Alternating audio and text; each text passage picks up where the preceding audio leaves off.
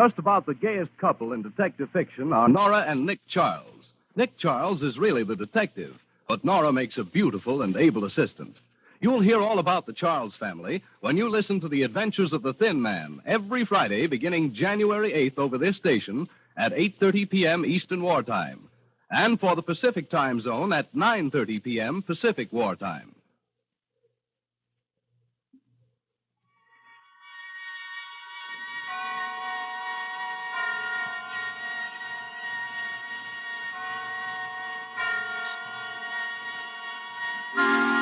Suspense.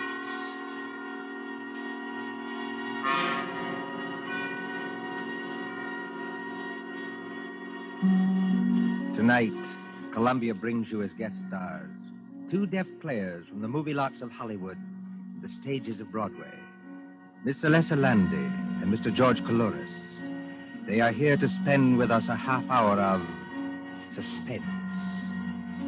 Suspense is compounded of mystery and suspicion and dangerous adventure. In this series are stories calculated to intrigue you, to stir your nerves, to offer you a precarious situation and then withhold the solution until a last possible moment. Tonight, for instance, Miss Landy plays for us an agreeable young lady who is on the trail of some hot money. And Mr. Coulouris plays for us a disagreeable young man who may or may not know more about the money than he says. We trust that with this tale we shall keep you in suspense. For Suspense tonight, CBS presents Alessa Landy and George Coulouris in Nothing Up My Sleeve by John Dixon Carr.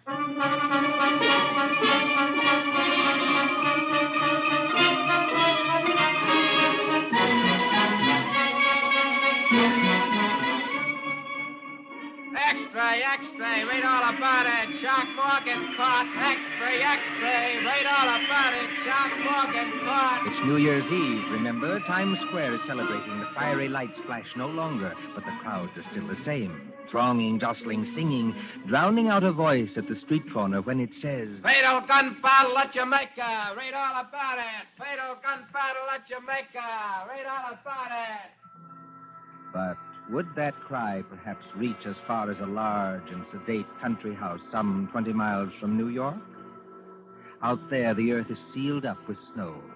The white pillars of the house rise up high and ghostly against it, showing no outward lights. A lonely house, this mansion in fir woods. Just the place for a murder, I've always said. Wouldn't surprise me either. These Ralphs are a funny lot. And alone in that house tonight, apparently alone, is a man practicing shots in a billiard room, a long and paneled room at the back of the house. Now, look at Mr. Derek Rolfe, as tall and lean and well-tailored as ever. Many people don't like him. He's a little too supercilious, a little too sure of himself, too suggestive of the lifted lip and the glazed eye. There he stands in the billiard room, under the snow-covered skylight, leaning over the green cloth under brilliant lights when... Huh? Just a moment, please. Good shot. Yes, come in. Excuse me, Mr. Rolfe. Oh, not at all. Hey, wait, aren't you Miss... I'm Dorothy Dale, your aunt's social secretary. Surely you remember that. Oh, of course. Forgive me for forgetting your name. You surprised me, Dorothy. Yes, I thought I surprised you a little. No, I mean you surprised me by being in the house at all. Why? Why? Well, this is New Year's Eve. Shouldn't you be out getting drunk and blowing cardboard horns and doing the other fantastic things that people do? I haven't much heart for that tonight. Please, don't become emotional, Dorothy. I detest emotion. If you're shivering, go over by the radiator. Mr. Rolfe, may I ask you a question? Of course. Did you ever feel sick at heart? Huh? Physically sick, I mean, so that your insides turned over and you couldn't get your breath and... Did you? No, I can't say I did. May I move you aside for just a moment? Thank you. Not bad. Can't you guess why I came here to see you tonight? No. Because I'm in terrible trouble, Mr. Rolfe. desperate trouble, and I think you can help me. I can help you. How? For one thing, you're making quite a name for yourself as a lawyer. Yes, that's what others have told me. And for another thing, do you know a man named Shark Morgan? Shark Morgan. Shark, did you say? Mm-hmm. Shark Morgan. No, I'm sure I've never heard that name before. You ought to know him. He's a little dark-faced man with most of his upper lip cut away in a knife fight so that you can see all his teeth. That's why they call him Shark. Oh, he sounds like an unpleasant-looking person. He is, or was, a ghastly-looking person. You don't know him? He's not a client of yours? No. I don't believe you. Just a moment, Miss Dorothy Dale. I must put down this cue and say a few words myself. Please do. I don't want to be offensive to you, but it seems to me that for a paid employee of my aunt, practically a servant, you're taking a great deal on yourself. If you're trying to hurt me that way, you're succeeding. But go ahead. You come to me at 11 o'clock at night. You come rushing into this billiard room. Oh, observe, I call it a billiard room, though this is actually a pool table. Just as everything in life gets its wrong name. I entirely agree. Yes, but you agree about what? That everything gets its wrong name. Honest men are called thieves, and thieves are called honest men. Would you mind explaining that remark to I me? can explain it very easily. I'm engaged to be married to Jerry Winton. Well? Don't say you don't know who Jerry Winton is. He was in college with you. I played on our extremely second-rate baseball team with him, yes. You never liked him, did you? Liked him? I'm afraid I never noticed him. Jerry Winton works at City and Provincial Bank on 51st Street. He's a teller there. Does that mean anything to you? No. You see, it's not my bank. I was at the City and Provincial Bank yesterday afternoon. Yesterday afternoon, Mr. Rolfe, just before closing time. It was a dark day and the lights were on. There weren't many people in that big marble hall. I went up to Jerry's window, if that's what you call it.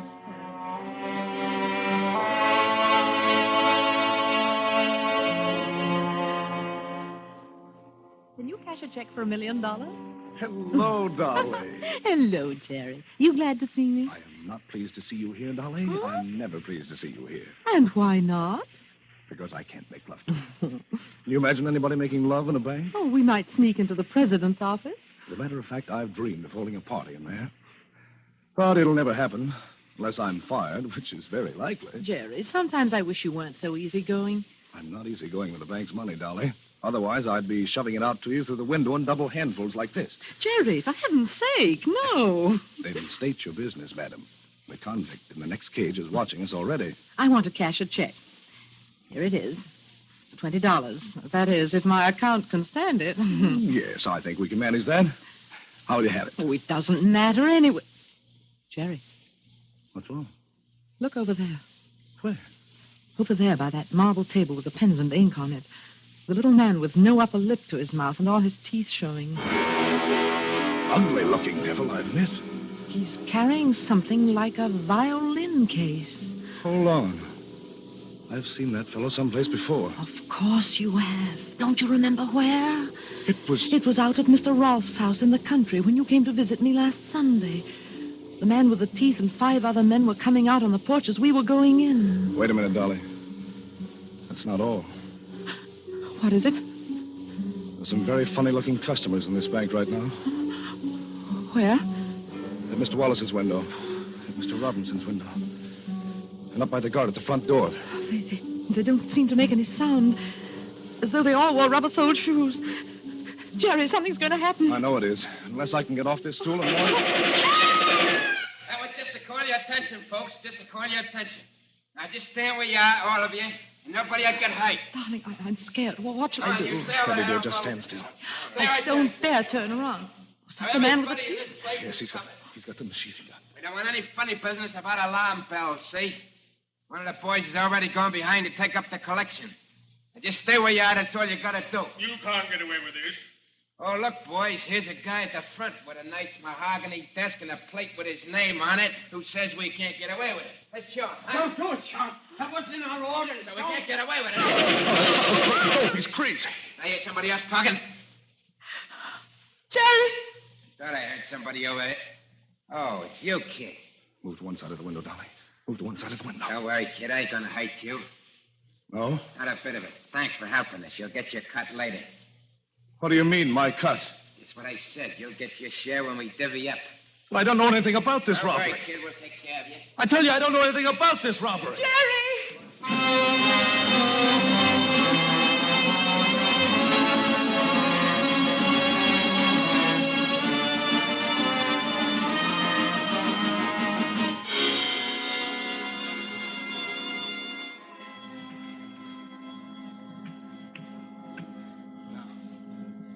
Six ball in the end pocket. Got it. Are you listening, Mr. Rolfe? This Shark Morgan must have been quite a fool. I grant you that. He was a fool. He must have been crazy. But they've held Jerry at police headquarters just the same. Well, that's very unfortunate if he's innocent. You know he's innocent. I'm afraid I don't know anything about it. Don't you even know what happened today? Haven't you read the newspapers? No. The police trapped that whole gang in a Long Island farmhouse. There was a gunfight. Oh, is that so? Oh, no casualties, I hope. You hope? I must tell you again, Dorothy, don't be emotional. I detest emotion. The whole gang were killed, every last one of them, including Shark Morgan. So there's nobody to talk, nobody to tell. But, as you were saying? They didn't find the money. What money? The stolen money. $88,000 taken from that bank, and yet the police can't find a cent of it. Shall I tell you why, Mr. Rolfe? Because it was passed on to somebody else for safekeeping. Oh, passed on to somebody else. That's what I said. Well, perhaps your friend Jerry Winton could tell us where it is. That's what the police think. Oh, can you imagine what he's going through tonight? Oh, it's not a pleasant way to spend New Year's Eve, I admit. Excuse me. But, after all, the late Shark Morgan did accuse Winton. Now, if he isn't guilty, why should Morgan accuse him? Meanness. I don't think I understand. Meanness. The sort of meanness that some people call a sense of humor. Morgan saw Jerry in this house. Oh, be careful, young lady. That's an actionable statement. I've already made it to the police, thanks. Oh, and did they believe you? No. They're a very intelligent crowd down at Center Street. And after all, your story isn't very credible. Why not? Well, Shark Morgan sees your friend Winton, sees him for perhaps 10 seconds coming out of this house, and then accuses him of complicity in a bank robbery. Now, is that very likely? Yes, very likely. If somebody put him up to it. Again, I don't understand you. Somebody deliberately told Morgan to accuse Jerry and get him into as much trouble as possible. Tell me, Mr. Rolfe, why do you dislike Jerry so much? Now that you mention that fellow, I can recall who he is. Thanks for condescending to. Yes, indeed. Why, he was the man in our class voted most likely to succeed. Now, let's see. Where did you say he is tonight? He's just where you put him. You're trying my patience to the very limit, young woman. And out in a Long Island farmhouse, there are 5 bodies full of bullet holes. 5 men who'll never speak again. And somewhere else, maybe not very far from here, is the man who engineered the whole robbery. Planned it and staged it and got his accomplices killed. My goodness, he must have supernatural powers. No witnesses, nobody to testify. Oh, if I could only find the money. $88,000, I think you said. If I could only find the money and prove who had done it and prove Jerry innocent and just for 1 second get past that devilish smug mask of yours that's driving me. Anything wrong, Dorothy? No. No, nothing at all. You've been following me round and round this table. Have you been looking at something? Only admiring your billiard room, that's all. Oh, you haven't been looking at the suitcase, for instance? Oh, well, a suitcase. Look, over on the bench under the cue rack. The suitcase that contains legal papers. I hadn't even noticed it. Mr. Rolfe? Yes, Dorothy? I'm afraid I've taken up a lot of your time and not done myself any good and made something of a spectacle of myself. Frankly, young woman, you have. Well, if you won't help me, you won't. That's that. If you don't mind, I'd like to go now. I suppose, my dear, I didn't choose to let you go. But why? Why shouldn't you? What harm can I do? Now, who was it? Was it Meredith who remarked that the last thing to be civilized by man will be woman? I think it was, yes. And, and a slanderous woman can do a great deal of harm. But I haven't done you any harm so far. We're all alone in this house. There's not even a servant here. Now, if I chose to get between you and the door like this... Keep away from me. Oh, I'm not coming near you, Dorothy. I'm merely standing between you and the door. Now, I suppose you realize that I could turn very nasty if I like. What are you going to do? Do? Well, I'm going to open the door for you like this. I'm going to say, God bless you, my child, as befits a New Year's greeting. I'm going to show you out and wish you good night. You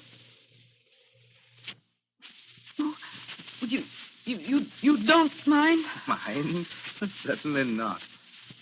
You've got something to hide, haven't you, Mr. Rolfe? No.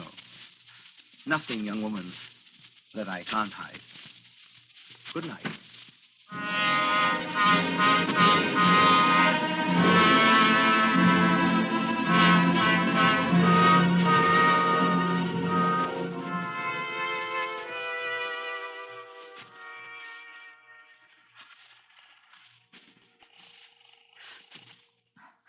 Operator. What number are you calling, please? Operator, I want to get to police headquarters in New York City. No. That'll take too long. Wait. Get me the local police station. This is Mallingford 8891. The local police station? Yes, that's right. The number you want is Mallingford 326. I will ring them. Thank you. Hurry. Oh, why is he so confident? What has he got up his sleeve? Mallingford Police Station. Oh, let me speak to the chief of police, please. You're speaking to him, ma'am.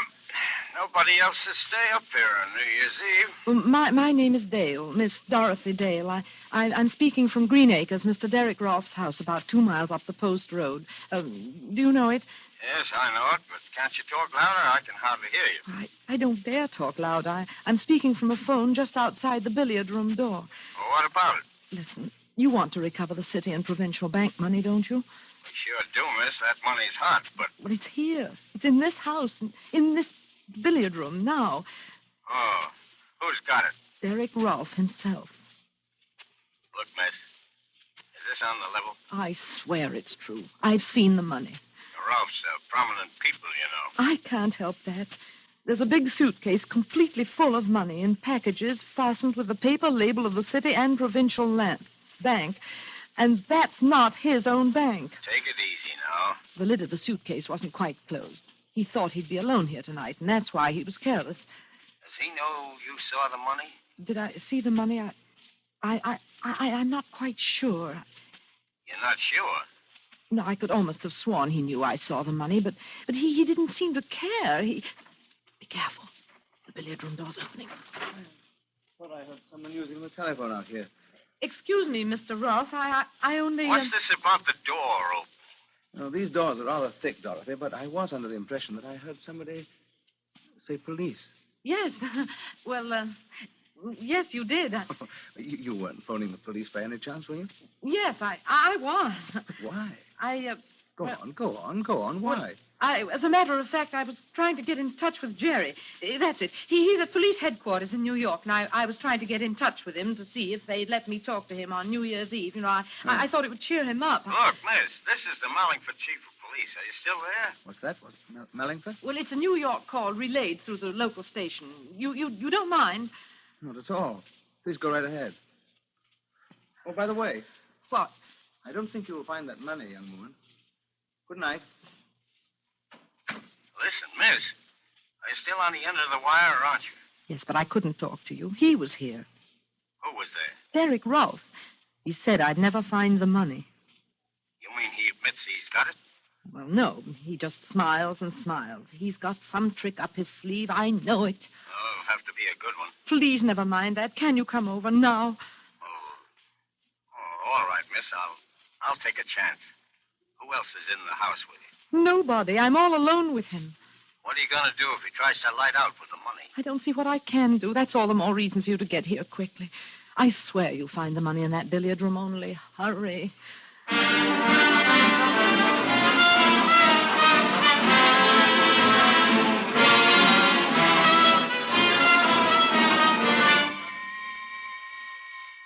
Five minutes. 10 minutes. 15 minutes. It can seem a very long time to a waiting girl crouching in a cold and dim-lit hallway outside a closed door, hearing only the clicking of billiard balls and watching, wondering, and praying until... Miss Dale. Miss Dale. This way. Miss Dale. I'm Joe Hollister, chief of police. Yes, I recognized your voice. The front door wasn't locked, so I just walked in. I hoped you would. I didn't want to leave here. Has Mr. Ralph come out of that room since you talked to me? No. And according to what you claim, he's still in there with a suitcase full of money. That's right, Mr. Hollister. Now, look, miss, before we go any further, there's something I ought to tell you. Well? Well, I checked with New York about you. And what did they say? Yes, Miss Hollister. And what did they say about her? Mr. I'm Rolfe. rather interested in knowing that myself. So you could hear everything through that door? Of course I could hear everything through the door, including your conversation with our friend, the chief of police. Good evening, Mr. Hollister. Evening, Mr. Ralph. This young lady says that... I know what she says. Will you come into the billiard room, please? Both of you? Oh. Thank you. Just what trick are you up to now? Trick? You talk of tricks. Now, just a minute now. Take it easy. What I want to know is where's this suitcase Miss Dale was talking about? There it is. What, you mean that empty suitcase on the bench beside you? Empty suitcase? Yes, that's what I said. It wasn't empty when I left this room. Chief, do you mind seeing for yourself? Well, it isn't empty. It's empty now, miss. Hollister, it would gratify me to clear this matter up here and now. It'll gratify me, too. I'm tired of this slanderous nonsense, and I mean to end it. This young woman told you that I had, what was it? Some $88,000 in this room only a few minutes ago. I still say you had. Curb your temper, please, while I ask you some straight questions. Can you do that? You better answer him, miss. All right, I'll try. Did I or did I not leave the billiard room at any time? No, you didn't. Good. Well, there's only one door and no window. Only a skylight covered with snow. So I didn't leave that way, did I? No, I suppose you didn't. Therefore, unless you're lying, the money must still be in this room. Yes. Then where is it? I don't know. You must have hidden it someplace. Where? I'm afraid Mr. Ralph's right, miss. Take a look around you. One pool table. Comes apart so you can examine it. One radio. Go on, examine that, too. One overhead light, one standing lamp, one bare bench, one rack of cues, one rack of pool balls. Now, that's everything. Now, can you tell me where I could hide enough money to fill a suitcase? No, I can't. It's impossible, miss. The stuff's not here. It must be here. It's either here or else. Or else what? Or else it vanished. Oh, Mr. Hollister, haven't we had quite enough of this? Yes, I guess we have. Now, look here, Miss Dale. I like the way you talked, and I thought you were talking straight. Will you just tell me why you tried to string me along like that? You know, I think I can tell you, Chief Hollister. I wasn't exactly asking you, Mr. Ralph, but... Well, go ahead. You know, perhaps, that she's engaged to a man who's mixed up in the city and provincial robbery. He was not. It was neither a very clever nor a very far-sighted attempt.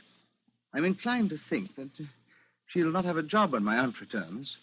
But as I say, it was a case of any old attempt to shield Jerry Whitcomb. Did somebody mention my name? Jerry.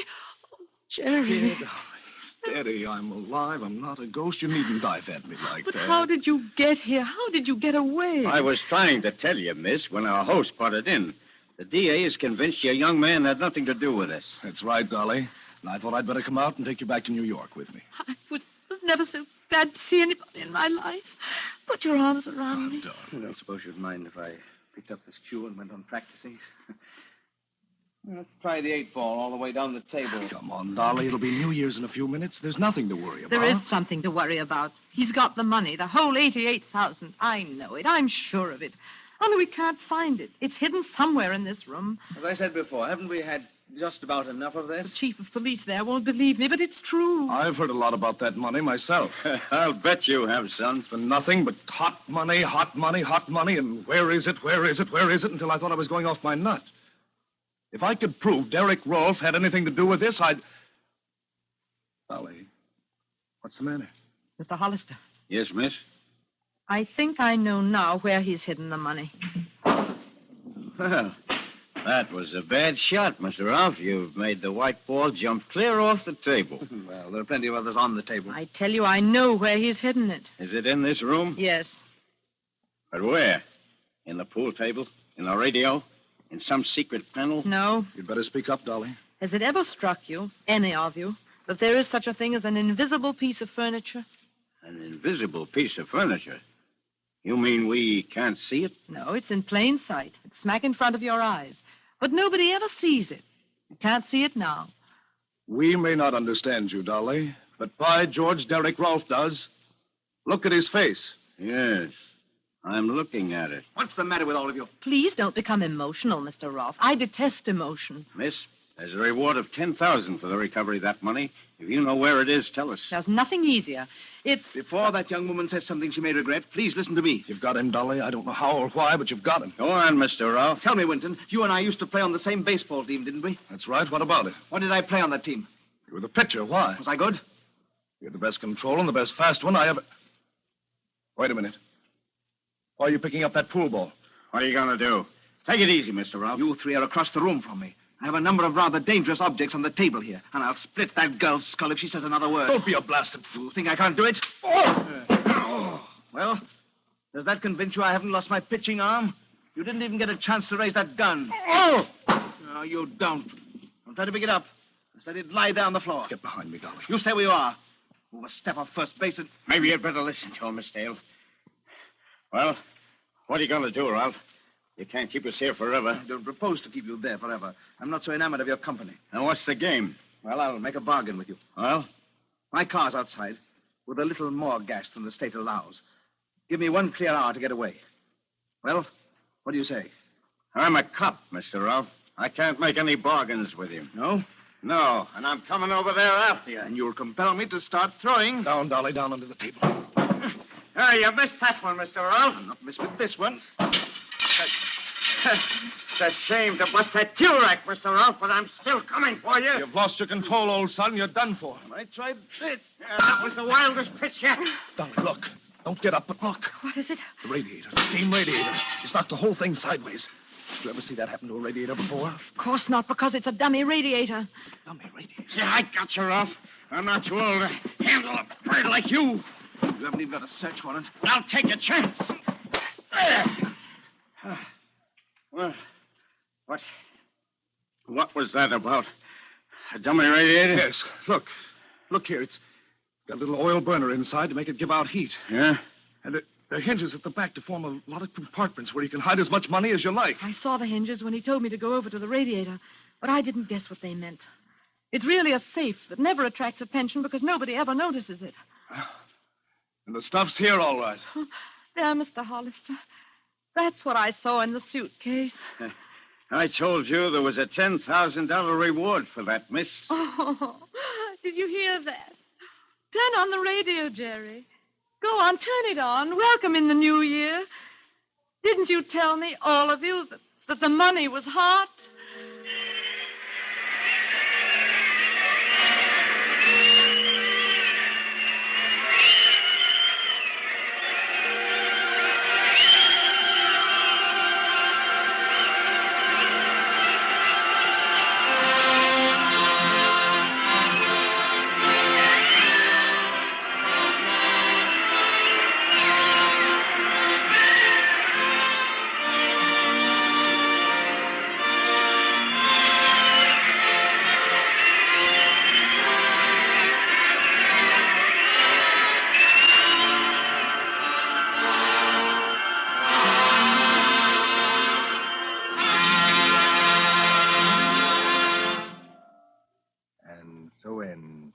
Nothing Up My Sleeve, starring Alyssa Lundy and George Coulouris. Tonight's story of Suspense. Columbia presents these tales of mystery and intrigue and dangerous adventure for your relaxation and enjoyment. Next Tuesday, there'll be another in this series. Same hour, 9:30 Eastern Wartime.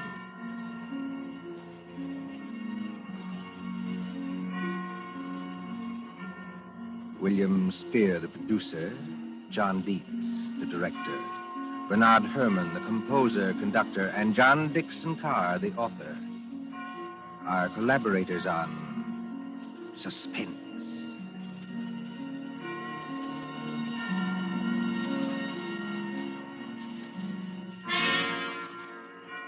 This is the Columbia Broadcasting System.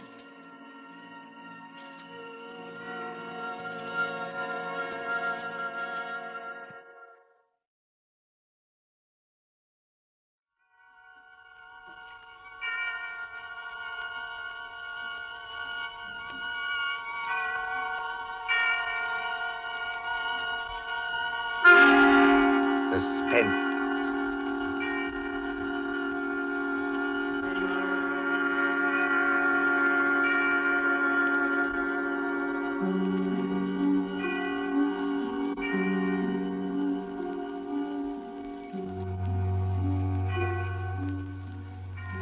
This is your narrator, the Man in Black. Again about to introduce tonight's Columbia program, Suspense. The story is The Pit and the Pendulum by Edgar Allan Poe. The adaptation by John Dickson Carr. Our guest is the distinguished American actor, Mr. Henry Hull, who plays the part of a prisoner of the Spanish Inquisition. If you've been with us on these Tuesday nights, you will know that Suspense is compounded of mystery, suspicion, and dangerous adventure to hold you in a precarious situation and withhold the solution until the last possible moment. And so it is with The Pit and the Pendulum and Mr. Hull's performance. We again hope to keep you in suspense. And now, The Pit and the Pendulum.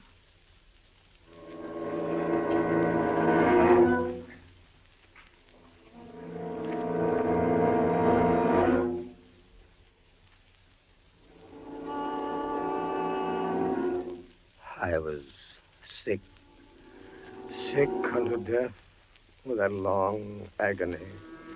And when at length they unbound me and I was permitted to sit, I felt that my senses were leaving me. The sound of the inquisitorial voices seemed merged in one dreamy, indeterminate hum. Yet, for a while, I saw, but without terrible an exaggeration, I saw the soft and nearly imperceptible waving of the sable draperies on the walls of the room. I saw the flames of the 7 tall candles which burned on the table. I saw the lips of the black hooded judges, and these lips appeared to me white as paper, white as horror. I saw them writhe with a deadly locution. I saw them fashion the syllables of my name. Jean Delbray, Captain Jean Delbray. Good fathers, gentlemen. We hear you, my son. I am very weak and infirm. I've been confined for many months in a dungeon. I've been tormented by nightmares. Conscience, one trusts. Pray silence, Fra Antonio. Even now, I have no knowledge of where I am or to whom I may be speaking. You are speaking to me, my son. I am Fra Pedro de Espela, prior of the Dominicans of Segovia and Grand Inquisitor of all Spain. Is this the court of the Inquisition? It is. Oh, then God help me. He will help you, my son, if you trust him. But I am a French officer. That is true. A soldier and creature of the arch-fiend Napoleon Bonaparte. But a French officer nonetheless. A prisoner of war. By what right do you try me in this court? Let the clerk read the charges against this prisoner. Pray silence while the clerk reads the charges. The charges against the prisoner are as follows. Imprimis, that he is one Jean d'Albret, a captain of artillery in the army of Bonaparte, so-called Emperor of the French. This means nothing, as the prisoner says. It is no crime. Proceed. Item, that on the 4th day of September in the year of our Lord 1808, that said Jean d'Albret did wed, espouse, and marry the most noble lady, the Doña Beatriz Valdez, niece of and ward of the illustrious... One moment. Your Excellency spoke. Fra Antonio, was any cheat employed to trap this girl into marriage against her will? No, we have no actual evidence of any cheat. Was the girl of age? I believe so. Then wherefore is the prisoner here? This marriage was a deplorable thing, if you like. Bonaparte himself is almost at the gates of Madrid. His general, the Tsar, menaces our city of Toledo itself. But lawful marriage, however regrettable, is no sin or crime. There are other matters in the indictment, I think. Then continue, but give us nothing that is not material. Item, that on the 12th of October, 1808, the said Jean d'Albret, being in command of a 5-gun battery of light artillery, did direct the fire of his guns against the Holy Church of St. Martha the Innocent. What? And thereby of his wicked malice destroyed that church utterly. Captain d'Albret, is this charge true? It is, yes. You admit it? Good father, hear what I have to say. The church blew up, I think. Would you boast of your sin, young man? It blew up because it was stored with kegs of gunpowder for your army. I had every right to fire on it. And that is all the defense you have to make? I tell you, I had every right to fire on it. By military law, there was... Is military law above God's law? I don't know. I did my duty, that's all. Long live the Emperor! Captain Dalbray, mark what I say. No man, however great his heresy, is ever condemned to be burnt in the fire. Fire! Fire. If he first recant and acknowledge the error of his ways. But for you, Jean Dalbray, there can be no mercy, no pity, no atonement. The only sentence of this court can be death. Death. Yes. The secular or government arm to which we must release you has devised 2 ways of punishment in cases such as yours. You hear the tolling of the bell? I hear them. It is the procession of the condemned going to the auto da fe. Soon the yellow light of the flames will stream through the windows and flicker on floor and ceiling. Nunc et in hora mortis intuis manibus Domine. Most of those condemned out of mercy will be strangled before they are burned. It cannot be so with you, Jean Dalbray. You must die in one of 2 ways. Either with the direst of physical agony. A slow fire of green wood. Iced bandages about the head and the heart, so that the fire does not approach too quickly. Or else, Jean Dalbray, you must die in a certain other way. Have done with this. Pass your sentence and let me go. The law does not permit me to tell you now what this other way is. The sentence of this court, therefore. I had swooned. Yet still, I will not say that all of consciousness was lost. In the deepest slumber, no. In delirium, no. In a swoon, no. In death, no. Even in the grave, all is not lost.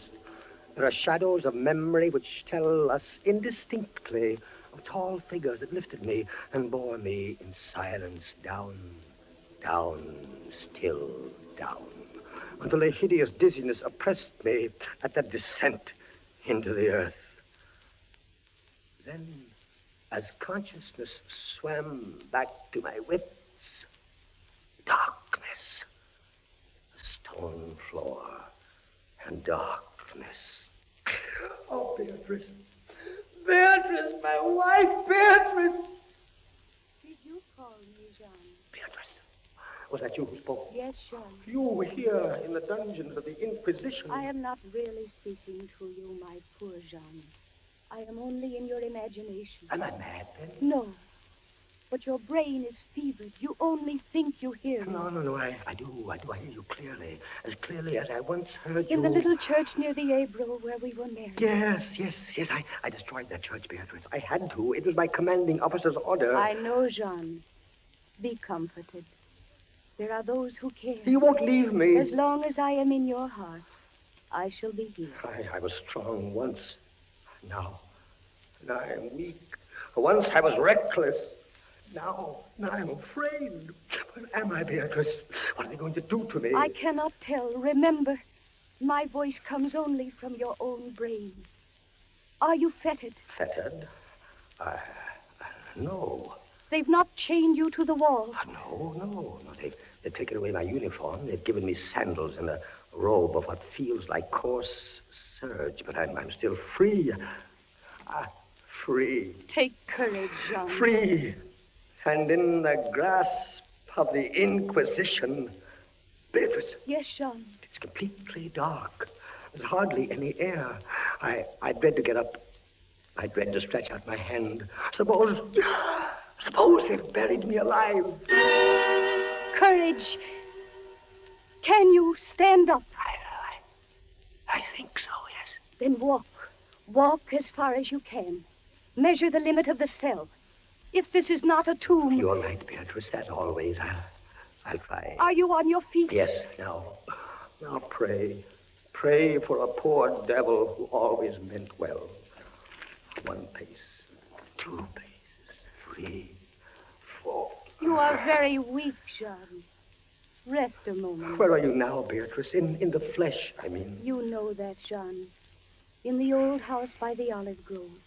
scorned of my people. Yes, I know it. Each morning I climb to the hilltop and watch. Go on. Sometimes I think I hear gun wheels Yes. rumble in the hills. Yes. And long-moving columns Yes. with the red dust rising above Go them. on. First come the heavy cavalry in plume-crested helmets. Yes. On their flanks, wheeling like hawks, light hussars in blue and scarlet. And behind them, in a glitter of bayonets as vast as light points on the sea, rank upon rank, the long gray coats and the tall bearskin caps. The old guard and the Grand Army. It is only a vision, my dear one. They do not come. Ah, will they? Will they ever come, Beatrice? I cannot tell. Then I must face what has been prepared for me. Walk again, Jean. Try. Keep your hand in front of you. This robe, it impedes me, and the floor is treacherous with slime. But I'll try. 4 paces. 5, 6, 7. It can't be a tomb. 8, 9. Look out! I'm all right. I fell to my knees. The robe tripped me. My hand is in front of me. It's lower than my face, but I feel nothing. Nothing, Jean. It's a pit. A circular pit. And I fell on the very edge of it. Oh. They would have made you walk into it. Yes.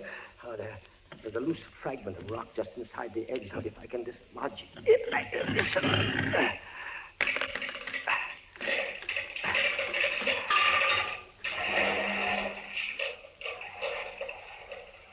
Water. There's something down there. Rats, it may be. Rats, yes, but something else. I heard it move. So did I. What is in the pit, Jean? I don't know. But you're saved. Saved, Beatrice. Saved from the Inquisition. My torture has been merely postponed.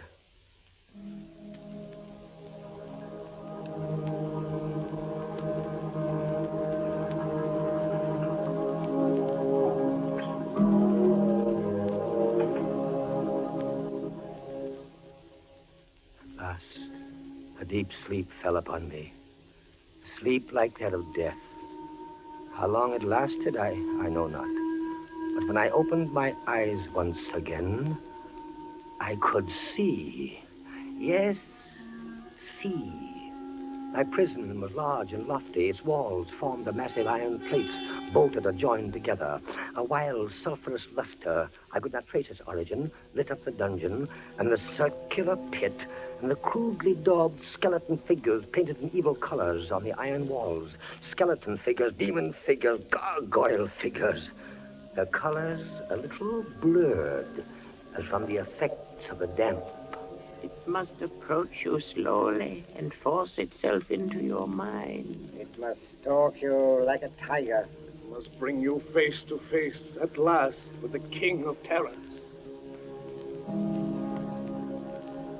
When I regained consciousness, I lay on my back and at full length on a low framework of wood.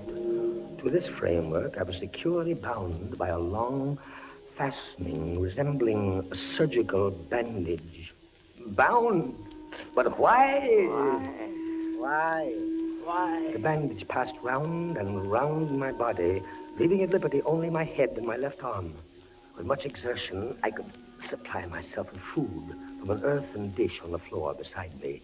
It was meat, highly seasoned, but there was no water. Beatrice! Beatrice, where are you? Here, Jean, as always. Your voice sounds stronger. Does it, Jean? And I can see you now. I can see you as clearly as I saw you months ago. How I wish it were true. Your bonnet and the parasol you carried in summer, and the high-waisted blue dress. You are weaker, my dear, and more fevered. Have I been asleep? Yes, Jean. They must have been here while I slept. They bound me. Why? Why? Why? Stop those voices! Stop them! Mine Why? too, Jean. Why? I am not here either, you know. Don't drive me away. Beatrice, look. Where? At the ceiling of this room, 30, 40 feet up, what do you see? I see painted on the ceiling a figure of Father Time. Anything else? But Father Time carries no sign. No. He carries instead what looks like a gigantic pendulum from an ancient clock. About one thing, I swear I'm in my right senses. I saw that pendulum move. A painting cannot move. Yet I swear the pendulum did move. It swung a little back and forth, just like a real pendulum. Try not to trouble your brain. That pendulum is real. Beatrice, take care. Take care of what? You're not looking at the pendulum now. Take care of the rats from the pit. I see them. They're swarming out in dozens. You can see their eyes glitter. One of them ran across the hem of your dress. Did it, Sean? What did they want? They caught the scent of the meat in the dish beside you. But they'll not get it. Go away, you vermin! Move your hand above the plate, Jean. Move. Beatrice, where are you going? I could hardly hear you. You are sending me away, Jean. I sending you away? My poor loved one. You can't bear to see the rats running about my feet. Beatrice! Beatrice! Yes, it's true. In a cell swarming with vermin. There are others I had rather see here. I'd rather see... Did you call me Captain Dalbray? Then in spirit, I am here. Who are you? Don't you recognize me? No, I do not. I am that second Inquisitor, Fra Antonio, whom you thought unfair at your trial. But we were not unfair. We administer the law. That is all. Go. I command you, go. Not until I have first told you what you already guess. Which is? There are two forms of death for such as you. One, death with its direst physical torture. The other, death with its direst mental torture. And I have been condemned to the second? Your guess is good. Listen. Do you hear anything? Yes, I do. I hear something. Turn your eyes upwards. Look at the ceiling. The pendulum. Aye, the pendulum. It's descended. Only a foot or so as yet. As you notice, it is not really a pendulum. Its underside is a crescent, formed of razor-sharp steel. You mean? A ponderous weight, Captain Dalbray. Its movement is slow now, but soon it will take on momentum. It will swing wider and wider, 30 feet perhaps. Presently, as it swings, you will hear it hiss. And with each broad movement, it will creep a trifle lower. The steel is directly above me. Yes, above the region of your heart. Lie still and look up at it. How long before? You need have no immediate fear.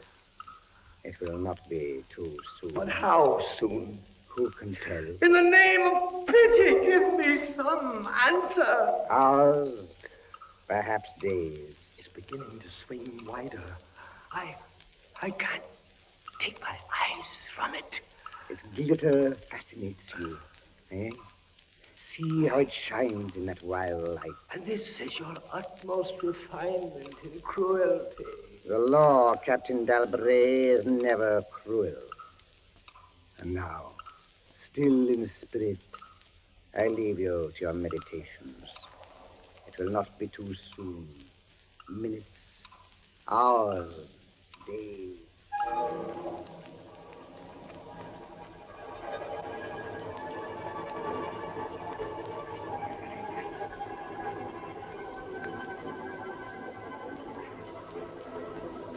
Down, steadily down it crept.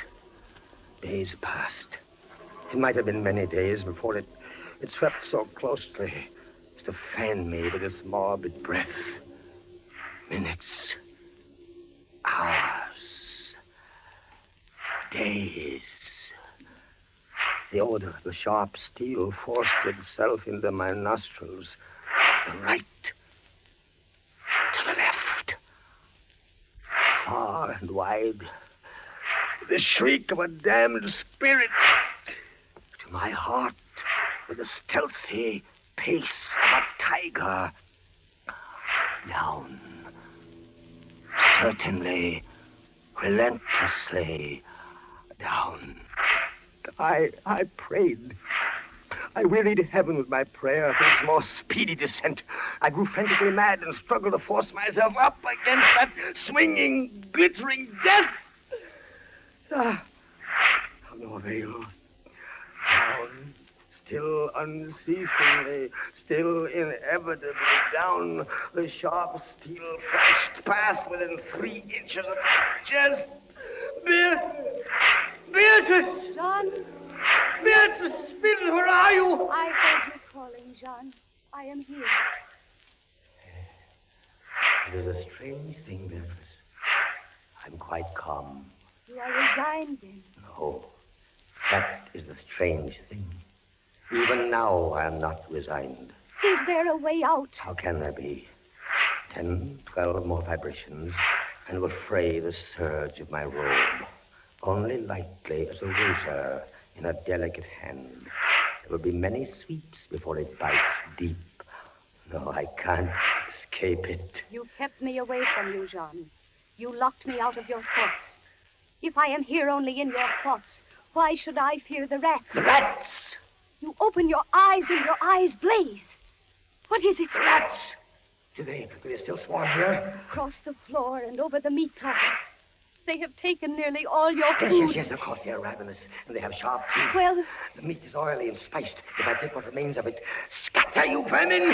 And rub that meat from the bandages that hold me here. Try it, John, try. It may be too late. If I leave my body a fraction of an inch up. Try it, I tell you, try. Ah, but look, they scatter as soon as I do try. But they are watching you. I can see their eyes glitter. They're creeping back. Can I stand the rats crawling across me? Can the flesh bear it? One of them has leaped on the wooden framework. Another follows. They're gnawing at the bandage. 7, 8 more sweeps of the pendulum. But the bandage, give way. A little. Lie still, Jean, lie still. 10, 12, a dozen rats now. Is death, I wonder, worse than this disgust? A dozen sharp knives could do no better. The bandage is loosened to ribbons. Now, if you move sideways, carefully, and drop to the floor. Beatrice, I can't move. My arms and my legs are numb. There is no power. The steel has sprayed your robe. A minute more will be too late. Try. Then, with all the strength that is in me, and all the hate that I bear my enemies. Free! A second free. Free! Jean. The pendulum stops. They are drawing it back up through the roof. Each move I make is watched. You never doubted. Yet with all they could do to you, they have failed twice. They will not fail. No more dallying with the king of terrors. What else can they do? I can't say. See how the rats gnaw in silence at that bandage. To what food, I wonder? But you escaped the pit. I escaped it once. Listen. What do you hear? A groaning. It's a grinding as of metal. It was only the cogwheels of the pendulum. I think not, Beatrice. Why not? It seemed to come from behind those iron-plated walls. It seemed to shake the dungeon as a mill wheel might shake it. Stand up, my poor Jean. Get up off your knees. I can't, Beatrice. I can't endure anymore. The paintings on the walls of this dungeon, the skeletons and imps and devils, they seem different. They are different. The colors sharpen and grow bright. The demon's eyes glare. The skeleton hands outstretch. Don't you catch even yet the odor of heated iron? Heated iron? Beatrice, my darling, I have been much humbled. But I won't have you see me in tears. I order you to go. John, in the name of heaven. Beatrice. You're sending me away. Yes, John. in the name of heaven. Go.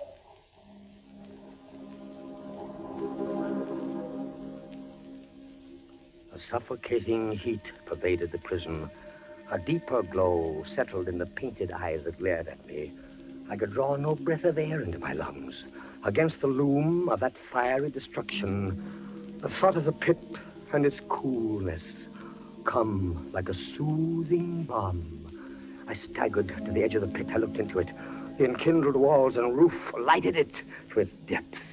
Yet for one wild moment, even then, I refused to believe the horror of what I saw beneath me. Does the pit please you, Captain Dalbray? Not the pit! Merciful God, anything but that! And how shall you avoid it? Look. This dungeon has changed its shape. That is true. The walls are closing in. It was formerly a square, and now it is flattening slowly toward the center to force me into the pit. Of course. It'll force you along with me. Again, apparently you must be told, Captain Dalbray, that you are speaking only to your own sick fancy. I am not here at all. Farewell. And now closer and closer through the red burning walls, forcing me into the pit with a swiftness that left me no time for thought. I shrank back, but the closing walls pressed me relentlessly onward. At length, for my seared and writhing body, there was no longer an inch of foothold. I screamed once. I tottered on the edge of the pit.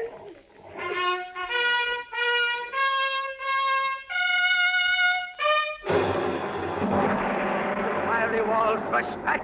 An outstretched arm caught my own as I was about to fall fainting into the abyss. It was that of General LaSalle. The French army had entered Toledo. The Inquisition was in the hands of its enemies. Vive la France!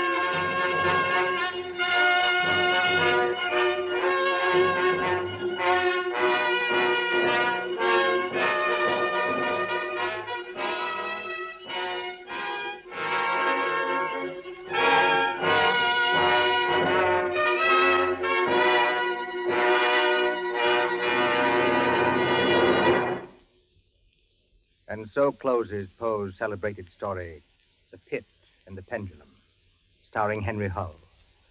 We invite you to another adventure of suspense next Tuesday at the same hour.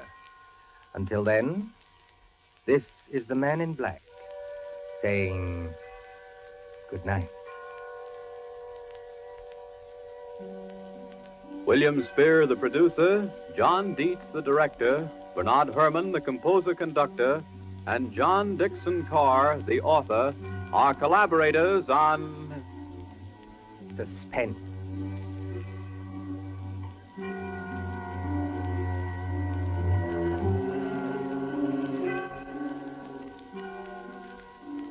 This is the Columbia Broadcasting System.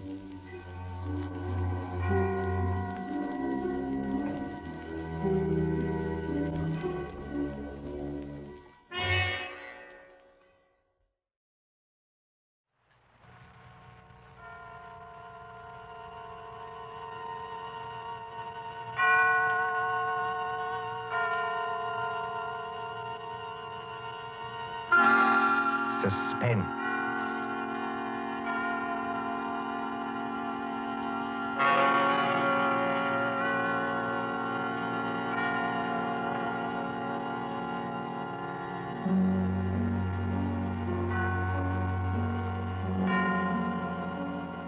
This is the Man in Black, here again to introduce Columbia's program, Suspense. Our star tonight is Peter Lorre, playing the part of the Hungarian Count Stefan Kahari, a gentleman of sinister aspect. The story is by John Dixon Carr, who calls it The Devil's Saint. If you have been with us on these Tuesday nights, you will know that suspense is compounded in mystery and suspicion and dangerous adventure. In this series are tales calculated to intrigue you, to stir your nerves, to offer you a precarious situation, and then withhold the solution till the last possible moment. And so, it is with The Devil's Saint and Mr. Peter Lorre's performance we again hope to keep you in suspense. The Devil's Saint. Paris, 15 years ago. Paris as it used to be, when lights twinkled from the old Trocadero to the hill of Sacré-Cœur, when taxicabs honked and the beat of tangos swayed, and Chinese lanterns gleamed above the lake in the Bois, when, in short, you and I were young. Come then to the President's Ball at the Opera, St. Catherine's Day, 1927. A fancy dress ball at the Opera, filling these marble halls with a multitude of masks and a multitude of dreams. The mosaic decorations are no less bright than the colors that weave here. Harlequins and Columbine, Cleopatra and Musketeers. In the great marble foyer, remember it? They have set out little tables and lines of palms behind which you may sit screened. Look at one such table. A young man wearing the scarlet and gold uniform of an English Guards officer in Wellington's day. A dark-haired young girl in the costume of a bacchante. And as we approach... Ned, don't, please, you mustn't. Why not? You really don't mind, do you? No, of course I don't mind, only you mustn't. Oh, Ned. Look here, Alona. We've got to settle this thing. You have enjoyed being here tonight, haven't you? Ned, I've loved it. After being cooped up at my uncle's place in the country, it's like heaven. All right. When I take you back to the hotel, I'm going to face this uncle of yours tonight. No. No, please don't. I'm going to say that you and I intend to get married, and that's that. I can't marry you, Ned. I've told you that. But why not? Just give me one good reason. Because I can't. My uncle, he would never allow it. Never. And that seems to you a good reason enough? Yes, Ned. This uncle of yours, what's his name? Count Stefan Kohari. He's a Hungarian, I think you said. Yes, so am I. My mother was an American. Well, what's he like, actually? Oh, he's a little eccentric. Oh, please don't misunderstand. He's a great scholar and a historian, only he's a little strange. Ned. What is it? There he is now. Your uncle? Yes, that elegant man in plain evening clothes, with the Order of the Golden Fleece across his chest. Oh, I see him. Oh, he looks as black as a thundercloud. He's throwing those two dressed as devils aside as though they didn't exist. Give me my mask quick before he sees us. No, Alona. Why not? We'd better face this out now. Sit still. Good evening, Ilona. Good evening, Uncle Stefan. Uncle, may I present Edward Whiteford? How do you do, sir? How do you do? Ilona, do you think that costume is quite the thing to wear in public? Why not? Well, an older generation might call it immodest. It looks like... Like what? Nothing. Will you go and get your cloak or your domino or whatever you wore here? Uncle, please don't make me go home so soon. It's hardly 11 o'clock. I was not asking you to go home, my dear. I was merely asking you to put on a wrap. All right, I'll get it. You stay and talk to Ned. I shall be delighted. Will you sit down, sir? Thank you. You seem to have quite a gathering at this table. Oh, yes. Some friends of mine from the embassy. They're upstairs dancing now. Well, look, glasses, and still more glasses. You know, I was quite an adept once at musical gases. Have you ever tried it, young man? Well, it's very easy. You take a spoon like this, you see, and... Like it? Well, forgive me, sir, but there's something I'd like to ask you. Yes? Well, I don't know exactly how to say this, so I'd better say it in the shortest way. I want to marry your niece. Well, look out, sir. You smashed one of the glasses. A few francs will pay for that. But there are other things of higher value. At least to me. Well, maybe I ought to mention first that my full name is Lord Edward Whiteford. My father's the Earl of Grey. Indeed. Well, I only mention that to show we're, well, respectable enough. Well, the British ambassador will vouch for me, sir, if you'd like to ring him up. And perhaps I ought to mention that I've always kept Ilona carefully guarded from the world. Almost too carefully guarded, don't you think? That, Lord Edward, depends on my reasons. Sorry, sir. You have known Ilona about how long? 4 days. 4 days. You wouldn't even choose a business partner in 4 days. Yet to want to marry my Ilona after 4 days. But we know our own minds, sir. You do, huh? Then you know more than the wisest man in this world. However, as one whose dearest wish is Ilona's happiness. I hope it is, Count Harry. Do you doubt what I say? Oh, no, sir. Well, I will make you a proposition. I own an estate in Touraine, not far from Paris. A little chateau, a few hundred acres, fishing, very good stable of horses. I know. Ilona told me. Oh, she did? Well, then here is my suggestion.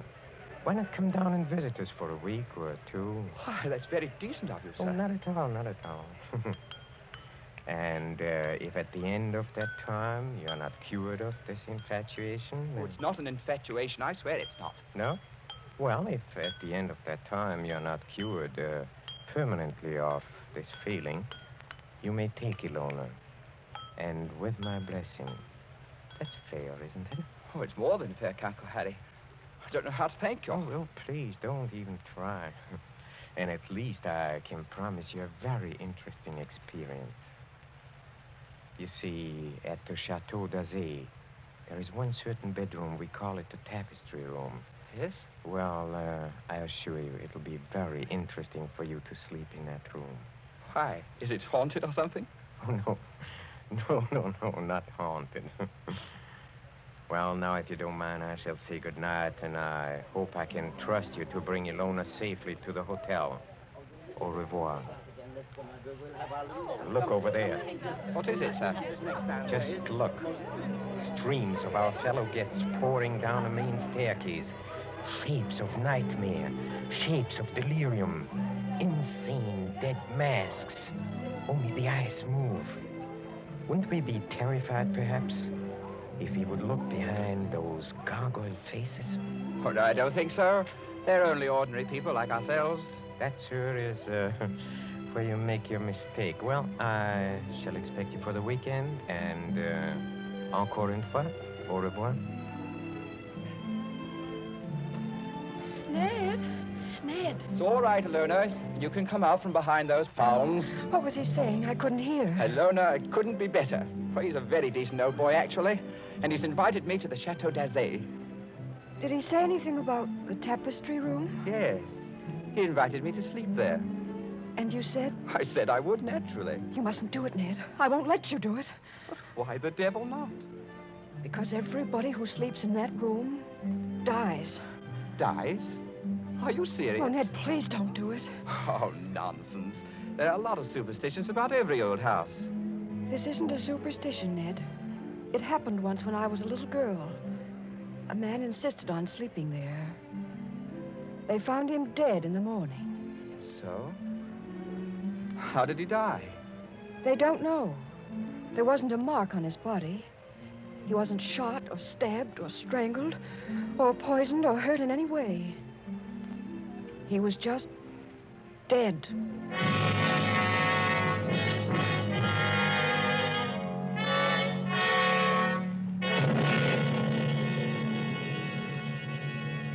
Two nights later, in the province of France now known as Indre-et-Loire, but once called Touraine, the ancient land beloved of Rabelais and Balzac. But now, as the wind moans down the valleys, and rain flickers across the apple trees, and thunder stirs in those haunted hills, it can bring little comfort to a young man driven in an ancient carriage from the railway station along snake-like roads. To what destination? Ahead, a lift of lightning shows the gray walls and conical slate-roofed towers of a chateau set some distance back from the road. Lights shine from its narrow windows, dimly seen through the rain as... Driver! Coachman! Oui, monsieur. Is that the Chateau d'Azay up ahead? Oui, monsieur. I will take you to the very door if... If what?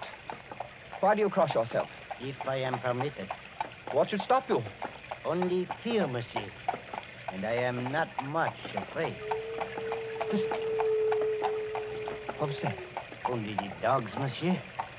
They keep many dogs, large dogs, at the Chateau d'Azay. Well, here we are. Bonsoir, monsieur. And if I may be permitted a word of advice... Well? Beware of the tapestry room.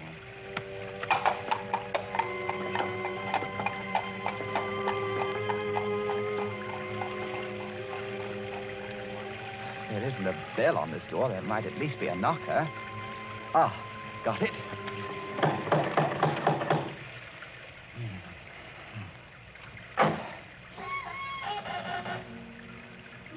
Et alors, monsieur? Vous cherchez? Je cherche le Château d'Azay, et Perhaps it would be better if monsieur spoke English, yes? You are Lord Edward Whiteford. Yes. Monsieur is expected. Please to enter. Monsieur's hat and coat. Thank you. Ned. Hello, Ilona. Oh, N'embrassez pas ma petite, votre uncle. Oh, you'd better not kiss me, Ned. Madame Flay says to look out for my uncle. Madame Flay is our housekeeper. Oh. Well, where's your uncle now? In the drawing room. He's playing the piano. Come along. Ilona, is anything wrong? Oh, everything's wrong. 2 of my dogs were in horrible pain this afternoon. Dr. Solomon had to put them out with chloroform. You don't think... I hope nobody's practicing, that's all. Well, here we are. Oh, nice tiger skins on the floor. I say, who's the little old man with the gray beard sitting over there by the fire? That's Dr. Solomon. Oh, hasn't he funny-looking eyes? He watches and watches and watches. He's an old friend of the family. Shh, come along. Let's get this over with.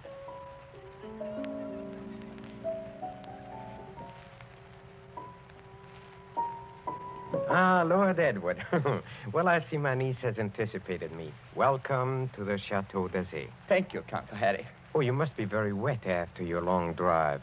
Go up to the fire and warm yourself. Madame Flay. Yes, monsieur? Please tell Antoine to take our guest's luggage up to the tapestry room. The tapestry room, monsieur? That is what I said, Madame Flay. Yes, monsieur. By an odd coincidence, Lord Edward, Dr. Solomon and I were just discussing the fate of the last person who slept in a tapestry room. This is not good, my friend. This is against my advice. It's against his advice.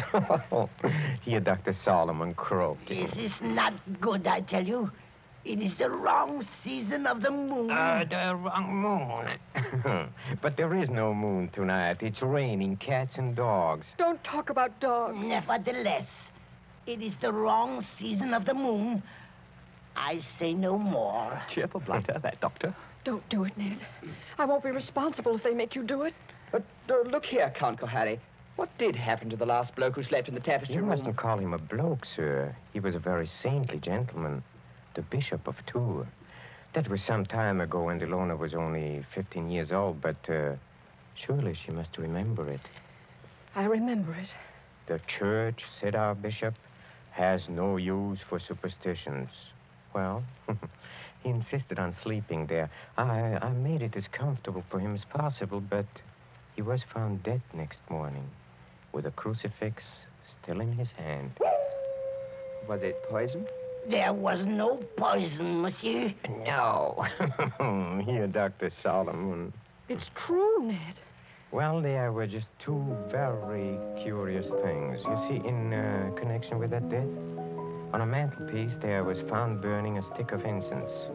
Just ordinary incense, nothing wrong with it. Yes, sir? And under the dressing table, the police found it was an empty jar of ointment. Now, use your wits. A dead man, some burning incense, and an empty jar of ointment. What do you make of that? Oh, I don't make anything of it. It's crazy. Please do not speak like that. I'm sorry? It is still the wrong season of the moon. Well, what I really meant, sir, was this. Is there any reason for this story of death? Reason? Any legend attached to the room or anything like that? Yes, there is. Well, sir?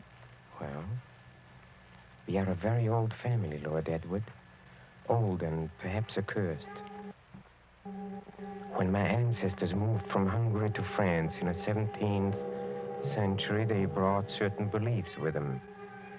The old religion. The old religion? Yes, the cult of Diana, the cult of Janus, the cult of freedom and fertility. The witch cult, if you prefer.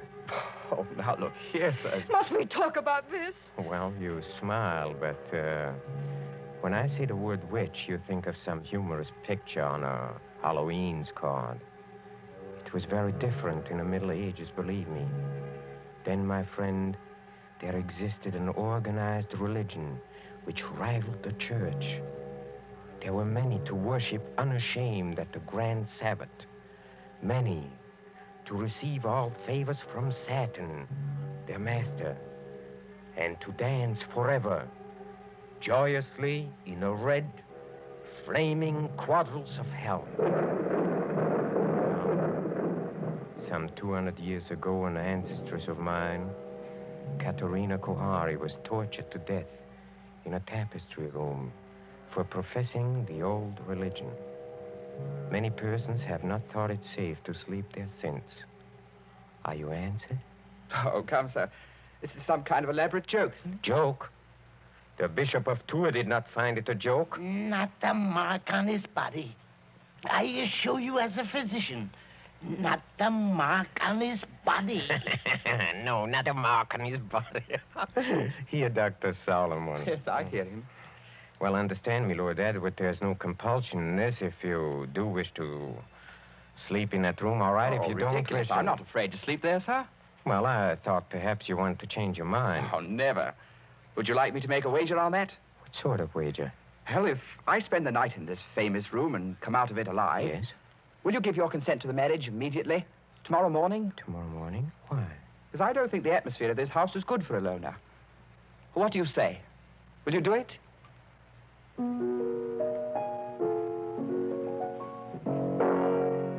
Very well, Lord Edward. I accept the terms of your wager. Don't do it, Ned. For the love of heaven, don't do it.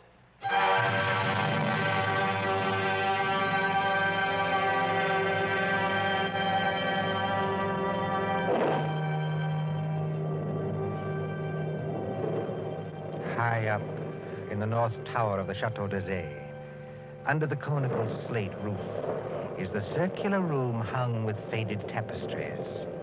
These tapestries move slightly with uneasy, mimic life to the clamor of the storm outside. Candles burn along the mantelpiece and beside the great four-poster bed. The flames of these candles waver, too, as the door opens. This is the tapestry room, monsieur. Thank you, Madame Flay. That is the mantelpiece where the incense burned. That is the bed where Monseigneur le Bishop died. Very inviting, isn't it? Will there be anything else monsieur requires? Some sandwiches, a decanter of whiskey? Oh, no, thanks. I had a drink with the Count Kohari before I came upstairs. Bien, monsieur. Monsieur's shaving water will be brought up in the morning, if he requires it. Good night.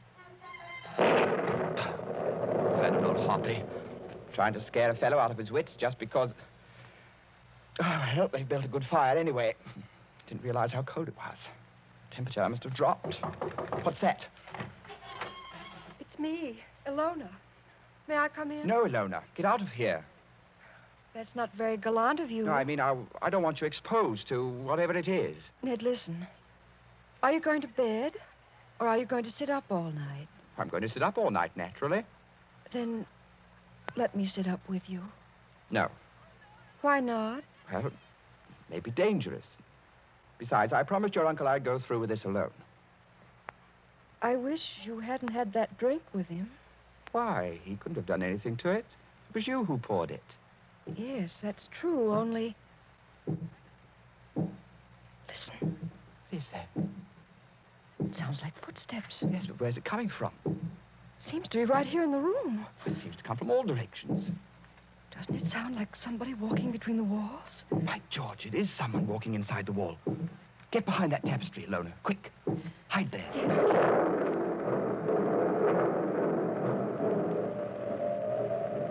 Count Kohari, where did you come from? Oh, forgive me, Lord Edward, for seeming to appear out of the wall and between the tapestries. Like Mephisto appearing to Faust, huh? And this red dressing gown perhaps adds to the effect, too. How'd you get here? A passage between the walls? Yes, exactly.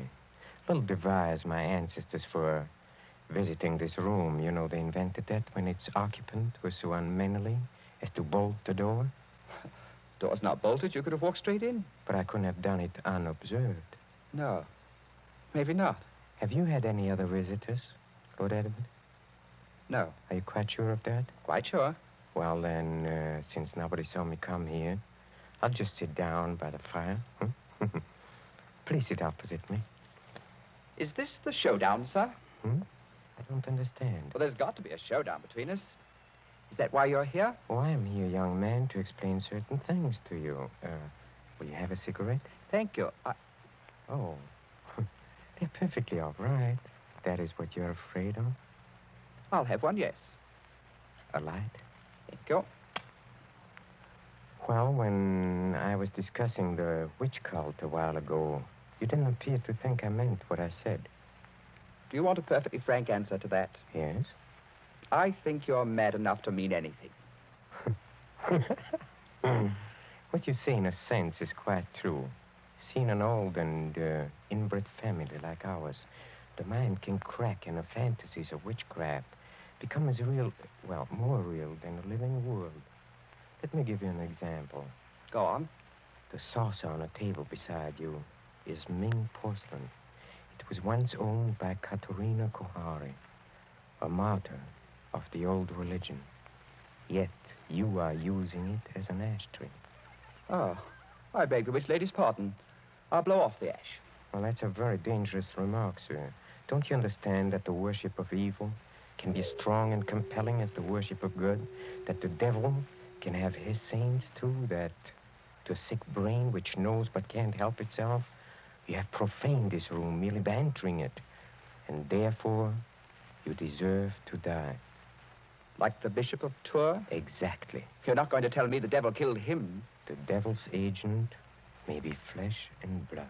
Then it was murder. Oh, of course it was murder. Murder so cunningly contrived that no one ever saw through it. Go on. I asked you before to use your wits on this problem. Well, look, incense was burned in this room. You know why? Suppose you tell me. Well, obviously, I think to conceal something else, which would be too easily noticed. To conceal what? For instance, the smell of chloroform. Chloroform? Yes. A drug not very well understood by laymen. Dr. Solomon, by the way, was using chloroform this afternoon to dispose of some dogs. So I've heard. Well, Dr. Solomon is old and very forgetful. You mean chloroform could be stolen? Oh, yes, it could be easily. Now, just suppose I take a pad saturated with chloroform. I place it over the mouth and nostrils of a man already sleeping or drugged so that he gets no air. Wait a minute. That won't do. Why not?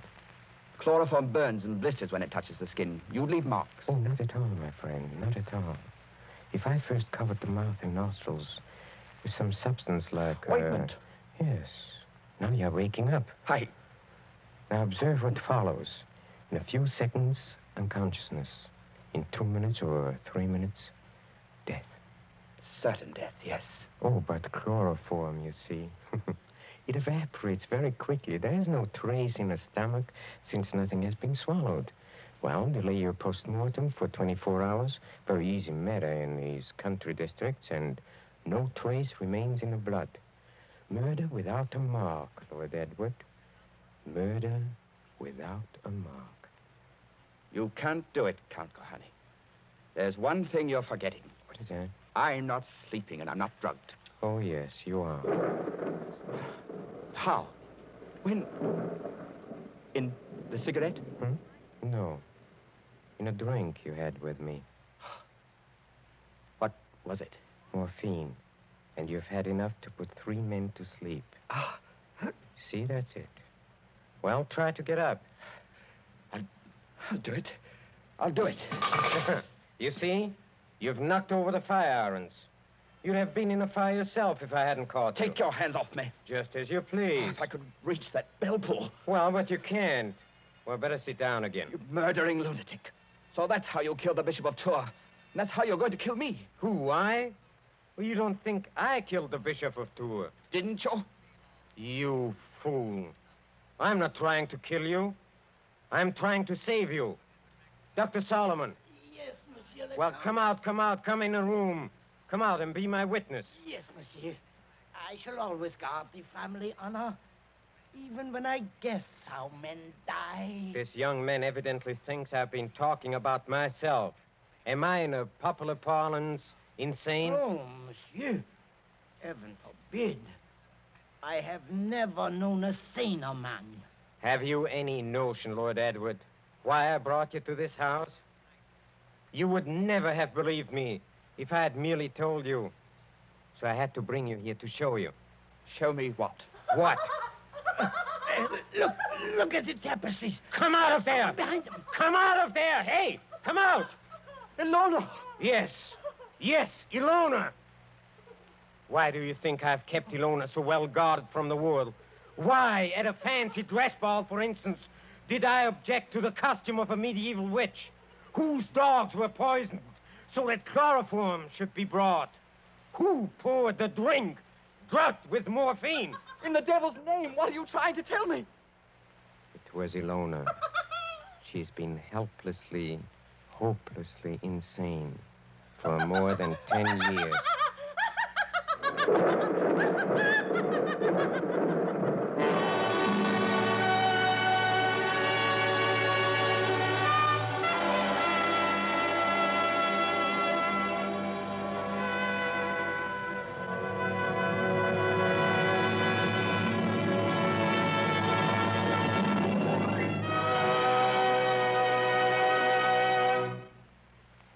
And so closes The Devil's Saint, starring Peter Lorre.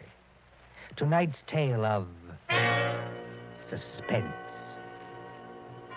This is your narrator, the man in black, who conveys to you Columbia's invitation to spend this half hour in suspense with us again next Tuesday.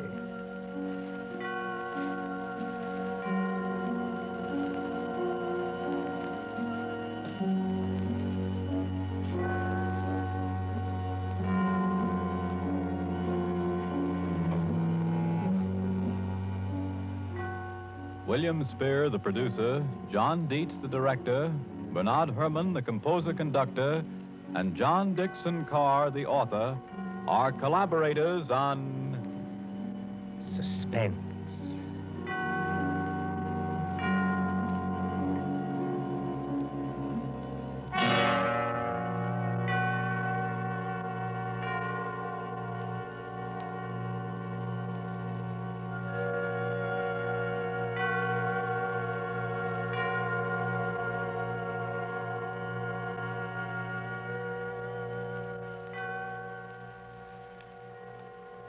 This is the Columbia Broadcasting System.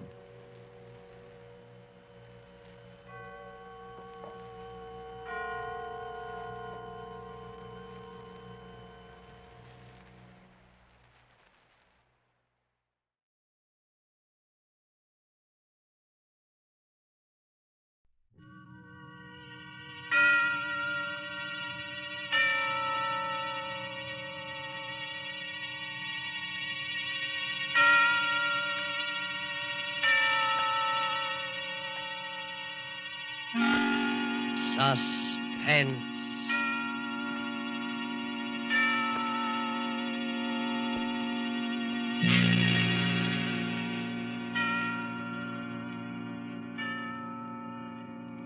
This is the Man in Black, here again to introduce Columbia's program, Suspense. Our star tonight is Bela Lugosi, playing the part of Professor Antonio Basile, psychologist. The story is by J. Donald Wilson, who calls it The Doctor Prescribed Death. If you have been with us on these Tuesday nights, you will know that suspense is compounded of mystery and suspicion and dangerous adventure. This series of tales is calculated to intrigue you, stir your nerves, to offer you a precarious situation, and then withhold the solution until the last possible moment. And so it is with The Doctor Prescribed Death and Bela Lugosi's performance. We again hope to keep you in suspense. Professor Antonio Basile has a theory, but let him tell you about it. As a psychologist, I have worked out a theory. A theory I know to be sound. I contend that a person who has decided to kill himself can very easily be turned from this desire to the desire of taking the life of another. I can prove my theory. And if necessary, that is exactly what I will do.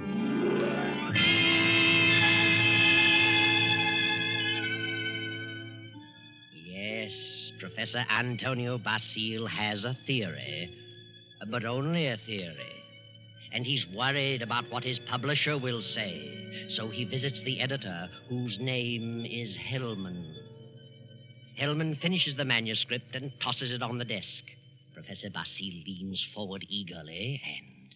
Well, Hellman, what do you think? Professor Basile, it's purely conjecture, simply a theory, and I wouldn't advise publishing it. I worked on that theory for a long time. I'm positive of it. I know it'll work. Suppose it will. What good is it? What good have you accomplished if you can prove it'll work? Are you laughing at me, Hellman? It's so silly. An ordinary human being has suffered reverses. Is sick of it all. He wants to leave it all behind. And you say he can be changed to want to kill someone else. I do. Self-destruction and the destruction of other life are closely related in the mind. The dividing line is very thin. It's ridiculous. And you won't publish it? Granger would fire me. Why? He told me that, in his opinion, you should be in the asylum. Mr. Granger said that. Does he think I'm insane? How do I know? Hellman, Mr. Granger didn't say that. It's you who thinks I'm crazy. You've never liked me. For some reason, you are trying to tear me down. Well, we'll see, Mr. Hellman. We'll see. Now, wait a minute. I'll show you whether my works are illogical. I'll show you whether I'm insane. Oh, calm down. I'm going to make you eat those words. I know you don't like me, but I'm going to prove that my theory is sound. Good night. Wait a minute. Basile, wait. You wait, Hellman. You wait. Yes, wait, Hellman. Wait. Professor Basile, seething with resentment, rushes from the office and strides angrily down the street. Insane, huh? I'll prove my theory.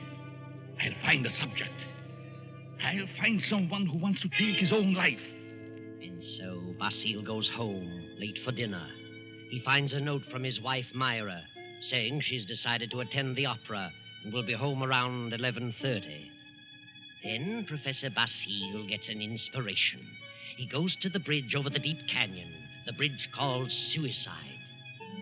And strangely enough, he hasn't long to wait. As he stands against the railing in the fog, a figure appears a few feet beyond, stops, prepares to leap. Don't do it. Wait a minute. Listen. Huh? That's very silly. Let go of me. Oh, no. I couldn't do that. I need you. I don't need you. Don't you know this is against the law? You're not an officer. You can't stop me. It's 500 feet to those tracks below. Hard steel rails. And don't believe what they all tell you about not being conscious of what happened. You'd know. People don't die instantly. Let loose. They lie in agony for minutes and sometimes for an hour. It's a horrible death, I know. How do you know? I'm a doctor. Doctor? Yes. I can tell you much simpler ways, much less painful ways, and quicker. You're a nice young girl, an intelligent girl. You wouldn't want it to happen this way. Maybe after I talk to you a while, you wouldn't want to do this at all. No? No. But come on. Let's talk it over. Maybe a few minutes' talk will change the entire picture for you. What could you do to help me? If you'll come, I'll tell you. There's a motive back of your wanting to do this, and I'd like to know what it is. Nothing doing. Haven't you any relatives? Any loved ones you'd like to do something for? Yes? Then if you'll talk with me for a while, maybe I can find my way clear to help those people. You sound crazy to me. Oh, no. All right, I'll... Where? My apartment. Let's go.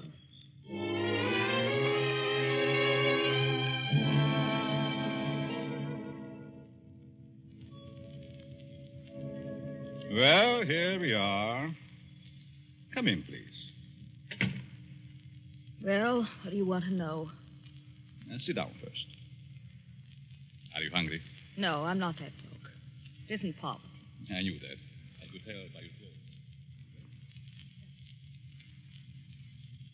Now, first, why did you come here?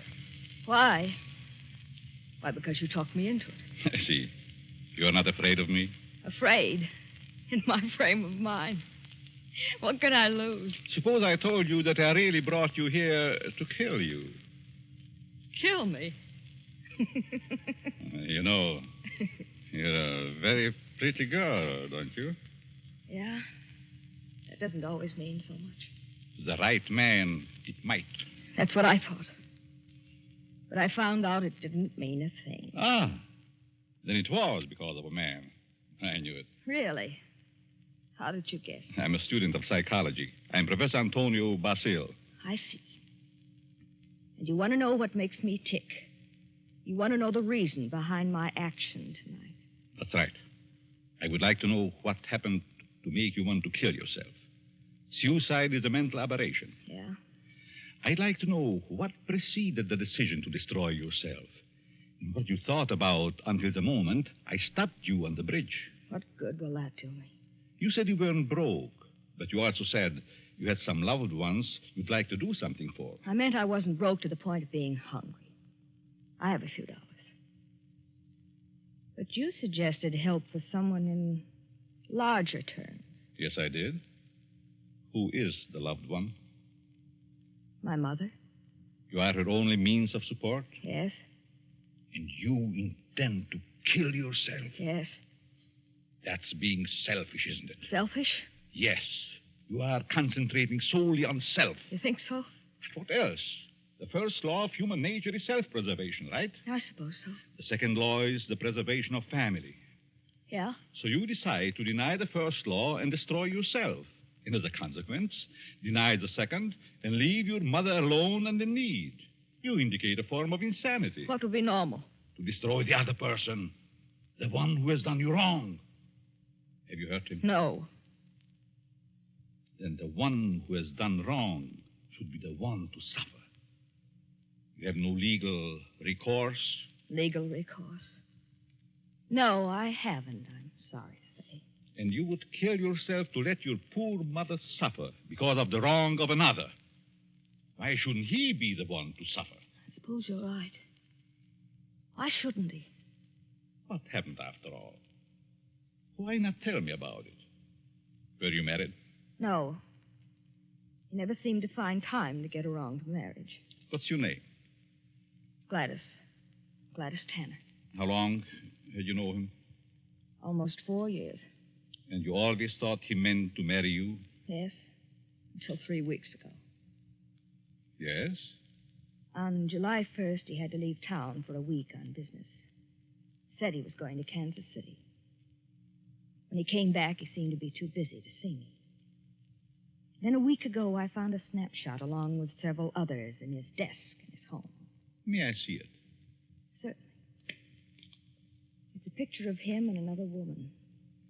But the picture was not taken in Kansas City. It wasn't? No, it was taken on the beach at Atlantic City. And it's dated by the finisher, July 3rd. Since he returned, he's refused to see me. Yesterday, he finally said he didn't care to see me anymore. That I'd better forget him. But it isn't so easy as that, is it? No. I figured I'd done something. And blame myself. Do you know this blonde woman in this snapshot? No.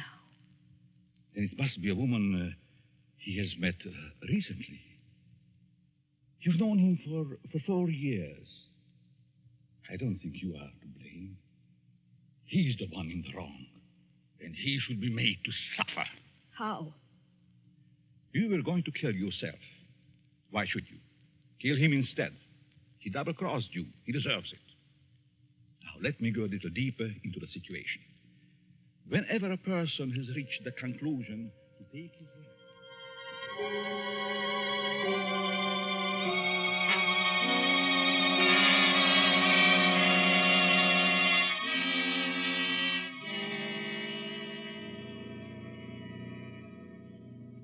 sure you have made up your mind, Miss Tanner? Positive. Now, if you're careful, you won't be caught. No. But whether you are or not, I'm giving you this check for $1,000 made out to cash to be sent to your mother only after the man is dead. Write his name on this pad.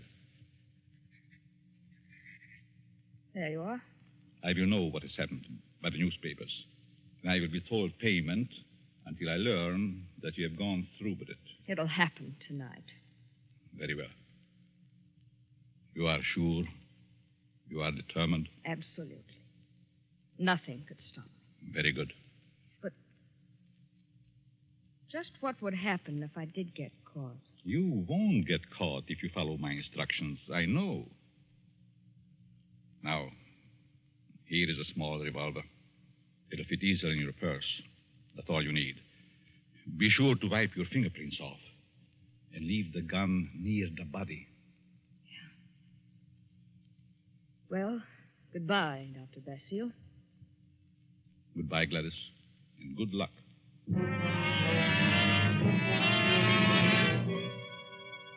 Professor Basile watches Gladys as she crosses the street to the dimly lighted bus stop. Then he rushes to his car and drives away. A few minutes later, he comes to a stop at Hellman's house. Hellman, the editor who ridiculed his theory. Just a minute. Oh. Hello, Basile. Good evening, Herman. Thought I'd drop out to have a little chat with you. Well, why this time of night? It's kind of late, isn't it? 11. Didn't think that was late for you. No?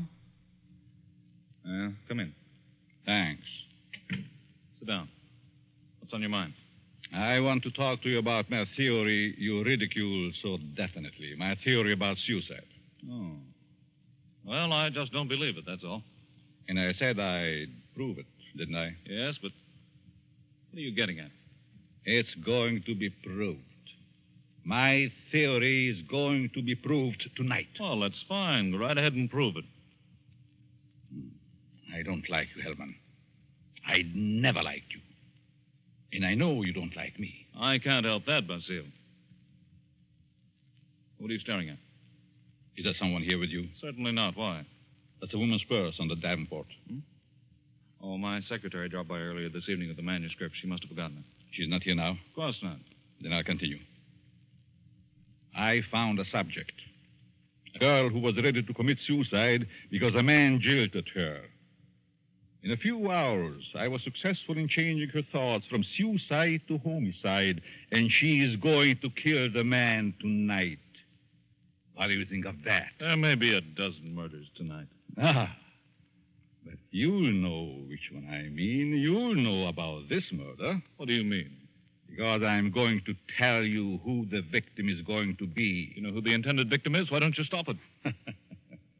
But then I wouldn't have proved my theory. If you put this girl up to it, you're as guilty as she is. You're insane, Basile, hopelessly insane. You think so, Herman? The whole idea is mad, too utterly ridiculous for words. No sane man would ever think of such a useless, senseless idea. And for heaven's sake, stop laughing. I'm thinking about the victim when he learns. Who is the victim? Martin Hellman. Me? Yes, you. I don't believe you. You will this time. Who is this girl? I know no girl who'd want to kill me. This one does. Now. Oh, nonsense. However, I wouldn't put it past you to hire someone to do something like this. No. This girl is no fake. This girl is serious.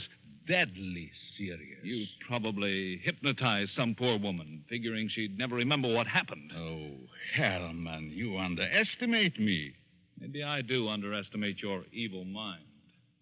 But believe Put me... up your hands, Hellman. Get away from that desk. I'll just take care of that gun, Hellman.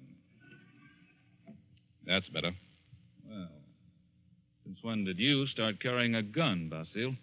A gun? Don't be silly. This isn't a gun in my pocket. It's just my pipe. See?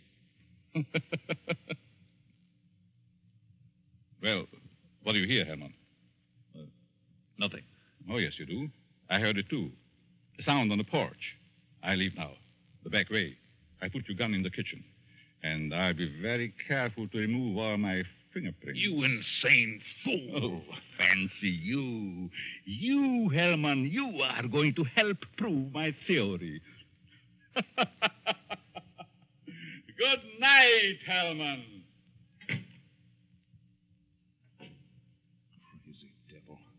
I'll have him locked up before he gets across town. Good evening, Mr. Hellman. Huh? How did you get in here? Through the patio door. What do you want? I wanted to talk to you. Very strangely. You're just imagining things. And what are you doing here? I wanted to tell you something. Yeah? What? When you first indicated to me that you were through with me, I was terribly hurt. I thought all along that we were to be married. I couldn't understand. I tried and tried to think of something I'd done to cause our breakup. Then I happened to find this snapshot in your desk. Snapshot? Take a look at it. Kansas City. No, Atlantic City, New Jersey. You and a blonde. And the date is stamped on the back. A business trip. Ha!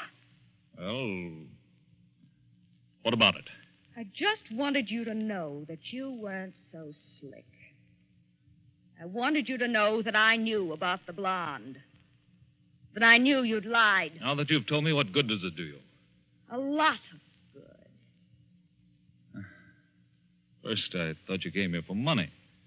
How could you think such a thing?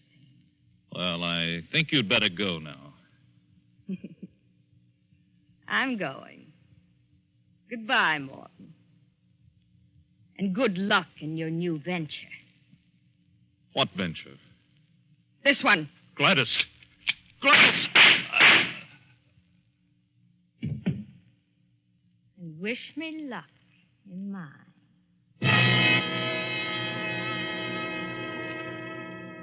Gladys stands staring a moment at the body of Hellman, then wipes off the gun, drops it to the floor, takes the professor's check from her purse, steps to Hellman's desk and writes a note.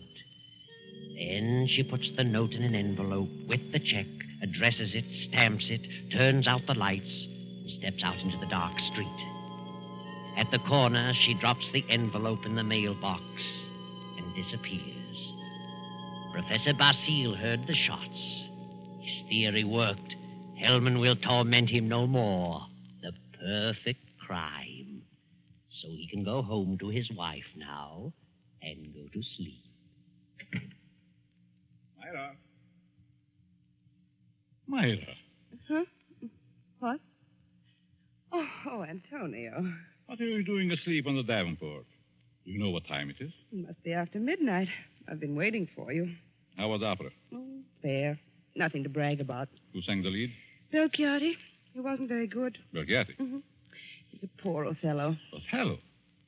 I thought they were doing Aida tonight. No, they switched because someone was ill. Oh, they just as soon have stayed home. Have a nightcap, Myra? No, thanks. I'm tired. I think I'll go to bed. I'll be along presently. Good night.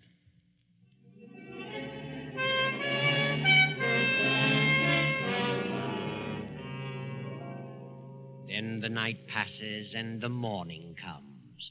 The professor rises cheerfully and prepares for breakfast. Then... I'll get it, Myra.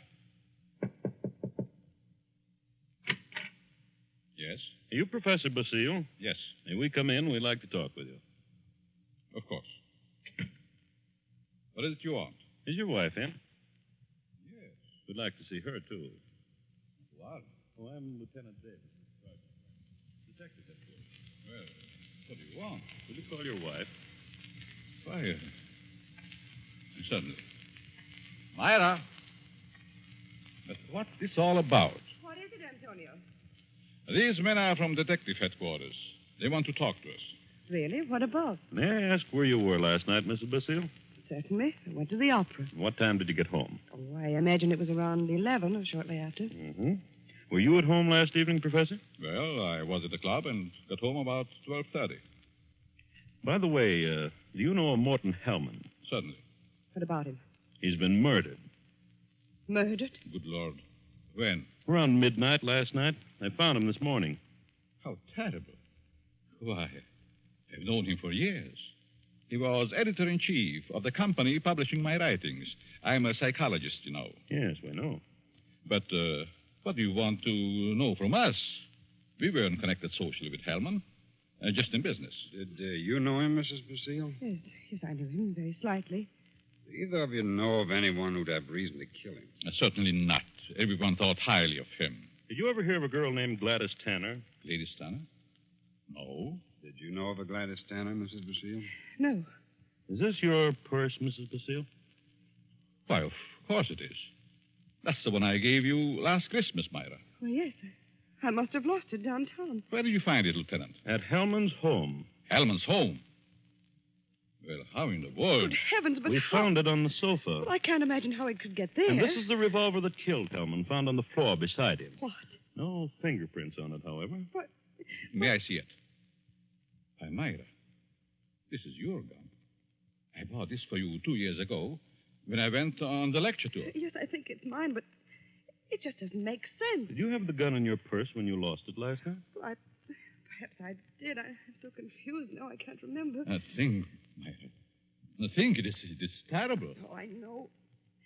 Oh, dear, I feel ill. Did you ever fire this gun? Yes, once last year up in the mountains. I wanted to see how it worked. Ever reload it? No, I've never reloaded it. I just didn't think about it. Maybe I did put it in my purse. Why, I don't know. And whoever found the purse may have used the gun to...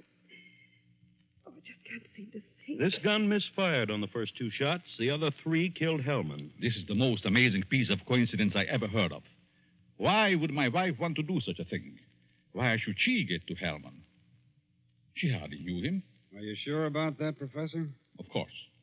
Well, sorry to say that I don't believe her. What? This is ridiculous. This is going to be a shock to you, Professor, but here's a snapshot we found on Hellman's desk. Taken in Atlantic City last July. Good heavens. Why, this is you, Myra. You and Hellman. You were at your mother's in Florida in July. Myra, look at me. What does this mean? I can't. And I can't believe such a thing. May I have the purse, the gun, and the photo? Thank you. I'm sorry, but I'll have to take her down to headquarters. But I didn't kill him. I didn't. I wouldn't. I loved him. Myra. You better pull yourself together. You'll have to go back. You'll want photos and fingerprints. Yes. Better get it ready, Myra. Certainly looks bad for her. Afraid it does. Looks like an open and shut case. Oh, will you come along too, Professor? Certainly. And so it all worked out beautifully. Not quite as the professor had planned.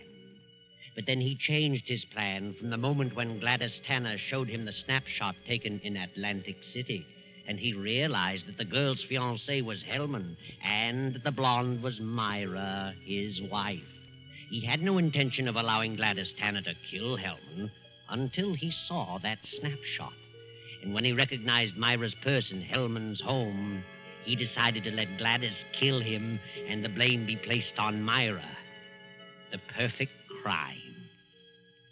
But several hours later, after fingerprints and many questions, the professor is just about to be dismissed when Sergeant Rankin steps into the room and speaks quietly to Lieutenant Davis. What is it, Rankin?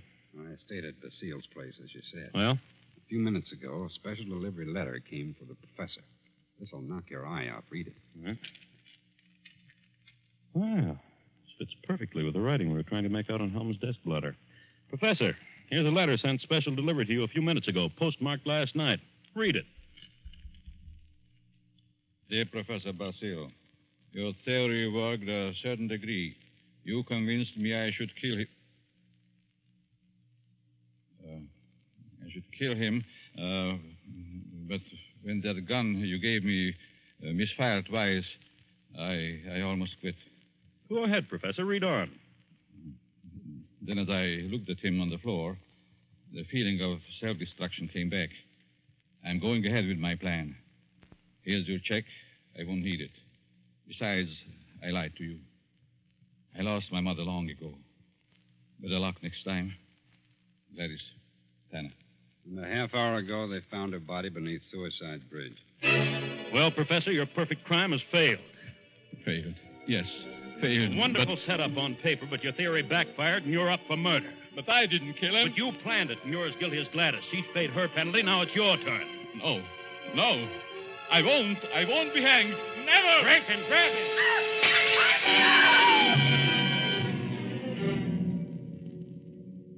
And now the doctor lies on the sidewalk 17 stories below. His entire theory worked in reverse.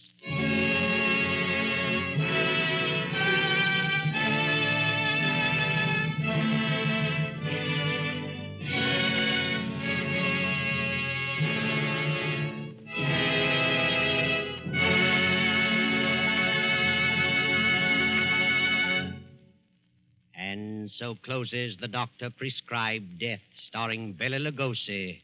Tonight's story of Suspense. It came to you from Columbia Square in Hollywood.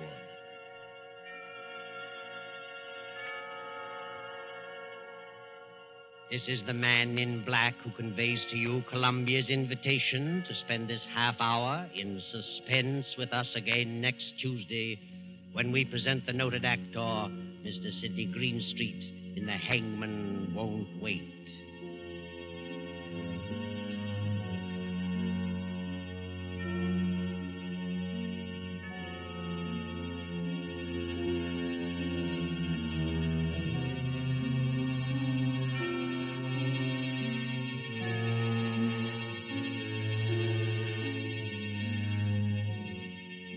William Spear, the producer, Ted Bliss, the director, Lud Gluskin, the musical director, Lucian Mahowick, the composer, and J. Donald Wilson, the author, collaborated on tonight's Suspense.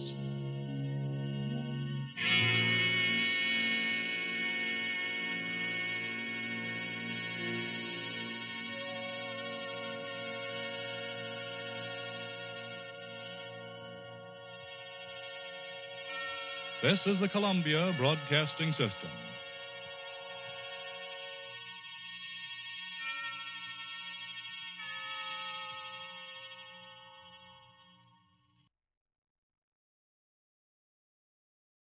Now, Roma Wines present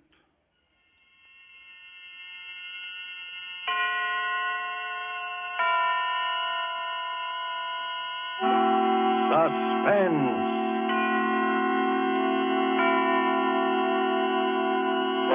Tonight, You'll Never See Me Again, starring Joseph Cotton. Suspense is presented for your enjoyment by Roma Wines. That's R-O-M-A, Roma Wines. Those excellent California wines that can add so much pleasantness to the way you live, to your happiness and entertaining guests, to your enjoyment of everyday meals. Yes, right now, a glassful would be very pleasant as Roma Wines bring you Suspense. This is the Man in Black, here for the Roma Wine Company of Fresno, California, who tonight from Hollywood bring you as star Mr. Joseph Cotton. And so with Cornell Woolrich's story of marriage and murder called You'll Never See Me Again, and with the performance of Mr. Cotton as an American husband named Ed Bliss, we again hope to keep you in suspense. So, you're walking out on me. What does it look like to you? Like you're walking out on me? Got everything you need? At least I'm glad you're showing your true colors. I'd rather have found it out now than later. Didn't take you long, did it, baby? If you're looking for your coat, it's in here. Thanks. Need any money? I don't need anything from you, including your wedding ring. There! And you know what you can do with it. Sure, hock it. Well, pick a nice, quiet hotel. I don't have to pick a hotel. I'm no orphan. And when you get good and sick of it, come on back, and maybe I'll still be here. You'll still be here. You'll never see me again as long as you live. You'll never see me again as long as you live.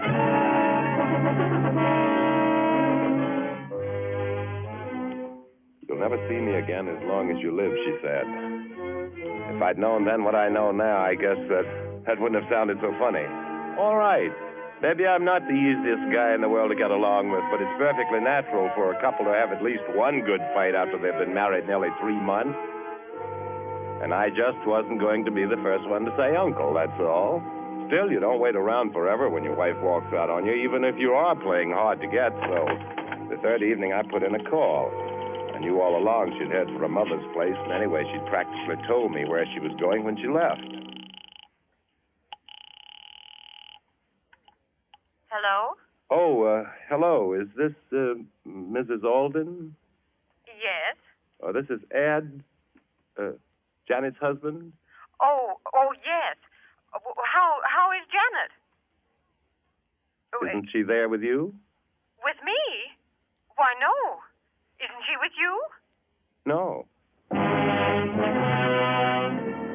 That was all I needed to hear. I grabbed my hat and headed for the bus station. That was the only way she could have possibly gone to her mother's place at that time of night, by bus. But first, I wanted to find out if there was anybody who could positively identify her as having left. The guy at the ticket office wasn't very bright. To West Hampton? Yeah. Well, seems like I remember somebody like that. It would have been Monday night, just about this time. West Hampton, Monday night. Yeah.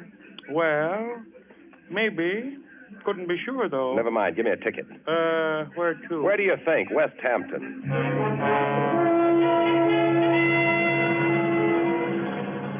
She was blonde, blue eyes, good looking. Sure. I remember her. Where'd you get off? I think it was West Hampton.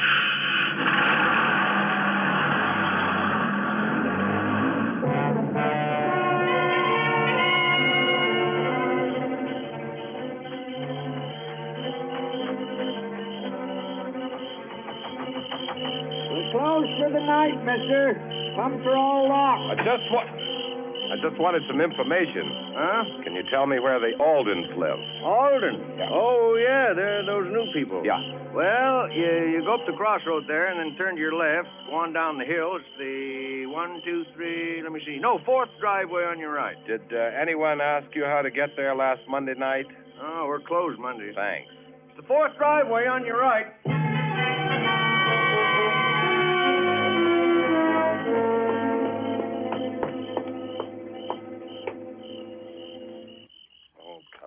Come on. Must be somebody lost their way. Yes? I'm Ed Bliss, Janet's husband. Oh, yes. Come in, Ed. I've been looking forward so much to meeting you. I wish it could have been under different circumstances, though. Yeah. I'm so sorry. Haven't you heard anything yet, Ed? No, me? No. I can't understand it. It's not like her to do a thing like that. Oh, Ed, pardon me. I want you to meet Mr. and Mrs. Farley. We were just playing a little bridge. How do you do? How do you do? And this is my husband, Joe Alden. Guess that makes him your stepfather-in-law, doesn't it? Joe, this is Ed Bliss. How do you do? Nice to meet you, Ed. Well, I guess we better be going. Yes, I guess we have. I do hope that your wife... I mean... Well, I wouldn't worry about that. You heard about it, did you? Well, Ed, you see, they dropped in a little while after you phoned, and we thought... Oh, that's all right. Well, thanks for asking us over. Come again, real soon. Yeah, we'll do that. We Now, will. I hope Good night. Good night. Good night. Oh, Good night. Oh, Ed, I hope you didn't mind about them. It's all right. Okay. Well, come on into the living room then and tell us about it. Not much to tell you that you don't know, is there? No, I suppose not. Sit down. Thanks.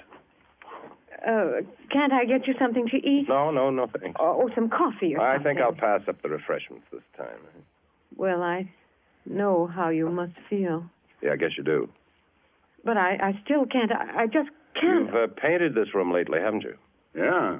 What about it? Nothing. Just looks a little funny, that's all. You think so? Yeah, that brick wall in front of the house is kind of new, too, isn't it? You know I'm a bricklayer by trade, don't you? Well, now that you mention it, Oh, Joe, how can you talk about... You better go on upstairs, Laura. She's taking it pretty hard. Yeah.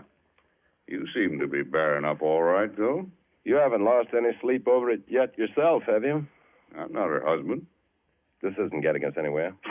What was that? Laura, I guess she's going to bed. Oh. Well, I guess I better be getting down to get that last bus. How about staying overnight? No, thanks. Suit yourself. Wait a minute, I'll put the porch light on. I'd see all right. That's better. By the way, what happened? What do you mean, what happened? I suppose you and Janet had a row. What's that got to do with anything? I hear you got kind of a temper. Were you a little too quick with the flat of your hand? What's all this for, the benefit of the neighbors? Might be. Have you notified the police yet? No, and I don't like the way you ask questions. Okay. Want me to walk down to the bus with you? It's pretty dark. Maybe that's why I'd rather walk down alone. Now, wait a minute, Ed. I think maybe you got me All right. Maybe I have. Say good night to Mrs. Alden for me. Yeah. Let us hear from you. Don't worry. You'll hear from me, all right.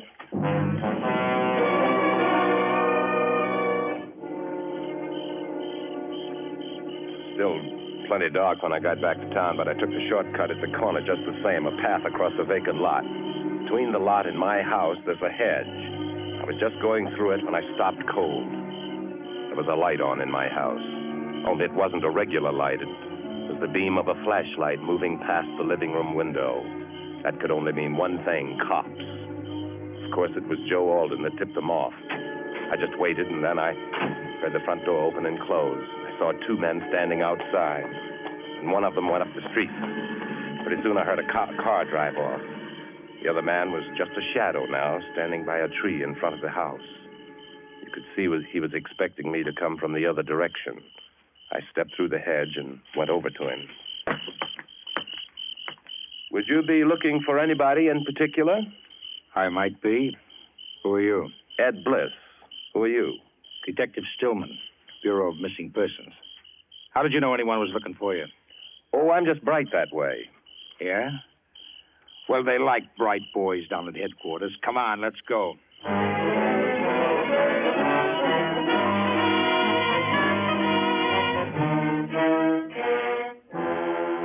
Tonight, for Suspense, Roma Wines are bringing you as star Mr. Joseph Cotton, whom you have heard in the first act of tonight's tale of Suspense.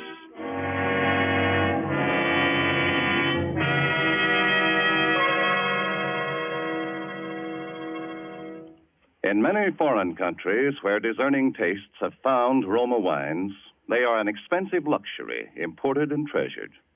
For Roma wines are in every sense fine wines from the choicest vineyard country of California. They are products of age-old winemaking skill, aided by modern quality controls and tests that assure unvarying excellence of taste and character. Yet, Roma wines cost you mere pennies a glassful.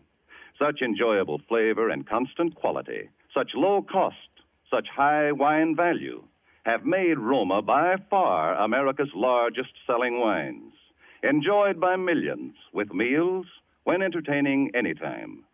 Try Roma wine yourself. Tomorrow at dinner, no matter what you're serving, place on the table a cool bottle of ruby red, hearty Roma California Burgundy. See how much new zest it adds to food, how it makes a real occasion of even the simplest meal. To enjoy this extra mealtime pleasure, just ask your dealer for R-O-M-A, Roma wine, made in California for enjoyment throughout the world. And now it is with pleasure that we bring back to our soundstage Mr. Joseph Cotton, who, in the person of Ed Bliss, resumes the story called You'll Never See Me Again. Tonight's study in Suspense.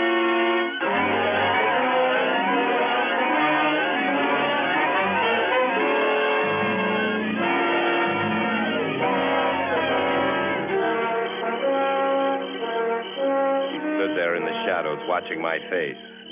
Detective Stillman of the Bureau of Missing Persons. I'd been expecting this to happen sooner or later, but now that it had, I was stunned for a moment. He said it again. Come on, bright boy. They're expecting us at headquarters. Now, wait a minute. I want to talk to you. I'm in a jam. Oh, you're telling me. Not the way you think. Will you come inside with me? I've been inside. What kind of a furnace do you have in your cellar, Bliss? An oil burner. The kind that turns on automatic with an electric cut-in? That's right. Why? Is there a fuse blown? How did you know there was a fuse blown? Was that why you were searching my house with a flashlight, or was it because you didn't have a warrant? Oh, you really are a bright boy, aren't you? Well, come on. Now, listen. I don't want to have any arguments. I want help, and I want it bad.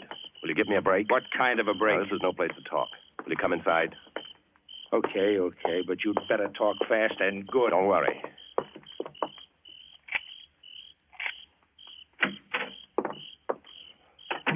Fuse box is right down here. Here, flash your light up here. I always keep a couple of fuses on top of it. Yeah, there we are. Let's go in the front room. After you. Okay.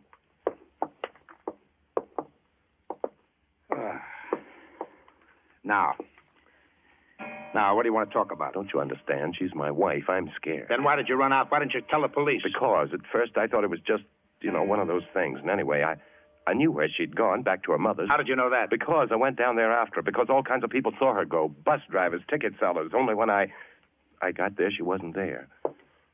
How much life insurance did you carry on her, Bliss? $25,000. Oh, that's quite a lot for a $75 a week architect, isn't it? Oh, her mother paid for it. A wedding present. For heaven's sake, what do you think I did? Bury it in the cellar or something? No, we know you didn't do that. We looked. Oh, cut it out, will you? I love her. We've only been married 3 months. Well, what do you want me to do? Give me a break. You take me down to headquarters now. It may be hours. Oh, it'll be hours, all right. In the meantime, if there's still a chance, there's got to be. She's somewhere, and she's in danger. I know it. Yeah, how? I tell you, I followed her down to her mother's place in West Hampton. There's a guy at the station who remembers selling her a ticket. The bus driver remembers her getting off there, and then she just disappeared. Then what? Well, I went down to her mother's house. They hadn't seen her. But there's something funny about it. There's something funny about her mother and that stepfather. There's something funny about that house and about that room. What room? That living room of theirs. Listen, you've got to let me help you find her. You've got to go down there to West Hampton with me, because I've got a hunch somehow that I'm the only one who can find her. All right, Bliss. All right. I don't know why, but I believe you. You do? You'll go? Yeah. And I shouldn't believe you either, because... Because what? What was your wife wearing when she ran out on you Monday night? What was she wearing? Yes. You must remember what she was wearing. Well, she was wearing a gray flannel suit, a skirt and jacket, a pink silk shirtwaist, patent leather high-heel shoes, and all those crazy little hats. Any baggage? Yeah, a little tan suitcase. You're sure of that? Sure. Well, that's why I shouldn't believe you. Why not? Because when you find somebody's clothes around, you usually start looking for the body right nearby. Well, what do you mean?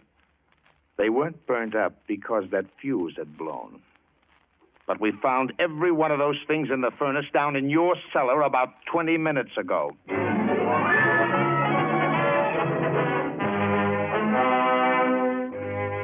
he said that, I knew there wasn't much time. But he was going up to West Hampton with me anyway. That was the main thing. Of course, first he had to rout out the bus driver, the ticket seller, and check my story with them just to be sure I wasn't trying to pull a fast one. But that was all right. I'd expected that. And we climbed into the police car and headed out to West Hampton. He believed me now, all right. That car couldn't have been pushed any harder if I'd been driving it myself. Still, it was getting daylight when we got there. Parked the car a little ways down the road and walked toward the house. See what I mean, Burt? Take that brick wall, for instance. Well, what about it? It's new. What did he build that for? It's not tall enough to hide the road. It's not even tall enough to keep a dog out. Why'd he build it? Well, maybe he built it to keep in practice. Come on, let's go in. It's awfully quiet. Well, why not? They're probably in bed. Where I'd be if I hadn't let you talk me into this. Listen, Burt, you don't think... I'm here, ain't I? Go on, ring the bell. No answer. Keep trying. Shades are all down. I don't think they're in. Come on, let's try the back door. Shades are down on this side of the house, too. Look, the garage is empty. Yeah. Well, I guess our birds have flew the coop, all right. Burt, I don't like this. Come on, we'll try this back door anyway. Locked. Here's an axe. I'd like to try my keys first.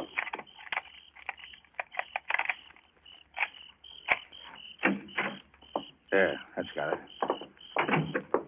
This the way to the front of the house? I guess so. I've never been back here.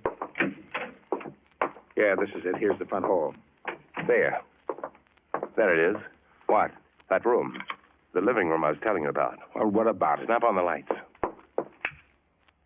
All right, I still say, what about it? I don't know, but don't you get something funny about it? Oh, what? Well, the lights, or something about that fresh paint, the rug. There's something, though I know there's something. Oh, come on. We're wasting time. There's something screwy about the whole joint. We went over the place from top to bottom. I wanted to get back to that room, and time was awful important. But Burt Stillman wanted to look into everything, which was only right and natural, and then we ran into something that was just about the last thing I expected. What's this door here? I don't know. I thought we'd covered everything on the ground floor before. It's locked. Yeah, it must be some sort of back bedroom. Oh, doggone it, the keys won't fit this one. Funny. Only room in the house that was locked. Well, maybe we've got what we're looking for. Give me that axe. Bert, you see, if she was here and they've gone, they must have taken her.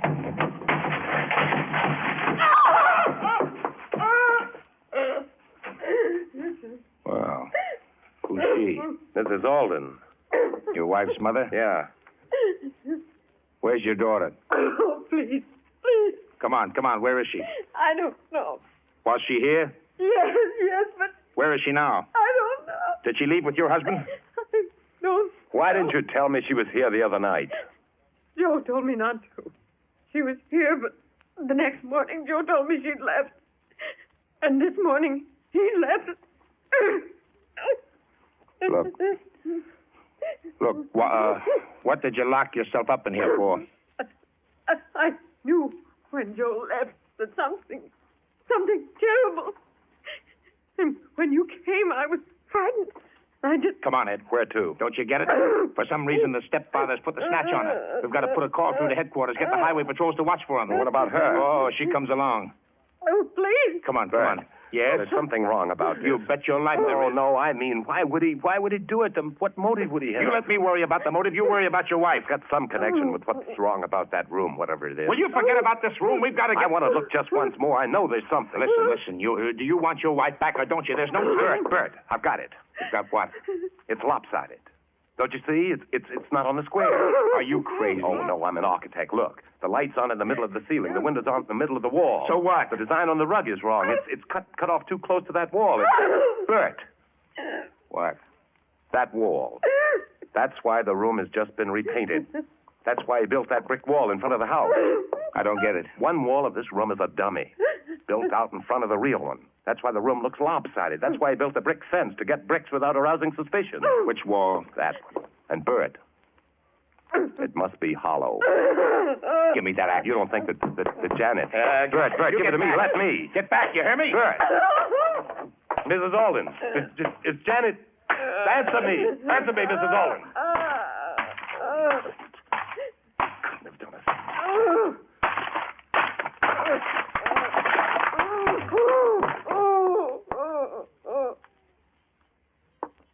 Ed.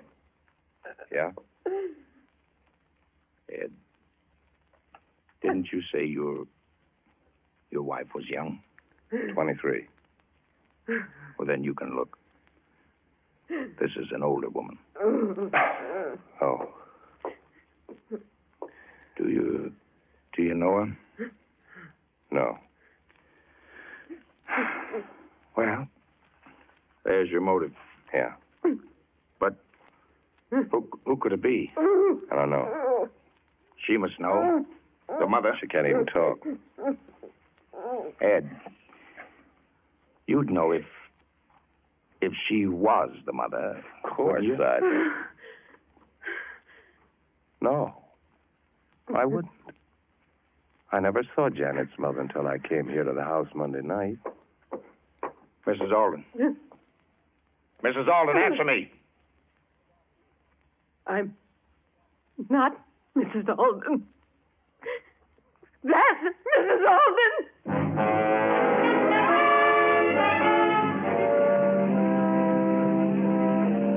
Just a question of time now, whether we'd get back there in time to stop it. It all fit together now, and what Burt didn't know, he got out of a woman on the way back. Did you know Joe Alden before? No. Not before I came to their house in Eastport to take care of her. I'm a nurse. Then Joe and I... Uh-huh. Well, we... Who got the idea to kill her, you or Joe? He did. When he saw me giving her a sedative once. She was pretty sick. Oh, premeditated, huh? Why did he do it? Money, of course. She kept a lot of bonds around the house. That's what Joe wanted. Is that why you moved from Eastport to West Hampton? Yes. Nobody knew us in West Hampton. We moved in at night. They thought there was only two of us. They thought I was the real Mrs. Alden. When did he do it? About a week after we got there. One night. By morning, she was where you found her.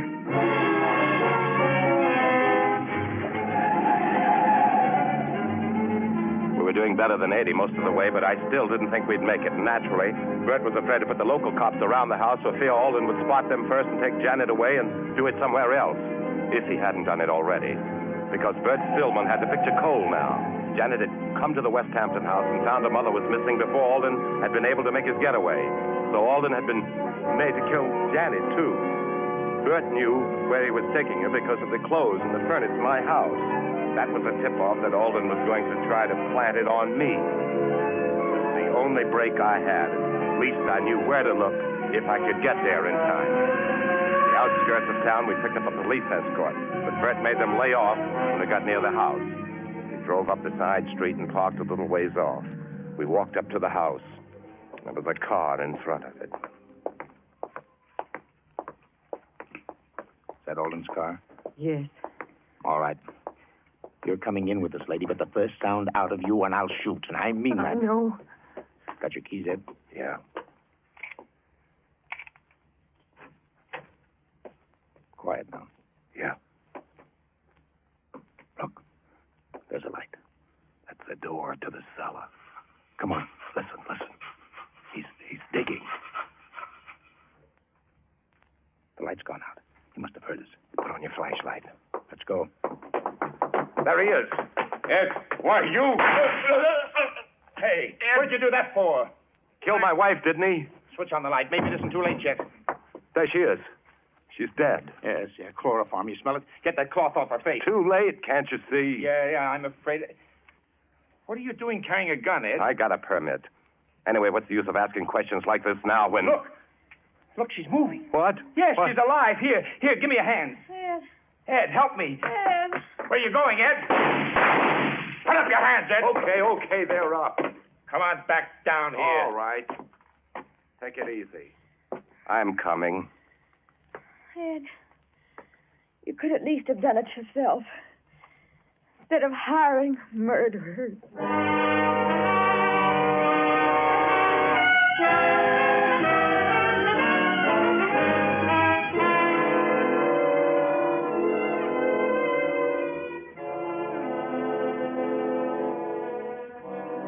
What did you do it for? The money?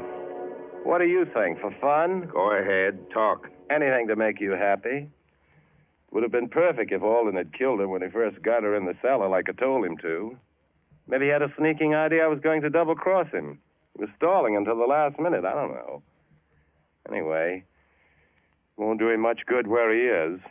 What did you have on him, Ed? The mother, his wife. I'd been up there before alone. I knew he'd killed his wife because I'd seen a picture Janet had of her real mother, and I spotted the room right away. I told Alden I'd split the money with him if he did it. And if he didn't... Go on. Well, I knew I could pick a fight with Janet. I knew she'd run up to her mother's. Then I went up there to make it look good. After I left, Alden was to call the cops like he did.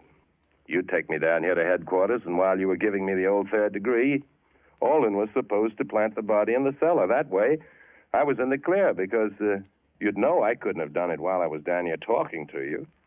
And you'd know she hadn't been there before because you'd looked. That's why I planted the clothes in the furnace, remember? So you would look. Smart. I had an alibi, and Nobody had a thing on Alden unless I squawked. And he had to take that chance.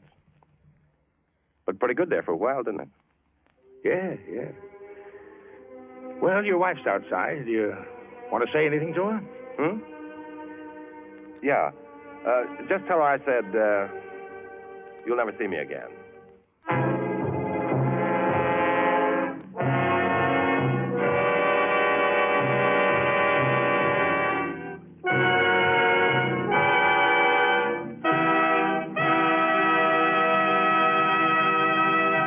And so closes You'll Never See Me Again, starring Joseph Cotton. Tonight's study in Suspense.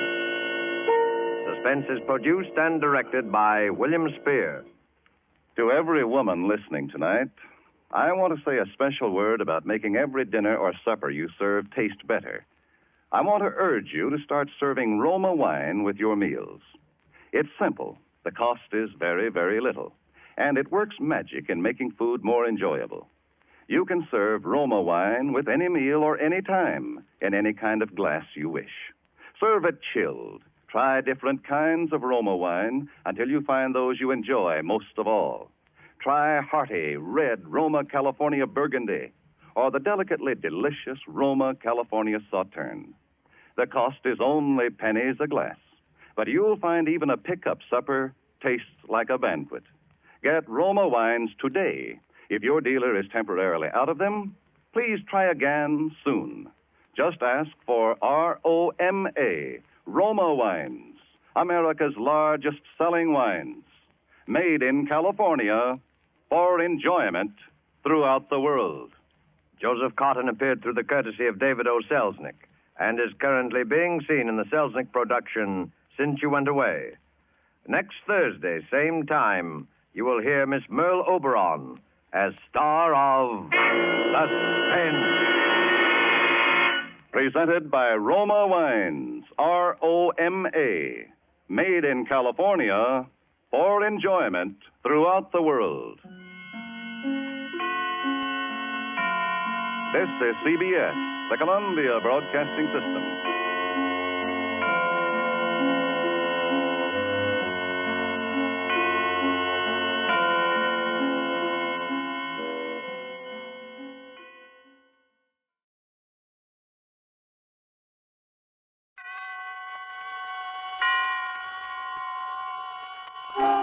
Suspense.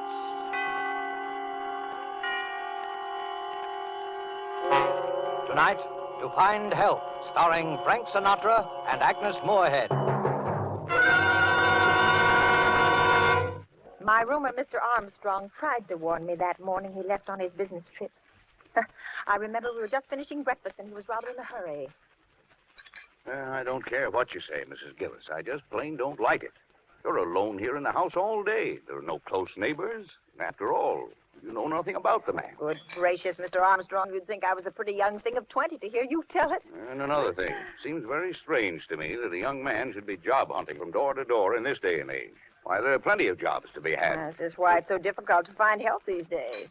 Oh, you're a worrywart, Mr. Armstrong. And now that I've found someone to do my heavy work, I'm not going to let your silly notions change my mind. All the same, though, I'm not leaving the house this morning till I get a look at the guy. I remember I kept worrying about poor Mr. Armstrong missing his train because it was getting to be 9 o'clock. He dried the breakfast dishes for me, and as he talked, he kept looking out of the window towards the long driveway. Hey, here he comes. Well, I guess I needn't have worried. Mr. Armstrong was smiling, for he'd seen my young man who was coming up the driveway. And I smiled, too. Even I had forgotten what a meek, harmless-looking lad he was. Why, he could hardly be called a man at all, I thought. So that's the critter who's been causing me all this mental anguish. Oh, there, you see, you and your silly ideas. Why, the little guy's not strong enough to keep a regular job, I suppose. Why, I believe Sarah's getting some of your foolish notions, Mr. Armstrong. There now, Sarah. I'm sorry that we made you nervous about him. Why, if you could see the guy. He'll hear you. Oh, good morning. Good morning. I've been expecting you. This is my roomer, Mr. Armstrong. I don't believe you told me your name. I'm Howard Wilton, ma'am. Hello, Howard. I'm glad you come. I know you'll be a great help to Mrs. Gillis.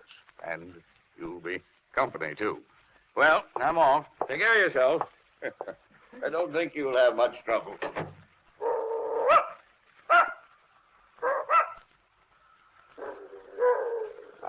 I don't believe your dog likes me, Mrs. Gillis. Well, yes, of course she does, but she's just getting a little old and peevy.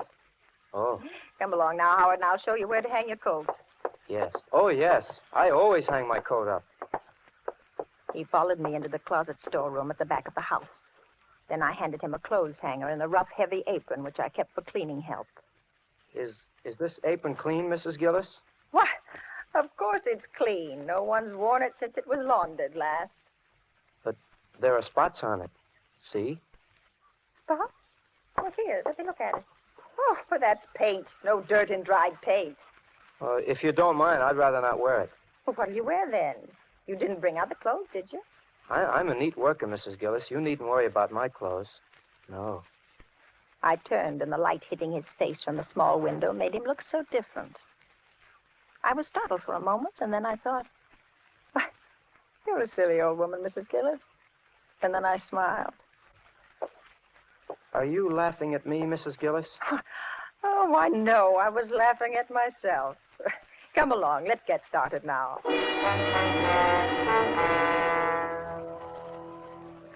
He'd only been at the den floor a short time when I heard him walk back to the closet storeroom. Can I help you, son? I'm going after my coat, Mrs. Gillis.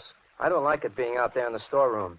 It's a breeding place for moths, you know. Oh, now, son, it takes longer than that for moths to do any damage. Perhaps you won't think it's quite so amusing when I tell you that it's my best and only coat. Oh, I didn't mean to hurt your feelings, Howard. Where would you like to put it? In the kitchen, perhaps? No, the cooking fumes wouldn't be good for it. I'll take it right in the den with me. That is, if you don't mind. Oh, go right ahead, Howard. If you don't mind. Suddenly, I was thankful that there was a phone. He was such a peculiar boy. I wasn't really alarmed. Not then, I wasn't. Still, it was good to know the phone was there. And that old Sarah was still in the breakfast room asleep.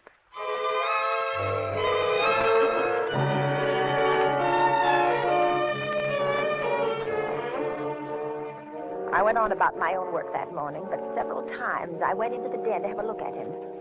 He wasn't doing much, I could see that. He seemed to keep polishing one small square in the corner of the room. Is there anything you need, Howard? Howard? Howard? I won't be spied upon, Mrs. Gillis. I won't put up with that. Well, see here, lad. I think we must have gotten off on the wrong foot. I'm not spying on you. Then why do you keep popping in like this? Why, Would you like me to go faster? Would you like me to spill out my life's blood for you here on the floor? Is that what you're after? Howard, are you well? Are you well enough to work? Of course I'm well. If only you'd quit bothering and pestering and questioning me. Is that too much to ask? Well, look, Howard, I'm interested in young men. I have 2 boys of my own. They're in the service. You see that Bill on the desk there? He's a Marine. And on the table there, that's Dennis. He's in the infantry. He's overseas. So that's why you hate me. I see it all now. Hate you? Well, whatever gave you that? Yes, you hate me. I could tell it the moment I walked into this house this morning. But Howard... You hate me because I'm young and I'm not in the service like your boys. Why, it never occurred to me. You must know I was grateful when you came looking for work. Grateful? You resented me. The only reason you have me here is to work my life's blood away, to punish me for not being in the service just because your sons are in the service and I'm out. Son, you're ill. Let's put the work away now, and I'll make you a cup of tea. Oh, so you don't want me to do the job, is that it? You're like the Army. There was a job to be done, and they wouldn't let me in. Now you'd like to stop me in the middle of this. I only want you to do whatever will make you feel better. Well, leave me alone, then. Very well. Mrs. Gillis. Yes? I'll tell you why I'm not in the Army, if you insist. I don't insist at all, Howard. If you must know, I'll tell you. They said there was something wrong with my mind. Yes, I just thought maybe you'd like to know, Mrs. Gillis. They said there was something wrong with my mind.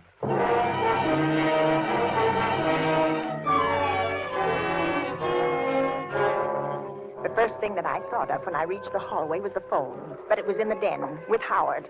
I ran quickly to the back door, but it was locked and the key wasn't in its usual place. The front door, it was locked too. And I heard a crash. It came from the den. I rushed in to find Howard peacefully polishing away at the same spot. He hadn't moved an inch. He didn't look up at me. Then I saw the phone, which had fallen to the floor beside him. But it hadn't just fallen. The wires had been torn out of the wall. The phone, Mrs. Gillis, it fell. But the wires, I suppose you think I ruined your phone. the wires, That happened when it fell to the floor.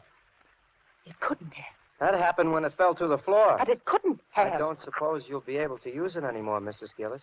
Not for a while, anyway. No, I don't suppose I will. Sarah! Here, Sarah! Here, Sarah! Mrs. Gillis, Yes? you looking for your dog?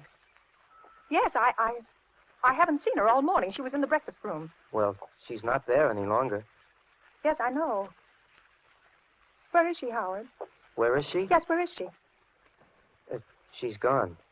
Gone?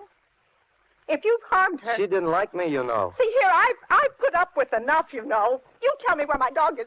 Or what, Mrs. Gillis? well, You'll do what, Mrs. Gillis? Sarah! What will you do? Sarah! She's gone, Mrs. Gillis. I told you that. You've harmed my dog. Have I? You killed her. Oh, poor old Sarah who never hurt a thing. She would have hurt me. You're bad, Howard. You're wicked. You're wicked. You're a coward. I'm not You're a coward, Mrs. Gillis. Yes, you are. Cowards are afraid to kill. Only a coward would kill a poor old dog.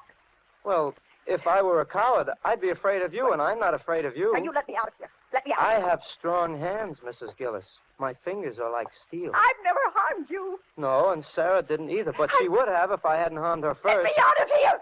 You're getting Let very me out. noisy, Mrs. Gillis. Perhaps if I locked you in this closet, you'd calm down a bit. Howard! Howard!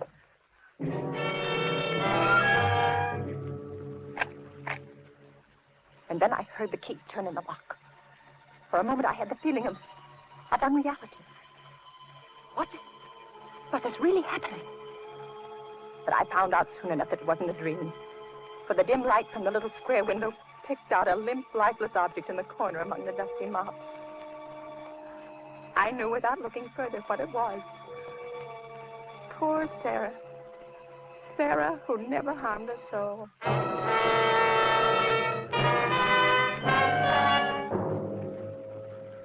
I don't know how long he kept me there.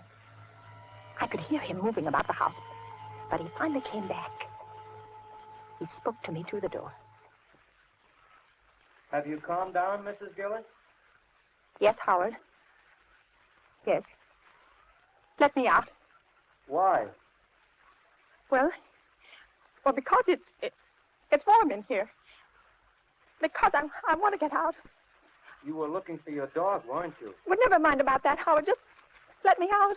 You know, Mrs. Gillis, if I kept you in there, you wouldn't be able to spy on me ever again. I won't spy on you, Howard. Please let me out. Do you know what I've been doing, Mrs. Gillis? No. I've been doing your den floors, just like you asked me to. And that's fine, Howard. It was fine being able to work peacefully, knowing that you were someplace where you couldn't bother me. I won't bother you, Howard. It was very peaceful. Nobody to bother me. Let me out, Howard. Will you promise to do as I tell you? Yes, I promise. Anything? Anything. Very well, then.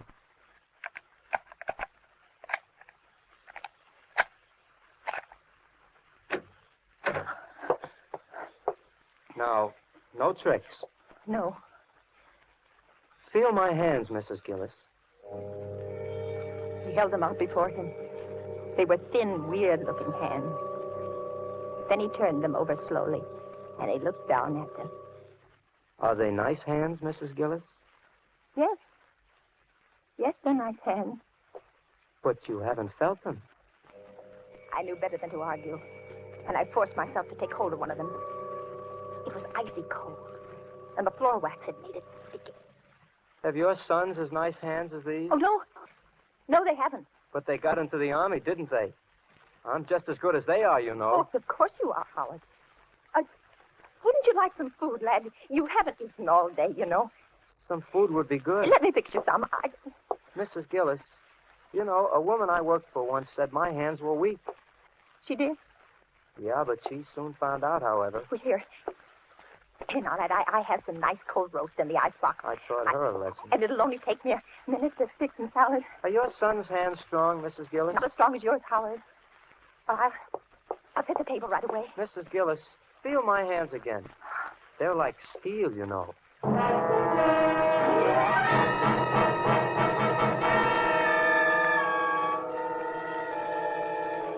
I finally managed to get some lunch on the table, and Howard sat beside me. He didn't say much, and he ate very little. I tried to appear casual, to engage him in a conversation, just anything. Do you work often, Howard?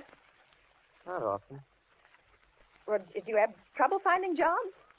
Well, people are anxious to find help these days, weren't you? Yes, to find help. Mrs. Gillis, they're looking for me. Who, Howard? Well, I don't know exactly. The people I worked for last, I guess. Well, was that here, in this town? Oh, no. It was in another town. Everyone was looking for me, so I went away. It was horrible to be spied upon, Mrs. Gillis. Do you know what it is to be spied upon? No, I don't. Would you like to know? No, I wouldn't, Howard. I think I'll spy on you for the rest of the day so that you'll know how it feels. No, Howard. Whatever it is you want, just take it and go away. There's nothing I want, Mrs. Gillis. I only want to stay here with you. I can't stand it, Howard. I can't. I am an old woman. Now, please go away and leave me alone. I'm not going away, Mrs. Gillis. There's still a job to be done. I'll go away after I've done everything that's to be done. Howard, I have some money here in my pocket. I got it upstairs for you. It's a great deal, and I'll give it to you. I don't want your money, Mrs. Well, Gillis. then go away. Oh, that would be foolish. Then you tell on me. No, I wouldn't. I wouldn't really, Howard. Go away, and I'll never tell us so that you've been here. I won't tell us so. I don't believe you, Mrs. Gillis, and I don't trust you. There's only one way of being certain that you won't tell, and that... My heart jumped. For when I looked out the window, I saw that it was the milkman. Howard moved quickly to the window with me. Tell him to go away. I can't.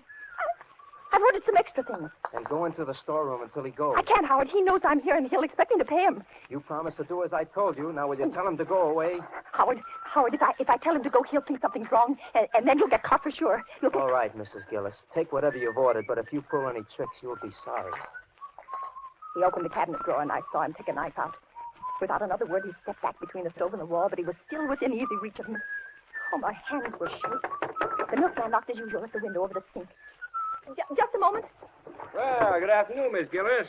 Good afternoon. Lovely day, isn't it? Yes, it is. Miss Gillis, I think I have good news for you. Oh, you have? Yeah. Beginning the 1st, I think we're getting some badly needed help. In the future, your deliveries will be made in the early morning. Well, that's nice. I don't believe you ever did like these late deliveries, did you? Well, I had never really minded. Well, if all our customers were like you, Miss Gillis, it wouldn't be such a bad world.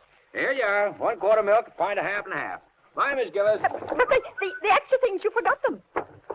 The extra things? Yes, the extra things.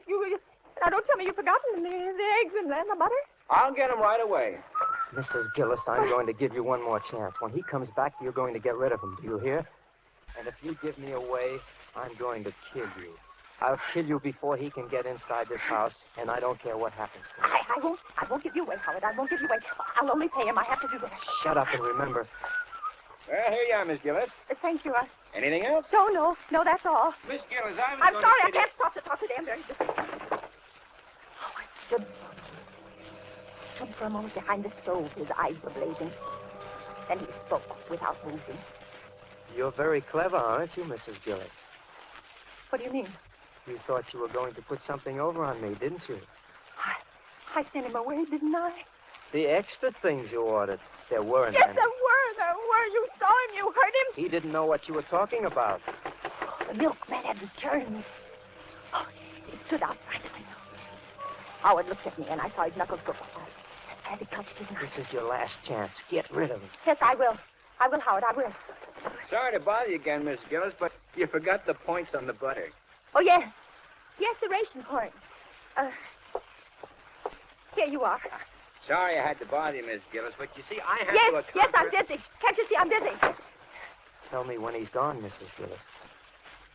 I stood by the window and watched. He got into his truck, and then he drove off.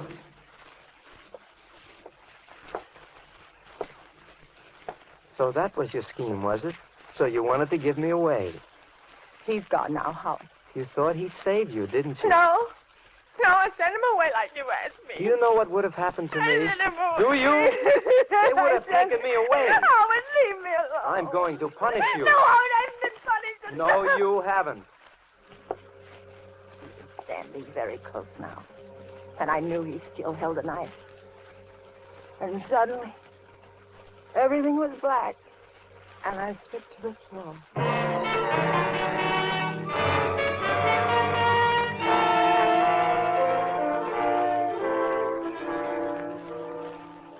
When I came to, I was in a den, on the den floor. My head throbbed. Then I remembered everything. I laid there for a moment and listened. Then I heard a sound. A soft, swishing sound. Suddenly, the hall clock began to strike. Why, it was 5. I'd been unconscious for longer than I'd thought. I sat up. The room had already turned dark in the late afternoon light. But I could see him now. He stood in the middle of the room. He was pushing my heavy floor polisher back and forth. Back.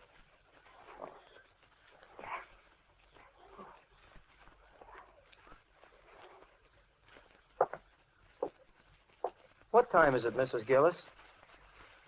About 5. Well, I guess I'll call it a day now. I've done a nice job, haven't I? Yes, Howard. Very nice.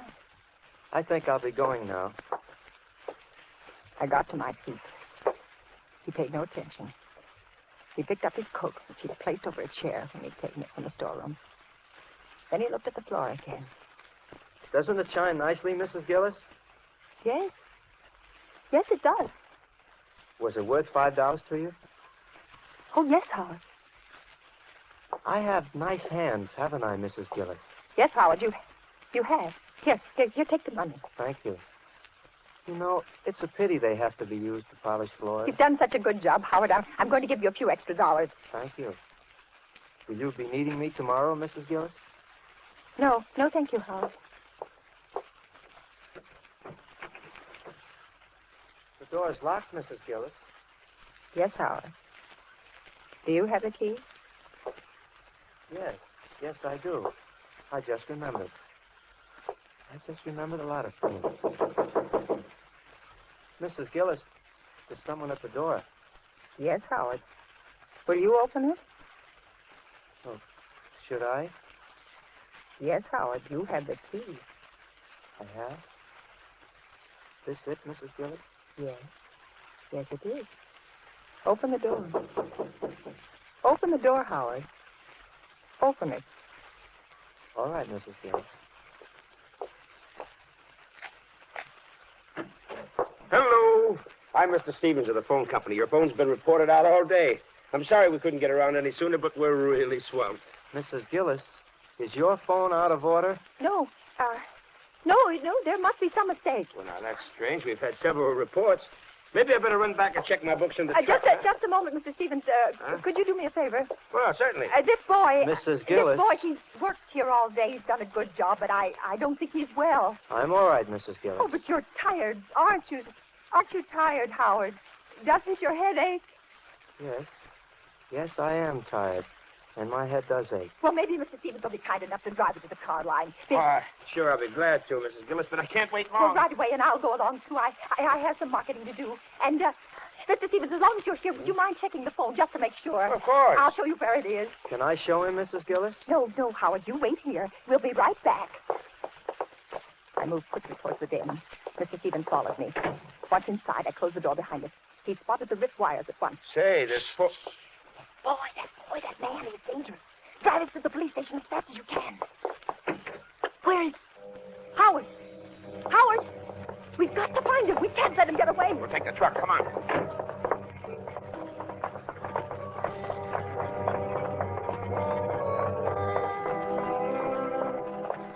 But when we reached the car, I suddenly saw him. He was sitting in the front seat with his coat folded neatly over his lap. Were you looking for me, Mrs. Gillis? Yes, Howard. Yes, I was. Are you ready to go? Yes, I'm ready.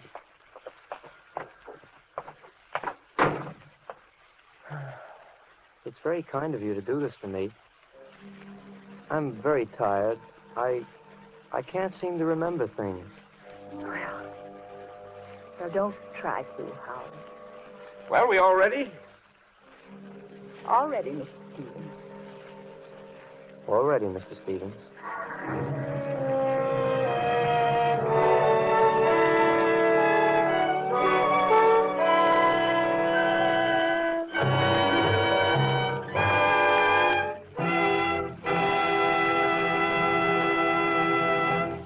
And so closes To Find Help, starring Frank Sinatra and Agnes Moorehead. Tonight's study in Suspense. Suspense is produced, edited, and directed by William Spear.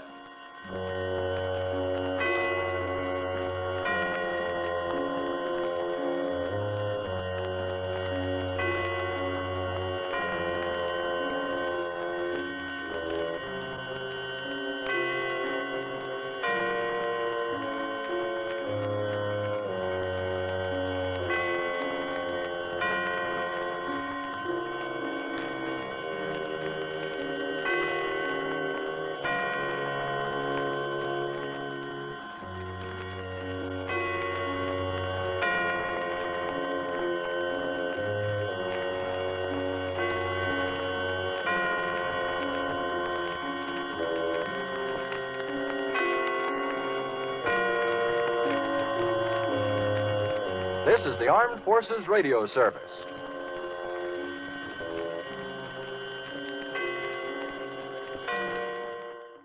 Now, Roma Wines present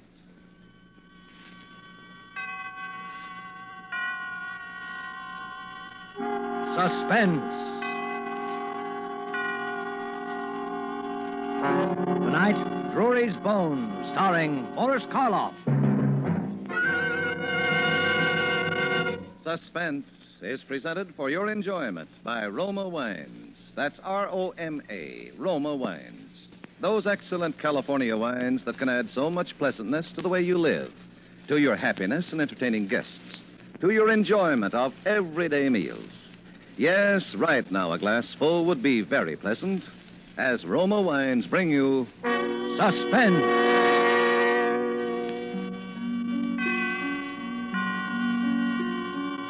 This is the Man in Black, here for the Roma Wine Company of Fresno, California, who tonight from Hollywood bring you as star Mr. Boris Karloff in the remarkable history of a Scotland Yard inspector who found himself in surely the most ironic predicament ever to confront an officer of the law.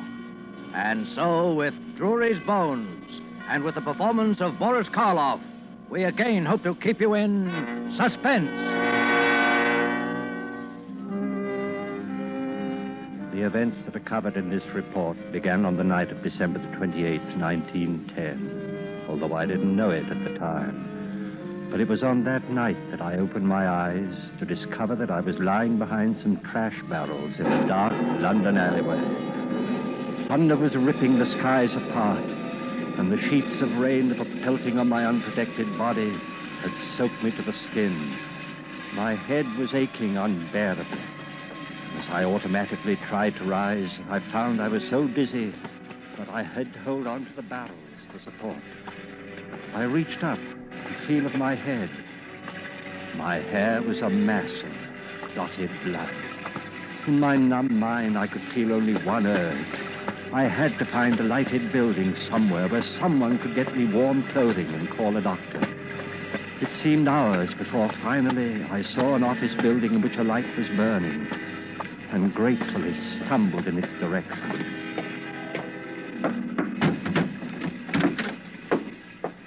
Listen to this, Peters.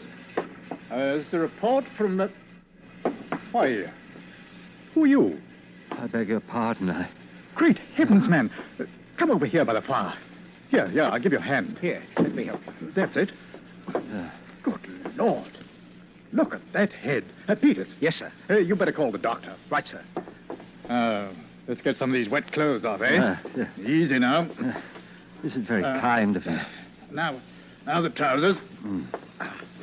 That's it. Robbed, eh? I suppose so. Suppose? Yes. You see, I don't know. Oh, come, sir. You must know whether or not you had a pocketbook. There's nothing here now, certainly. There's nothing? Who are you, by the way? Huh? I say, let's have your name. My name is... My name? I don't know my name. I don't know! I must have fainted, because the next thing I knew, I was lying on a couch in the office, covered with warm blankets and slowly returning to consciousness. My benefactor and the doctor were talking in hushed voices near the bed. You say no identification on him, eh? Nothing except these. I found them under his hatband. 2 ticket stubs, Drury Lane Theatre, December 24th, 1910. Have you checked there? Oh, there's no possible way to trace them. We'll have to call him something. Yeah. Drury, that's it. After the Drury Lane. And Terence after you, Inspector Terence Drury. Oh, very well.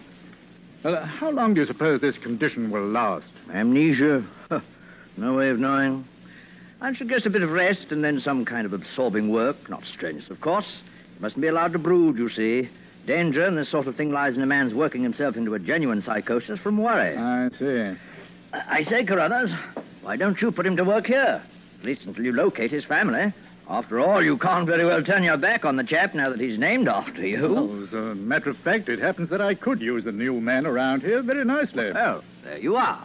And as to forgetting one's worries and absorbing work, I can't think of a better place in the world for a man to do that than Scotland Yard.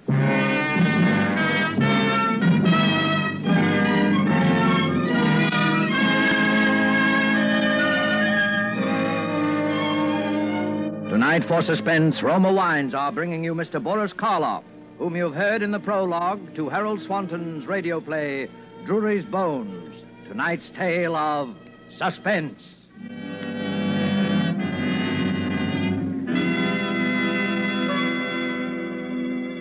This is Truman Bradley for Roma Wines. When you listen to the friendly advice of Miss Elsa Maxwell about hospitality and gracious living, you realize that here is an authority who talks plain common sense all the time. I'm talking to men as well as women when I say that the finest hospitality is always simple, sincere, moderate, and natural, never the opposite. And so I am always emphasizing that the nicest, simplest, most sincerely flattering hospitality is to serve your guests some Roma sherry. With its golden amber color, its delicious, tangy, nut-like flavor. It's not only supremely enjoyable before dinner or in the afternoon, it's smartly correct, a genuine compliment to your friends and to yourselves. And please don't worry about special glasses. It is perfectly correct to use any nice glasses that are handy. Well, Miss Maxwell speaks more authoritatively than I can, but I will add this. Roma sherry, like all famous Roma wines made from California's magnificent sun-ripened grapes, brings you all their fine flavor, aroma, and color, is unvaryingly good, always enjoyable, thanks to the age-old wine skill of Roma's noted wineries located in the choicest vineyard areas of California. Yet all this goodness and pleasure is yours for only pennies a glass. Remember, more Americans enjoy Roma than any other wines. Roma, R-O-M-A, Roma wines. And now it is with pleasure that we bring back to our soundstage Boris Karloff as Inspector Terence Drury, who resumes his report on the case entitled Drury's Bones, a tale well calculated to keep you in suspense.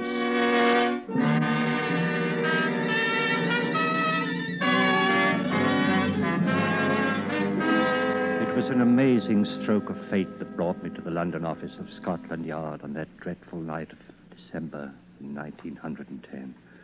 For I'm sure that nowhere else could I have had more kindness and understanding. Of course, at first the strain was almost unbearable. I had absolutely no recollection of my past. I had no idea who the man was who lived the first 30 years of my life. Or was it 40? Or 20? I never knew. But Carruthers judged me to be about 30, so I came to regard that as my official age. And he was ingenious in providing interesting work for me. And during the days that followed, I became so absorbed in the tide of fascinating cases that flowed across my desk that I had no time for thought or reflection on my plight. My own dossier at last reached what is called the inactive file and was gradually forgotten. In short, my present and my future became so interesting that I came to regard my past as a closed book. And so it was, as a full-fledged inspector, I reported one day in May of 1930 to Chief Inspector Carruthers. Oh, hello, Drury. Have a chair. Thanks. Cigar? Yes, I will, thank you. Havana, eh? Decently prosperous for a Scotland Yard man, Inspector. Sure you're not involved in a scandal of some sort? I'm sorry, old boy. Gift from my niece. Have a light. Only one other conclusion, then. You're about to cancel my holiday. Well, as a matter of fact... Murder in Soho, I suppose. No, not in Soho. In Clovelly. Clovelly? Clovelly? That's a fishing village in Devon. That's it. Bit of a resort town, too, you know. Thought you might be able to combine business with pleasure. I do need a rest, you know. Now, I have here a letter from a Mr. John Stanhope, who resides in Clovelly. It seems he unearthed a human skeleton in his backyard, apparently buried there for years. Oh, it'll just be a matter of securing a routine report on the case, perhaps questioning this Mr. Stanhope and possibly a few of the local residents. Then you can pop down to Torquay and bask in the sun for a few days. Ever been in North Devonshire? I avoid it religiously. I'm allergic to moors. Well, what do you think of it? Well, if it were anyone else but you, Carruthers. I suppose I'd better write this all down. John Stanhope, right? Mm-hmm. Do you have his address? Oh, there's no such thing as an address in Clovelly. There's only one street. But you won't have any trouble finding it. Oh. From what I hear, the townspeople will be quick enough to tell you all about the place where the bones are buried.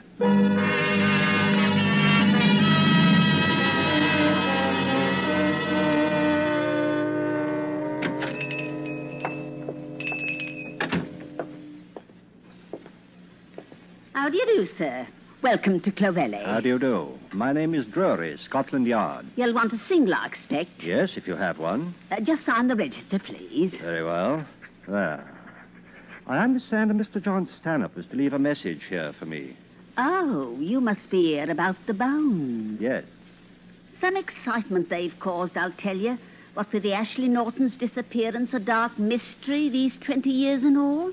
Who were the Ashley Nortons? Lived in that house 20 years ago, they did. That would be just about the time the body was buried, wouldn't it, sir? Yes. Did you know them? Never did see her. Saw him once or twice. Strange pair they was. Unsociable. Keeping themselves to themselves night and day in that house on the cliff. No telling what went on behind them doors. What do people think went on? There's some that thinks that what went on was murder. Murder? Why? There's those who knows the reasons better than I.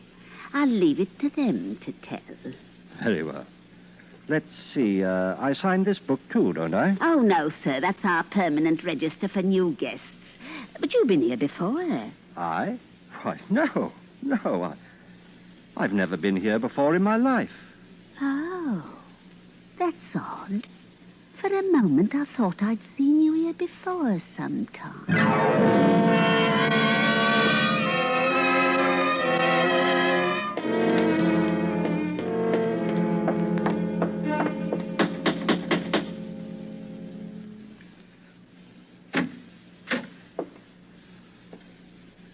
Mr. Stanhope? Yes?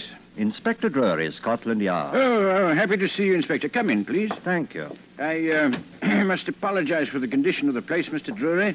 The events of the past few days have been a bit upsetting, to say the least. I should think so. Like a spot of sherry? Why, thanks, yes. I had rather an enlightening conversation with Mrs. Tumley at the inn last night.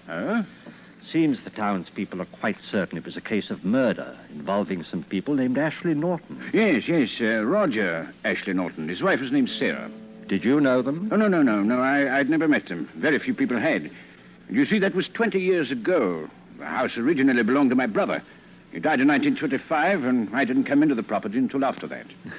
I know it's natural to jump to the conclusion of murder when one uncovers human bones, but is there any reason to suspect a motive? Did anybody disappear suddenly? No one but the Ashley Nortons. I see. There's nothing to go on but gossip, and it's all highly circumstantial, of course. You see, my brother was renting this house to them furnished by the year, payable in advance, and so he rarely had occasion to call on them. But when the regular check failed to arrive on time, he paid them a visit. The house was vacant, and it was immediately clear that no one had lived in the place for the last 2 months. Your brother made inquiries, of course. Oh, yes. No one had seen or heard from them for at least 2 months before. And what date was that, Stanhope? Now, let me see. That was December of 1910. I'm sorry. Oh, it's quite all right. Here, let me... No. The maid will attend to it. Let me get you another. Not right now, thanks. Well, would you like to examine the garden? The garden? Yes, where the bones were discovered. Oh, yes, of course. Out through the French windows. Here to the side, I take it. Yes. Here we are. Just over here, Inspector. See. And the tree stood about here, eh? The what? The holly tree. I must admit you're a jolly fine detective, sir. The gardener discovered the body while removing the dead holly tree, all right, but I wasn't aware that I mentioned the fact to Scotland Yard.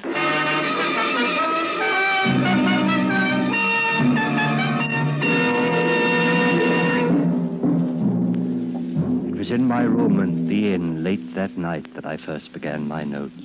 I include them now in this report, just as I wrote them then.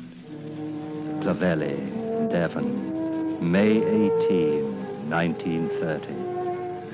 The feeling that this is all a book that I've read or a play I've seen somewhere in the past has taken hold of my very soul. And the terror that grips me when I think of the future makes rational thought very difficult. But nevertheless, I have resolved to pursue the investigation until I am certain that there is no further doubt.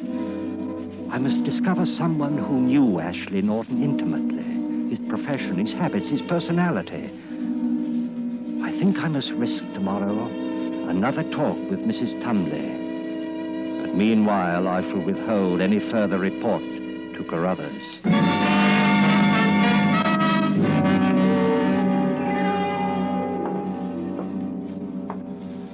Now, Mrs. Tumley, you said yesterday that there were some people here in Clovelly who knew the Ashley Nortons rather well. Did I? Yes, Mrs. Tumley. Well, it might have been Effie Wilkes I had in mind. Who was Effie Wilkes? She was the Ashley Norton serving maid, sir. And where is Effie Wilkes now? Oh, she disappeared, sir. She disappeared? The same time they did, sir. And not a sight nor sound of her since. Not these 20 years. Who else? Who else knew the Ashley Nortons? Only t'other one I could think of would be Ben Sykes. Blind Ben, they call him now. But he could see then right enough. And where is he? Oh, he's hereabouts. Gone to Bideford with his nephew today. But he'll be back Wednesday, if you'd care to speak with him, sir. Did he work for the Ashley Nortons? In a manner of speaking, sir. He helped out with the experiments. Experiments? Oh, yes, sir. Mr. Ashley Norton was quite a scientist. Or so he said. What did Ben Sykes have to do with these experiments? Oh, he got things for them, sir. What sort of things? Live things, sir. Live things? Rabbits, animals, such like things, sir. Oh, is that all? No, sir. If you ask me, that wasn't all. What else? There was human beings, sir. Human beings? Yes, sir. What human beings? Why, I would say, sir, the nearest ones that came to Anne. What do you mean? Oh, I'm sure you know much more about this than I do, sir. But they do say those bones were the bones of a woman.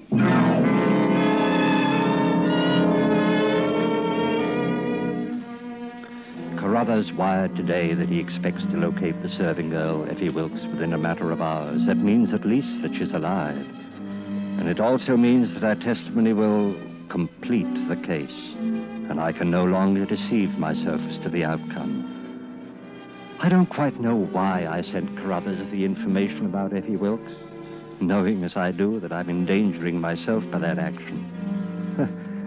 Perhaps there's something of which I'm still just a little proud. I'm still primarily a detective. Well, I shall pursue this investigation impersonally and logically until the very last link in the chain. That link is Ben Sykes. Blind Ben. There is only one fact in which I can take some faint hope. Ashley Norton was a scientist, presumably a doctor. And I can find no faintest memory in myself of any specialized scientific knowledge whatsoever. For Ben Sykes' nephew is going over to Bideford today to bring the old man home. I shall go along and talk to him on the ride back. So you're Ben Sykes? Aye, Blind Ben, they call me. But eyes are none. I can keep up with the best of them. What's your business in Clovelly, sir? Come to ask you some questions about Mr. Ashley Norton. Haven't we met before, sir? Not that I remember, Ben. Your voice is, oh, well, what sort of questions, sir? Perhaps about the experiments. I'll say naught of the experiments, sir. They were the master's private business. Very well. Did you know Mrs. Ashley Norton? Sarah Ashley Norton? I did, sir. And no finer woman ever walked the earth. Did he love her? He loved her more than life itself, but... But what? Well, she helped him with his experiments. She was condemned hereabouts for that, but she helped him all through these long months until... Until she went away. Hi there! Look out! We have got enough room. Ida, blood is on the road!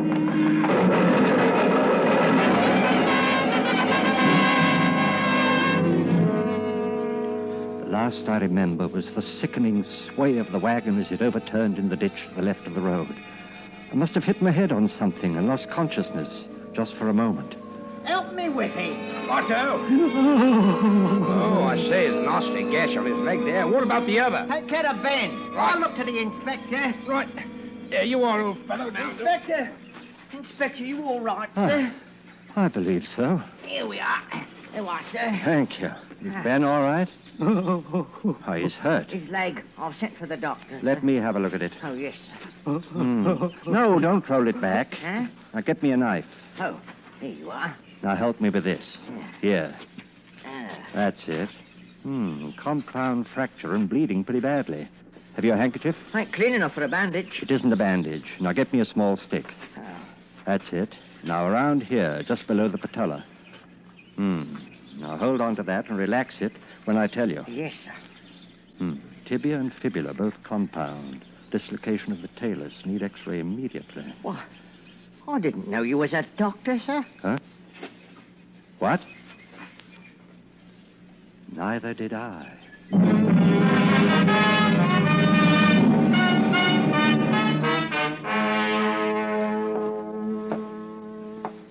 How do you feel, Ben? Much better, Mr. Drury. Thanks to you. She twitches now and then. You'll be all right once it's set. Lucky you was with us, sir. Ben, you were going to tell me about the last time you saw Mr. Ashley Norton. Do you remember? Yes, sir. I remember it well. He was going up to London, to the theatre, he said. Was he going alone? Yes, sir. Mrs. Ashley Norton had gone on ahead to do some shopping, he said. Ben, do you remember when? What theatre? Yes, sir. It was Christmas Eve, and the theatre was Drury Lane. Yes. Yes, I know. I guess I knew it always. Asking your pardon, sir, I'm an old man, and I can say things without anyone getting angry about them. Yes, Ben, what is it? Well then, sir, you seem like a man who's running away from something. Oh, running. I wouldn't run away from it any longer, sir, if I was you. Ben, I believe you're the only one of us who isn't blind.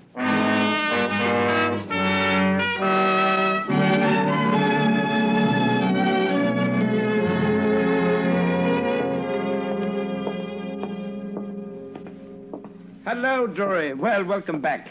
I say, though, the chief's been trying to get a hold of you all day. Yes, I know. Is Chief Carruthers in? No, he had to meet someone at the train. He'll be back soon, though. When he wants me, I'll be in my office, finishing my report.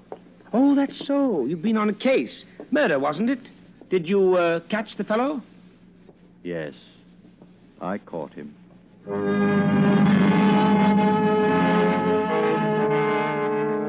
There's little now that needs to be added. Christmas Eve, Drury Lane Theatre. And Ashley Norton went alone, he said, because his wife Sarah had gone on ahead. And the medical training, it came back to me when I needed it as though it had been my life, my former life. There can be only one conclusion to this report. Sarah Ashley Norton was murdered by her husband. The case is closed. Signed, Roger Ashley Norton, formerly Terence Drury.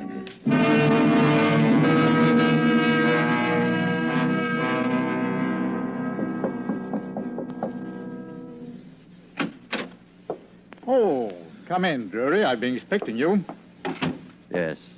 Here's my report, sir. And there's time enough for that. If you don't mind, I'd rather you read it now. I'd like to get it over with. Yes, but, you know, we finally traced the serving girl, Effie Wilkes. Yes. If you don't mind. And through her, we traced someone else. Does it really matter now? I think perhaps it does. You may show in the witness, Peters.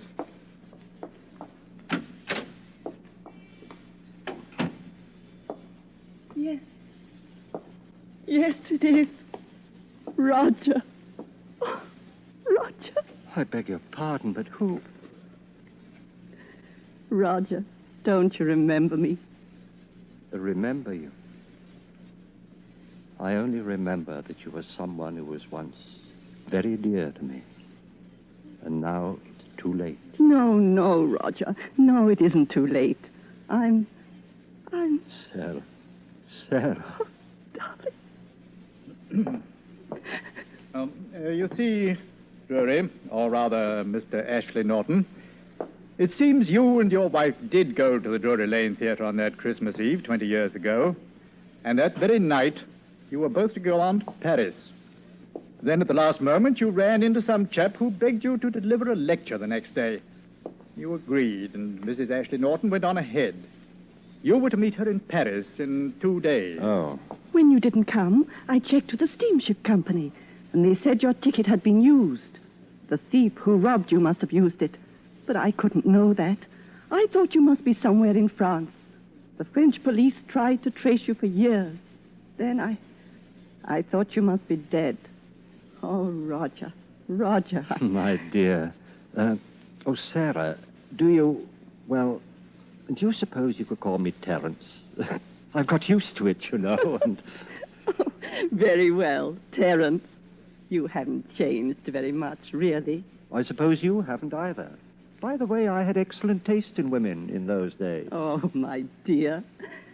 Oh, and can you ever forgive me? Forgive you? For what? The bones. Oh, the bones. Yes, Well, I suppose if that Mrs. Tumley hadn't been so nosy, I wouldn't have done it. But I was afraid if they found it in the house, it would look even worse. So that's why I did it. Did what? Buried your demonstration skeleton in the backyard, under the holly tree. What? Oh!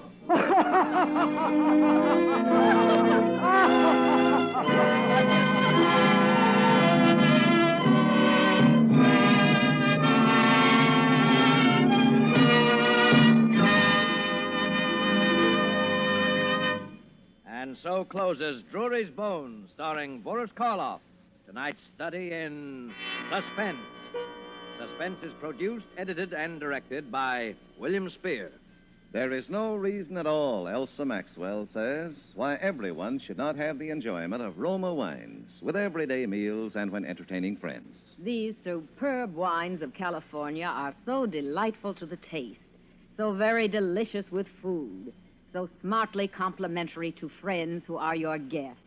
It seems a shame to me that some people still miss out on such wholesomely simple, moderate, and inexpensive pleasure. But of course, Miss Maxwell, millions already do know and enjoy Roma wines. In fact, more Americans enjoy Roma than any other wines. And that can only mean Roma wines are California's finest, always extra good, unvaryingly fine in flavor and quality, yet only pennies a glass. Roma, R-O-M-A, Roma wines. Next Thursday, same time, you will hear Mr. Joseph Cotton, a star of Suspense. Presented by Roma Wines, R-O-M-A, made in California for enjoyment throughout the world. This is CBS, the Columbia Broadcasting System.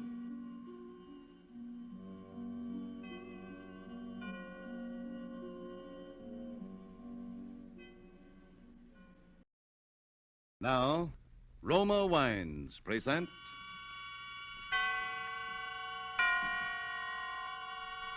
Suspense.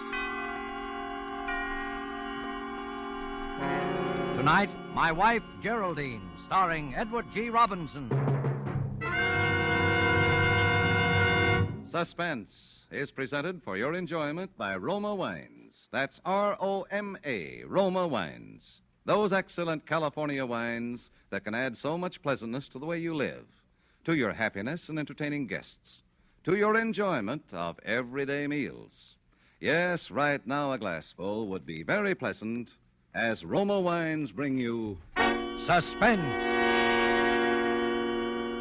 This is the Man in Black, here for the Roma Wine Company of Fresno, California, to raise the curtain on another study in suspense. Tonight from Hollywood, Roma Wines bring you a star, Mr. Edward G. Robinson, in the story of an amazing hoax and a phantom love that led a man along the steep and dangerous bypaths of sanity. And so with My Wife Geraldine, and with the performance of Edward G. Robinson in the role of Geraldine's husband, we again hope to keep you in suspense.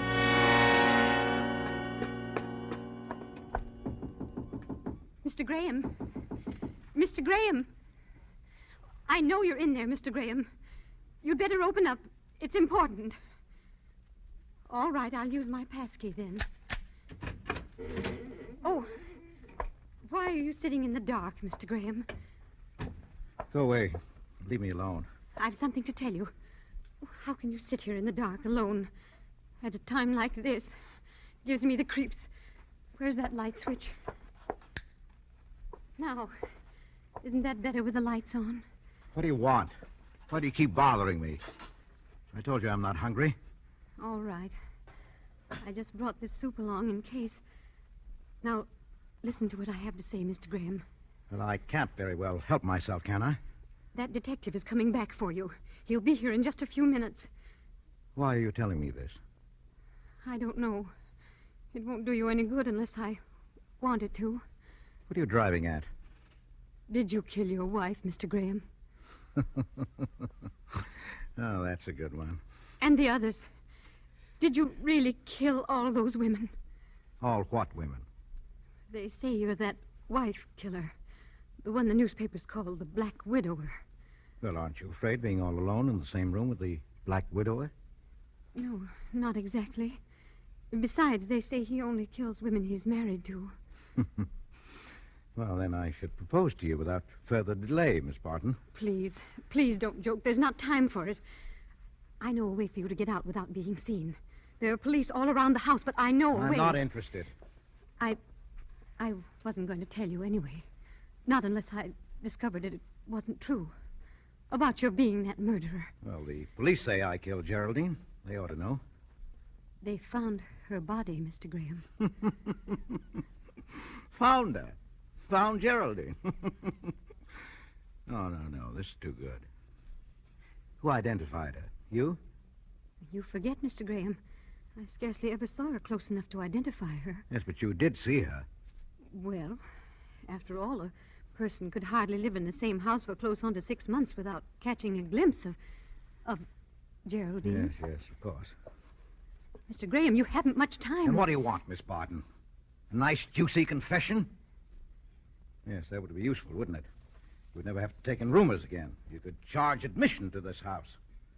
And this is the room where the Black Widower confessed all to me. I couldn't help it, he said. It was a compulsion. I loved her, but I had to kill her. It was just like all the others. I'm sorry, Mr. Graham. I won't bother you again. If you need anything, well, I'll go. No, wait. I've hurt your feelings, haven't I?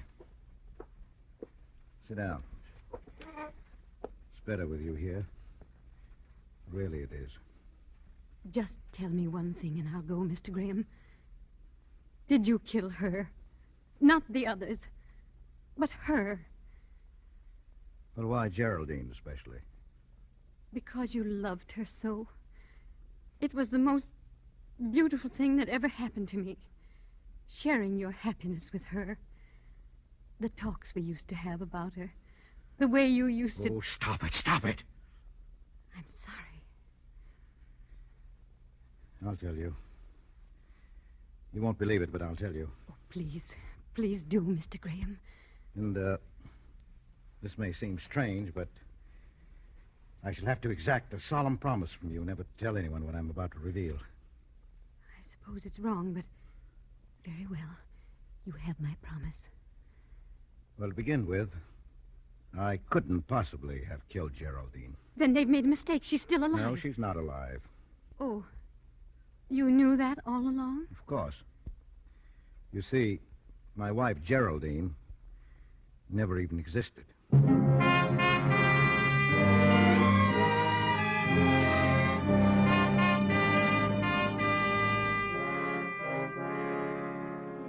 Tonight for Suspense, Roma Wines are bringing you as star Mr. Edward G. Robinson, whom you have heard in the prologue to My Wife, Geraldine, a radio play by Robert Tallman from a story by Lawrence Marcus.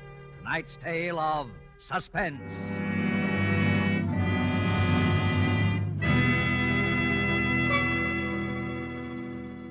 This is Truman Bradley for Roma Wines. To millions all over the world, the name Elsa Maxwell stands for gracious hospitality. Her suggestions on entertaining are eagerly sought, and here's an especially timely one. Planning a simple dinner for friends during these days of food rationing calls for imagination. Yet any hostess can compliment family and guests and make simple foods temptingly attractive. I suggest the simple and inexpensive touch that Roma lends, making party fare out of the most ordinary supper. Serve cool Roma red Burgundy with the meal. If possible, too, dine by candlelight. The tart piquancy of deliciously robust Roma California Burgundy, and the soft, flattering lighting heightens the pleasure of dining. Remember, though, the important thing is to serve and enjoy good Roma wine with the dinner. Dinner by candlelight with brilliant, distinctive Roma wine. Truly an appealing idea. And as Miss Maxwell suggests, delicious Roma California Burgundy is the subtle note that tones up the occasion. Roma Burgundy, like all Roma wines, is of unvarying goodness. The goodness of selected grapes, picked at their best in California's choicest vineyards, then guided to flavor fullness by the ancient wine-making skill of Roma's famed wineries. Serve Roma wine regularly. It costs only pennies a glass. Remember, more Americans enjoy Roma than any other wine. R-O-M-A, Roma Wines. And now it is with pleasure that we bring back to our sound stage Edward G. Robinson in My Wife, Geraldine, a tale well calculated to keep you in suspense.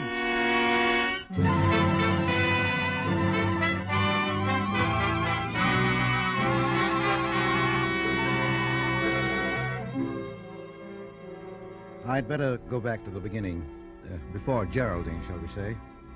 I was a bachelor, Miss Barton, what they call a confirmed bachelor. My mother was left a widow at the time of my life when most young men start going out with girls. She was an invalid. Well, you know how it is. It's an old story. In those days, Geraldine was only a sort of vague picture in my mind. She didn't have any name. She was only the girl that I hoped one day to marry.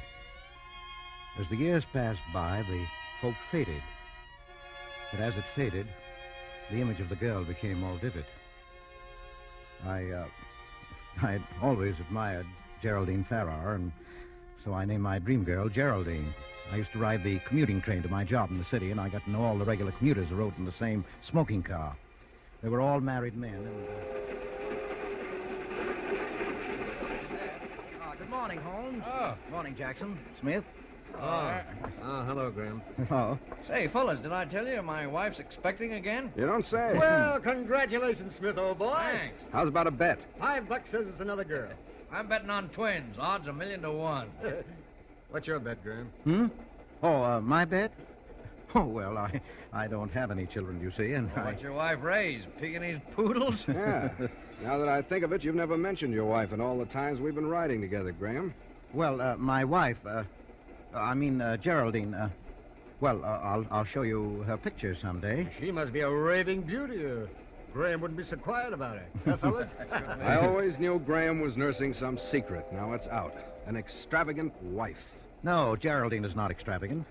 I don't like your tone of voice, Holmes. You're speaking of my wife. Oh, no, wait a minute. He was only kidding. I can see you haven't been married very long, Graham. I don't believe he's married at all. Oh, you don't? Well, let me tell you something. Not all marriages are like yours. Some people stay in love. I think I may safely say that Geraldine and I will always be in love.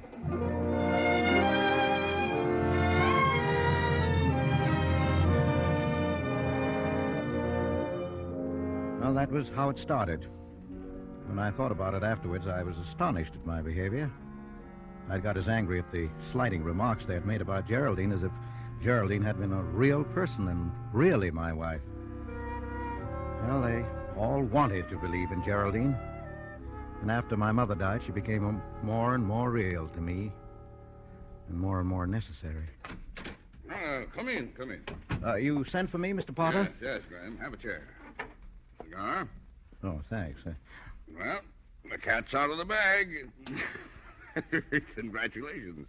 Oh. You're in for a promotion and a raise in pay. Well, thank you, Mr. Potter. Not at all. Glad to have another married man on our payroll. Oh. Just a technicality, Graham. Yes, sir. So as to justify this raise with our main office, will you bring around your marriage license? Yes, but, Mr. It's Potter... a company rule, Graham. Got to do it. For all we know, you might be this black widower fella. The one that's married all those women on fake marriage licenses and then killed them for their cash and jewelry. Yes, sir. Some women will marry anybody. Even you, eh, Graham? Well, no offense, old man. Well, I guess I better be getting back to the job. Yeah, that's the spirit. Don't forget that marriage license. No, sir, I won't forget.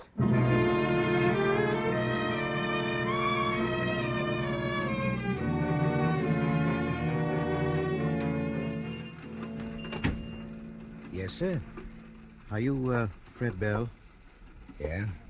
Well, look, I'm in sort of a spot. You know, I've just changed jobs, and for the record, you understand, I have to show them my marriage license. By George, I've lost it, and I don't know what to do. Who sent you here, mister? A fellow roomer, my hotel, Frank McGuire. Oh. Well, you know, I'm sticking my neck way out on this. It's going to cost you dough.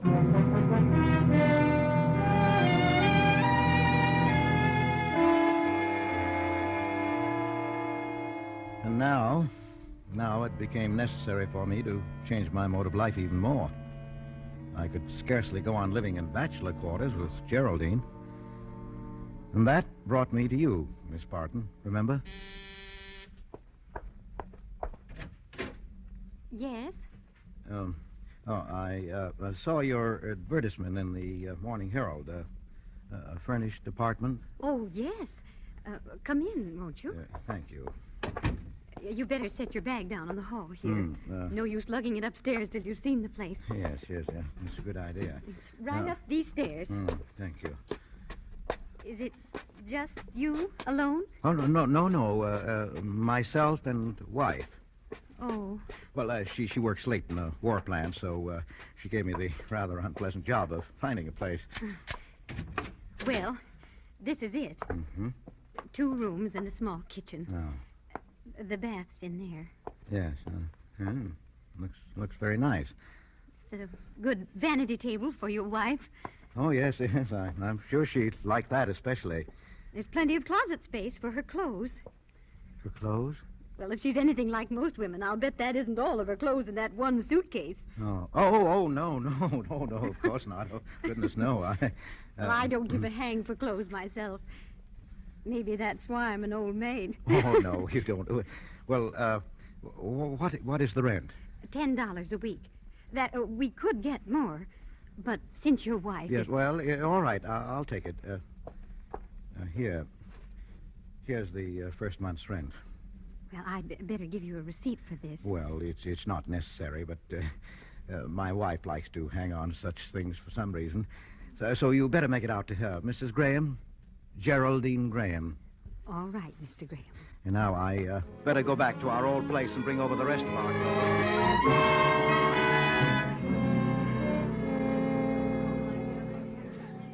What size does your wife wear, Mr. Graham?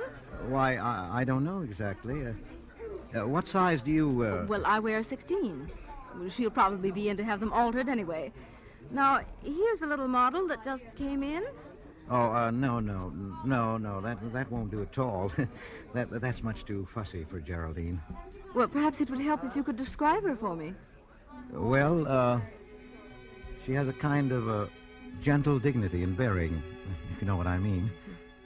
Her hair is taffy-colored with little gold lights in it. And her eyes. Her eyes are a kind of a luminous gray-green color. Some days they look green, and other days they're gray with gold flecks in them. Her features are delicate, but strongly molded. Sensitive, but not fragile. And her skin is fair, almost translucent, with just a sprinkling of freckles when she's been out in the sun for a day. She tries to cover them up, of course, as all women do, and she's... well, she's not exactly... How long have you been married? What? Why, only a short time. I thought so. Well, I'm not much good at describing people, especially people I know awfully well. On the contrary, you're almost too good at it. You've made me feel I've met her.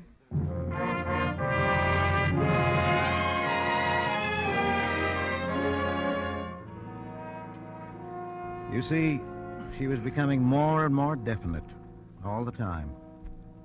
Remember how you dropped in to see me, us, that day? Oh, come in, Miss Barton. I thought I could help you with your unpacking.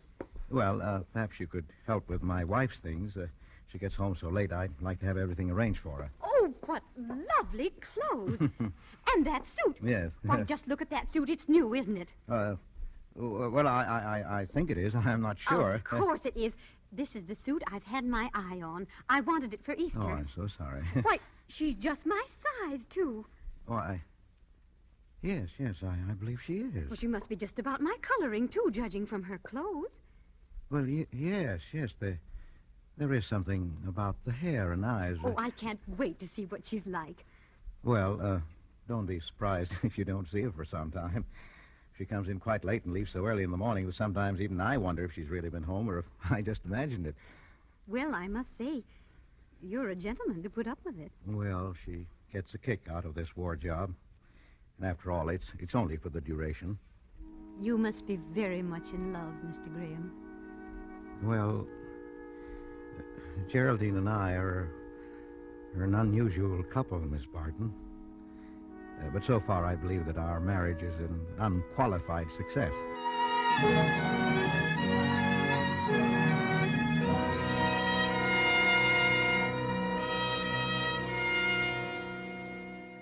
And so the legend of Geraldine grew.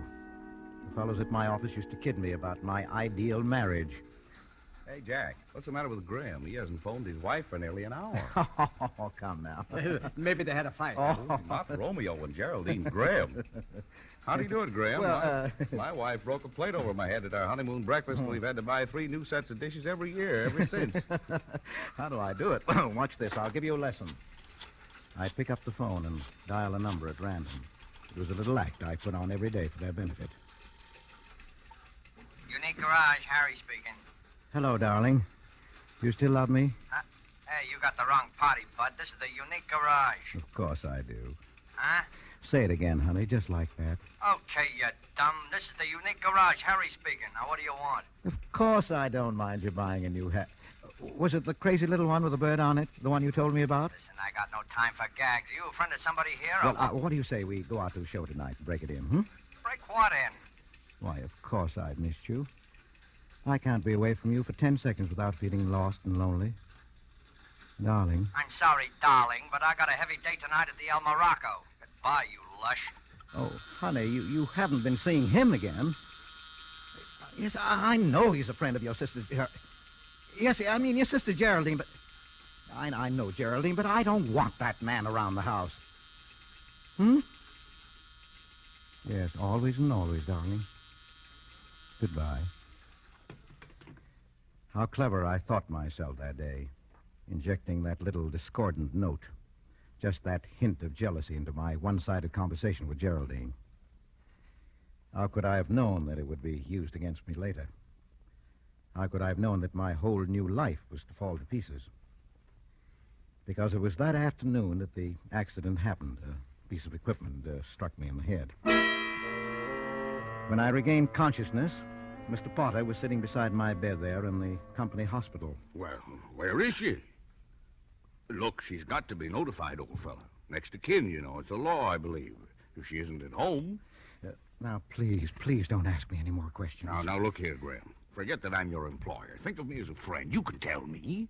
What is it? Has she left you? No. Well, then where is she? Well, I won't say any more. I was going to tell you everything, but I know you wouldn't believe me.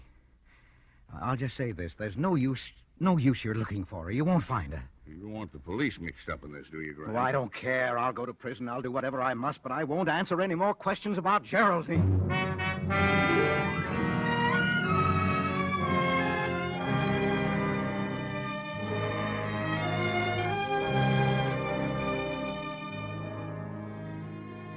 Well, you know the rest of the story, Miss Barton.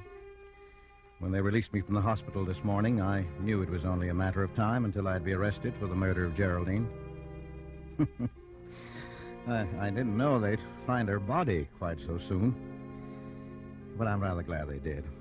Now my secret will never be known. Geraldine is as real in death as she was to me in life. Oh, Mr. Graham, aren't you glad you told me your story? Yes. Yes, I knew you'd understand somehow. Yes, but remember your promise. But, Mr. Graham, you can't let yourself be hanged for the murder of a woman who never existed. Now, listen to me. When that detective comes back, tell him all these things. No, I will not, Miss Barton. Let them think I'm the Black Widower. Oh, but... I even forged the marriage license. Oh, Mr. Graham, if only I'd known you then. The police then. description. Now, it's all too perfect. Apparently, this Black Widower and I look startlingly alike. So you see, it's quite hopeless. Mr. Graham, that's the detective now. What are you going to do? Nothing. I'm tired. I'll be glad to get it over. I couldn't bear to tell them about Geraldine. I couldn't stand for people to read about her and me in the papers and go about making cruel jokes over us. I don't care about saving my own life at that cost. Oh, please. That's why I made you give me your solemn promise to keep our secret, Miss Barton. But before they come in, I'd just like to say, you've been wonderful. You know, you're rather like Geraldine. Mr. Graham, oh, George, my poor darling. All right, put the bracelets on him, Riley. Bring the woman along for questioning. Just a moment, officer. You're making a terrible mistake. Listen to me. He is not the Black Widower. We know that, lady. They picked that one up in Albany a couple of hours ago. You found the Black Widower. Oh, George. What's that? My goodness. But your friend, Mr. Graham here, has still got some explaining to do. Such as? Such as what happened to his wife. We've got a corpus delicti and everything, you know. Well, very well, officer. I guess Will you be quiet, George? Officer, can I believe the evidence of my own ears? Do you say there is some question regarding Mr. Graham's wife? That's right. His wife. Well, it seems to me that a lot of trouble could have been spared if you had asked me about it. Well, What do you mean? Now, please, my dear. You promised. Please, you see, I am Geraldine Graham. Well, I don't want... Hey, listen, what's this? You're his wife. He has no other. Now, please, it's very kind of you, but it's no use. You see, officer, you won't believe me, but Geraldine never Officer, existed. my husband has had a very serious accident. He isn't quite right in the head yet, and you are not helping matters. Oh, Riley, get that phone, will you? Sure. Now then, let's get this straight once and for all. Riley speaking. What? Yeah? Hold everything. Huh? Hey, it's headquarters on the phone. They've identified the woman's corpus delicti. Her name is Oymensud Bovak. She fell off a tugboat. Well, why didn't they say so in the first place? Well, folks, it looks like we had a little misunderstanding all around. You know how it is. Well, take care of yourself, Mr. Graham. Goodbye, Mrs. G. I'm pleased to have made your acquaintance. Come on, Riley, come on. Let's get out of here. Miss Barton, Agnes, I don't really know. George. Yes? What was Geraldine like? I mean, what did she look like? Well, really, my dear, Geraldine? Well, she has a kind of a gentle dignity and a grace of bearing. Her hair is taffy-colored with little gold lights in it. And her eyes are a kind of luminous gray-green color. Her skin is fair, almost translucent, with just a sprinkling of freckles when she's been out in the sun for a day. She tries to cover them up, of course, as all women do, and... I always do. You know, George, I was just looking in the mirror here while you were... You know, my hair is taffy-colored, and the little gold lights in it. That was very observant of you, George. And my eyes, would you really say gray-green? My goodness. My goodness, I do believe... Miss Barton, Agnes, do you suppose... That we could be married immediately? I rather think that can be arranged. And thank you for your nice proposal. My dear. Darling. Oh. George, what is Geraldine going to think of all this? She'll be furious.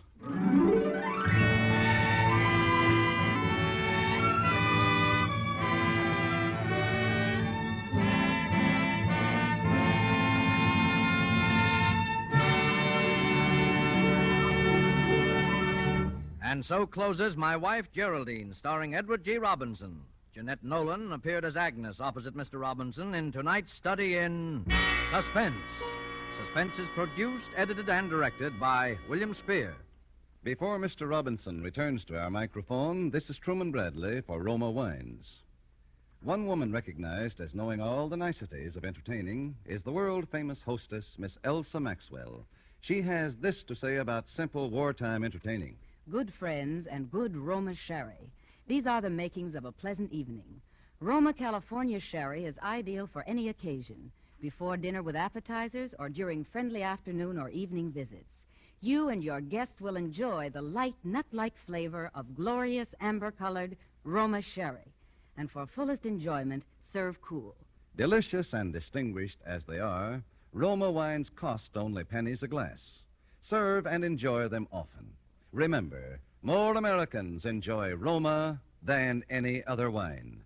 R-O-M-A, Roma Wines. And next time you use vermouth, sweet or dry, choose Roma vermouth. Zestful, full-flavored Roma vermouth is blended, mellowed, and developed with all the traditional wine-making skill of Roma wineries, yet surprisingly low-priced. Try Roma vermouth soon, won't you? This is Edward G. Robinson.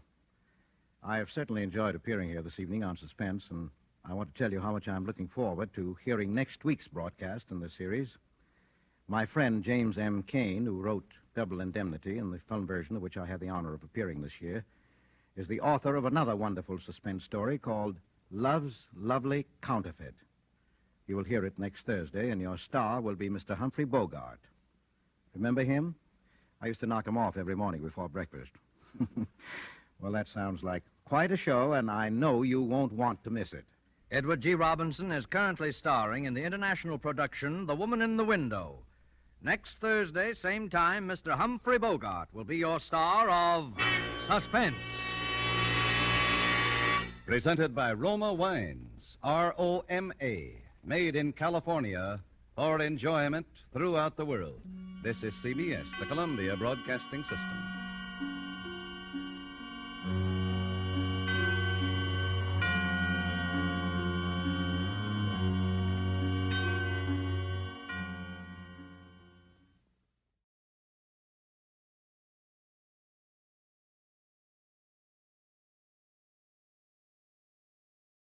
Now, Roma Wines present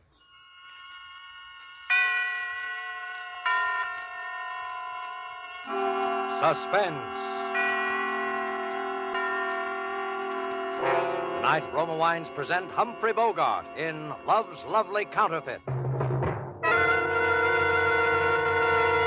Suspense is presented for your enjoyment by Roma Wines.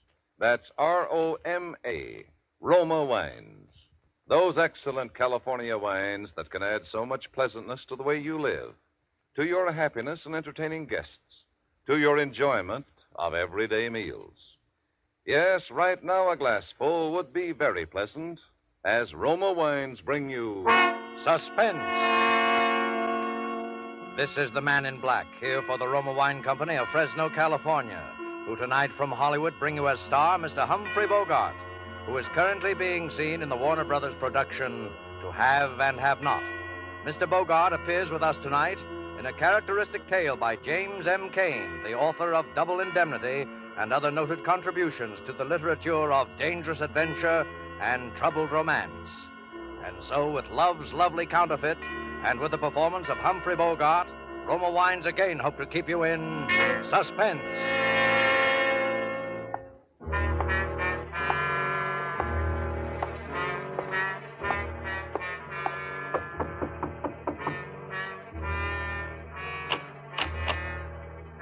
That's all right, Lefty. Open up. Oh, it's you, Ben. Come on in, Ben. Sal here yet? No, not yet, but he ought to be pretty soon. Huh? What's he got on his mind? I wouldn't know, Ben. Okay. Hey, what's that coming down the street?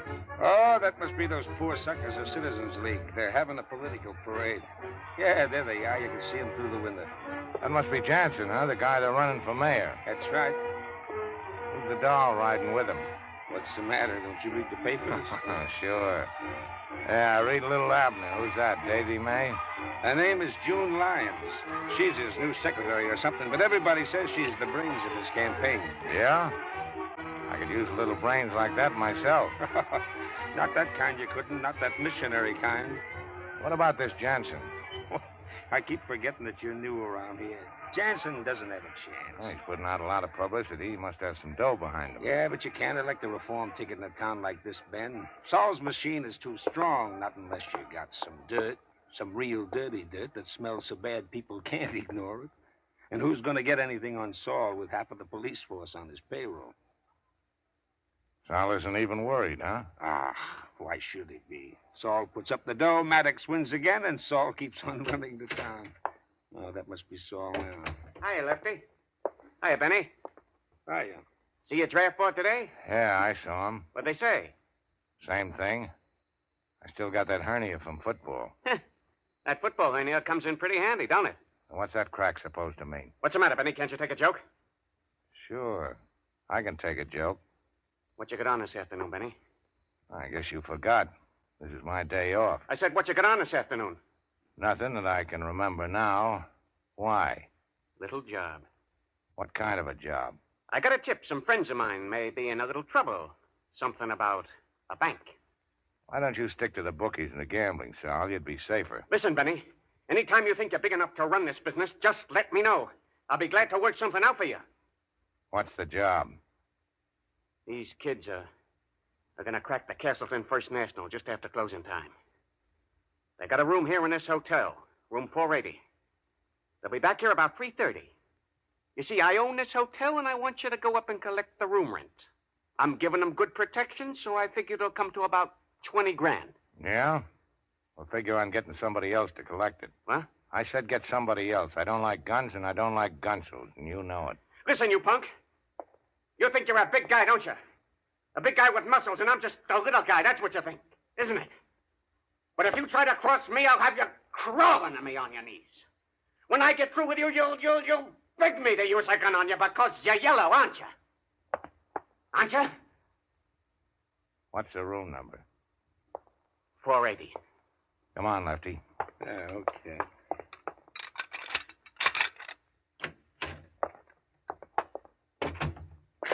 Gee, that was lousy. I'll skip it. You're gonna do it, though, aren't you? Sure. I'll see you up there, 3:15. Oh, by the way, what'd you say that dame's name was? What dame? That dame was Jansen, that brains of the opposition. You mean June Lyons? Yeah, that's it. Now, wait a minute, Ben. You know that's poison. If Saul ever thought that... You know, Lefty, Miss Lyons interests me in more ways than one.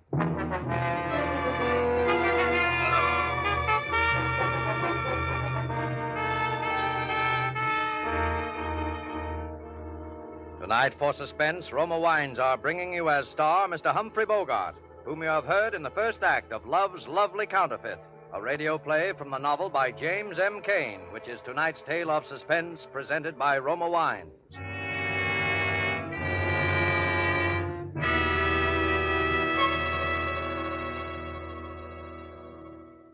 This is Truman Bradley for Roma Wines. Mention the name of Elsa Maxwell, and you picture a famous hostess, expert in every phase of entertaining.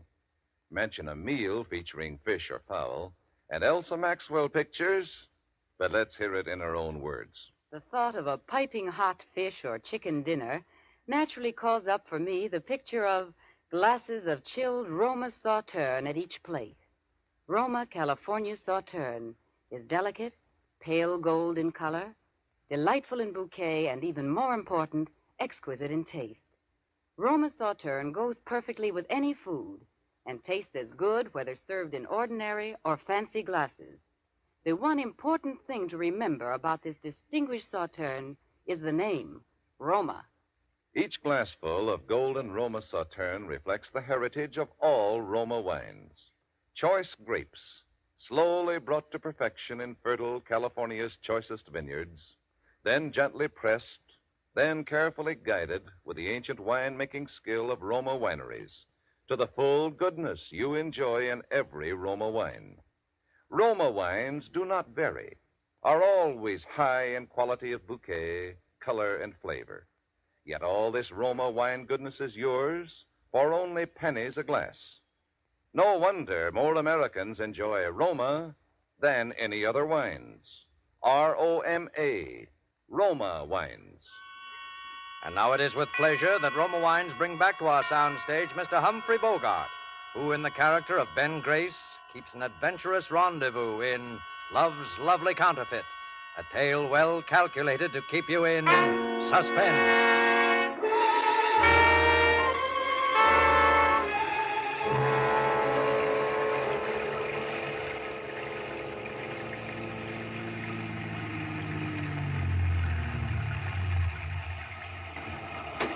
All right, get rolling. Are you, That's right, get rolling. So you're June Lyons, the brains of the opposition. What's this hot tip you told me about over the phone? I don't have much time. What's the matter? You worried? Not particularly. Well, you don't have to be.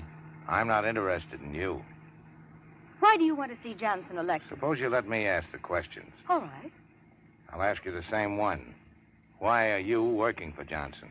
Oh, I'm just one of those crazy idealists, I guess. Just a missionary, huh? Well, Jansen may not be the best man in the world, but at least he isn't hooked up with a racketeer like Saul Casper, the way Maddox is. June. Oh, it's June now, is it? What's your name? Maybe I'll tell you that later, and maybe I won't. Listen, June. If you were one of those earnest kids who stand around on street corners handing out leaflets, I might believe you wanted to reform the world, but you're not. I know that you know that electing Johnson isn't going to reform the world or even reform Lake City. It just doesn't make that much difference. Well, it does to me. But there's something else, too. Like what? If Johnson wins, of course, I'll get a city job out of it. A good one. That's more like it. But I want to explain why. You don't have to explain anything. But I want to. I'm a lawyer. At least I have a degree from law school. And I want to be a good lawyer. If you start out on your own, it can take years. But with the right job at City Hall, you can build up a practice in no time. Okay. As long as it's the dough you're thinking about, we can do business. Oh, it isn't just money. I know. Now listen. I know. You're a missionary. Now listen, if I give you some dirt on Sal Casper that'll send him up for 10 years or so, Jansen wins, right? Well, if you can prove it. You're going to prove it. 3 punks from Chicago are sticking up the Castleton First National Bank at about 3 this afternoon. Sal Casper's hiding them out at his hotel, room 480. If there's any shooting at the bank and anybody gets killed, it'll be that much better. You'll have them for accessory to murder. You have your people there at 4 o'clock. I'll take care of the rest. Well, if we come out with this and it can't be proved, it's criminal libel. And that's all Jansen needs to really lose. So, what do you think? I think you're working for Maddox and Casper. Well, that could be. But at least I know my law. What law? The Castleton Bank is insured by the government. That makes the stick-up a federal rap. If you want the number of the FBI, I'll give it to you. Oh. And for your information, my name is Ben Grace, and I work for Sal Casper, so I'm not a guy who's in a very good position to go around giving phony tips to the FBI. You can pull right up here. Why are you doing this? Because I just decided Sal Casper is mean, and he's greedy. That enough? You say so. Room 480 at 4 o'clock. Ben. Yeah? Will I see you afterwards? Now, don't worry, baby. You'll see me.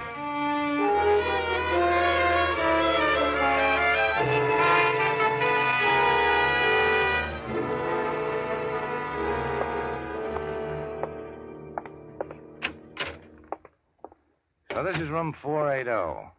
Huh. Looks just like room 481. Hiya, Lefty. Sit down, Ben. You didn't take it too hard, what Sally said, did you? I can't say I liked it.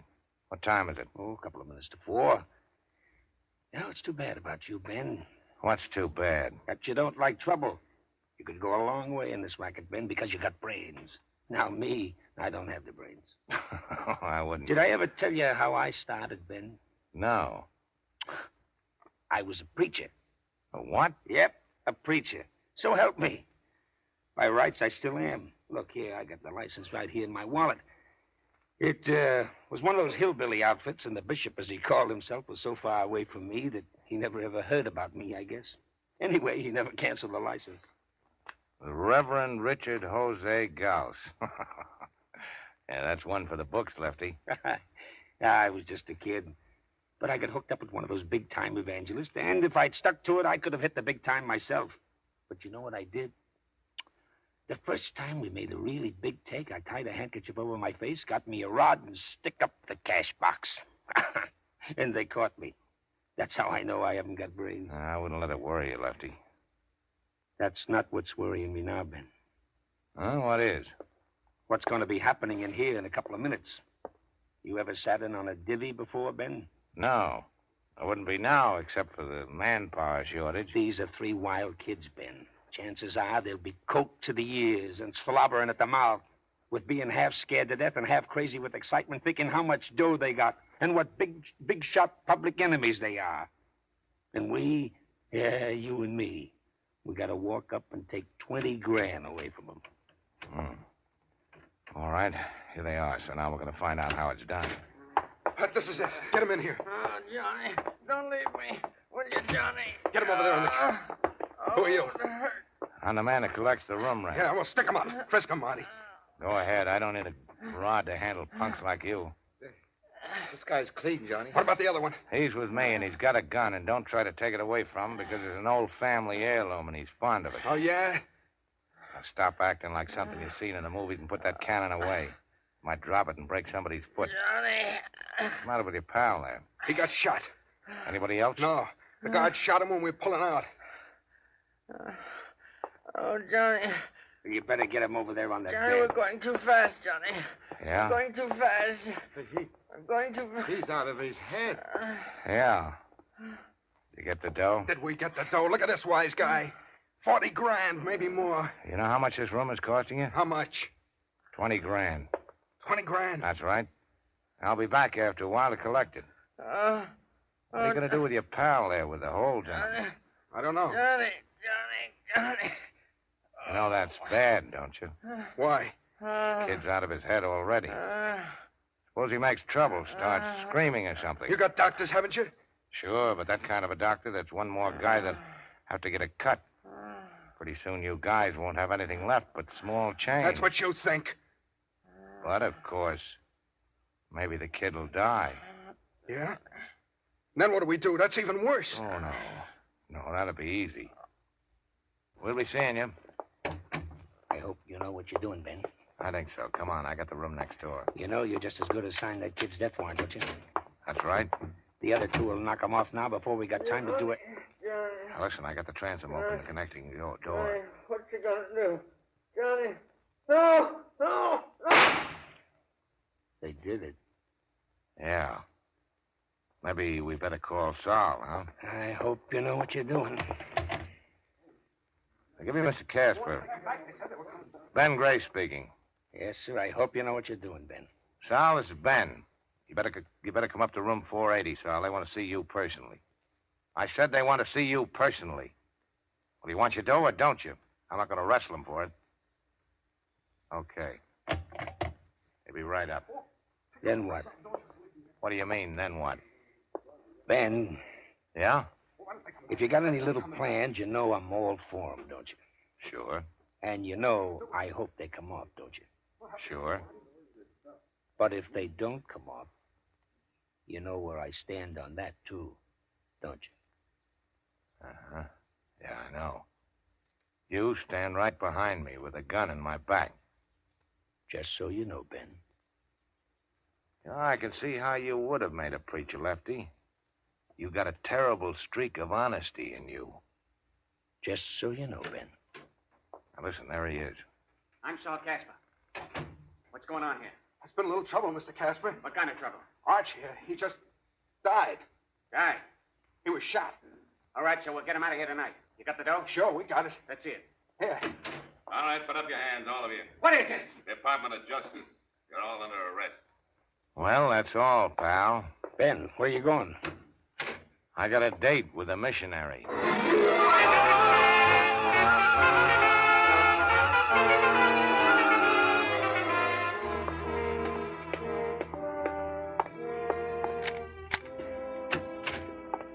Ben. Hello, baby. Where's my good evening kiss? Oh, Ben, please. I want to talk to you. What about?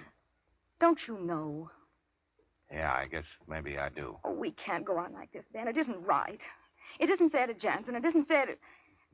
Well, it isn't fair to me. What's so unfair about it? You know what's unfair about it. Mr. Jansen promised the people of Lake City that if he got elected, he'd clean up the town. All right, why doesn't he do it? He's had 6 months. Because he doesn't even know what's going on. Great. Then what's the beef? Well, I know what's going on.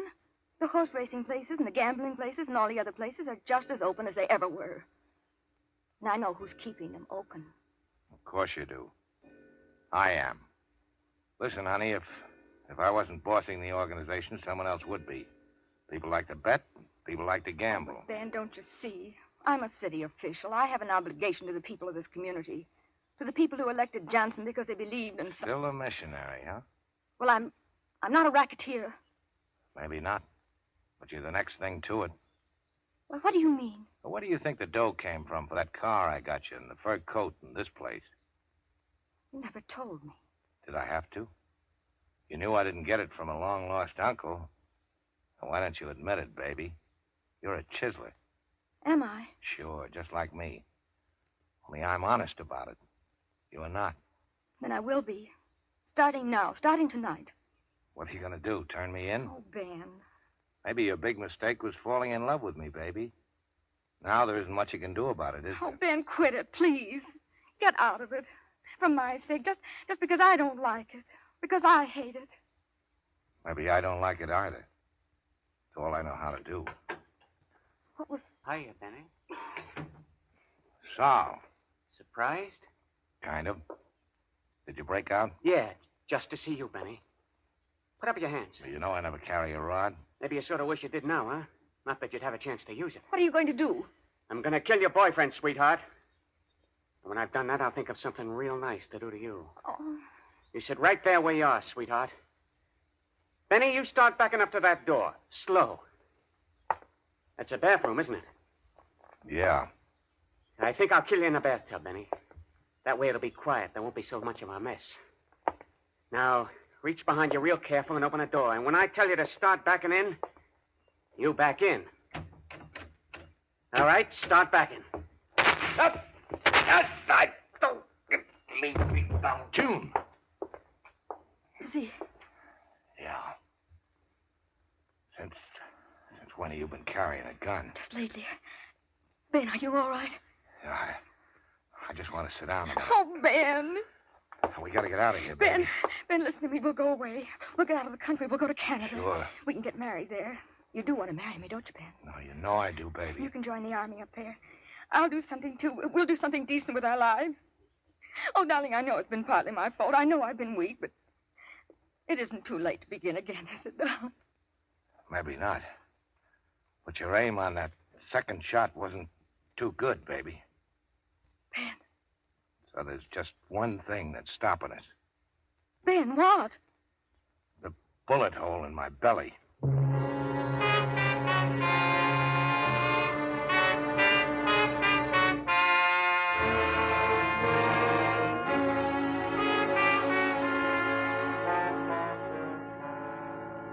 Well,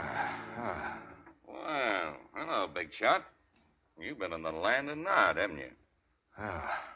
Where am I? The city hospital. Yeah? What are you doing here? Reading the funny papers, can't you tell?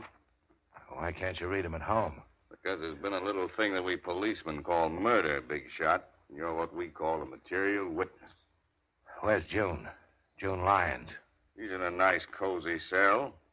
When she comes to trial, your statement will probably send her up for 5 or 10 years to another nice, cozy cell. What statement? Oh, you talk. Yeah? You know what you got, big shot? Sure. I got ventilated with a lead slug. Yeah, but that's not all. You got peritonitis. Oh, I have. So what? So I've seen guys with peritonitis before. You know what happens? First, they start getting a fever. Then they get kind of lightheaded. Then they get thirsty, terribly thirsty. And after a while, you get so you can make them talk without they hardly know that they're talking. Yeah, you talk all right. You think so? I know so. Where's Lefty Gals? You mean your faithful servant? He's right outside. Well, can I talk to him alone? Sure, why not?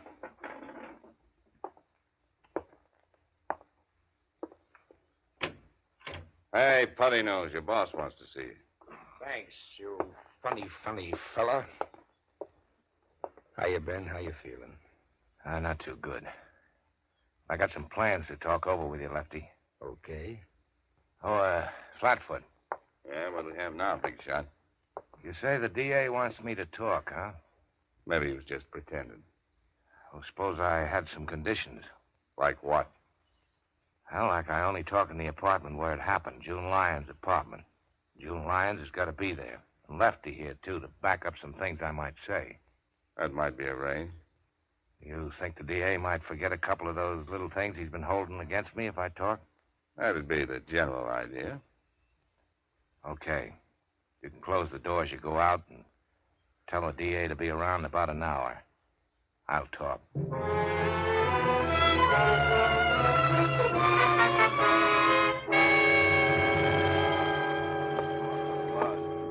All I'm saying is that I won't be responsible.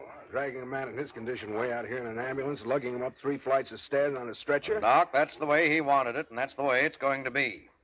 All right, everybody here. Miss Lyons? Yes. Lefty Gauss? Yes. How is he, Doctor? I've already told you. But he can talk. Oh, stop worrying about me, Mr. D.A. You're breaking my heart. Are you ready to start, Ben? Uh-huh. Can I have a glass of water? Yes, of course. Thanks. All right, I'm ready. Do you, Ben, take this woman, June, to be thy lawful wedded wife, to love and to cherish, for better, for worse, to death do you part? What's going on here? Quiet. I do.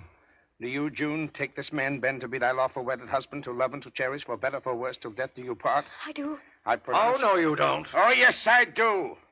I'm a licensed preacher, and this is Miss June Lyons' apartment, and it's outside the city's jurisdiction. It's in the county. And this marriage license was taken out at the county courthouse 1 minute before they closed today. And when I sign it, brother, it's legal. I pronounce you man and wife. I suppose you've heard that a man can't testify against his wife, Mr. D.A. Yes, I know. Oh, by the way, you mind if I kiss the bride? Oh, go ahead. Ben, darling. That was the finest. Oh, that was nice. Ben, your face is so hot. Yeah. I thought maybe I was going to make it, baby, but I guess I'm not. Oh, Ben. Ben. Doctor, quick, doctor. So long, missionary. Mrs. Missionary. Oh, no. Oh, Ben. Oh, Lord, we pray thee to receive the spirit of our dearly departed, and to forgive him his trespasses, as we forgive those who trespass against us.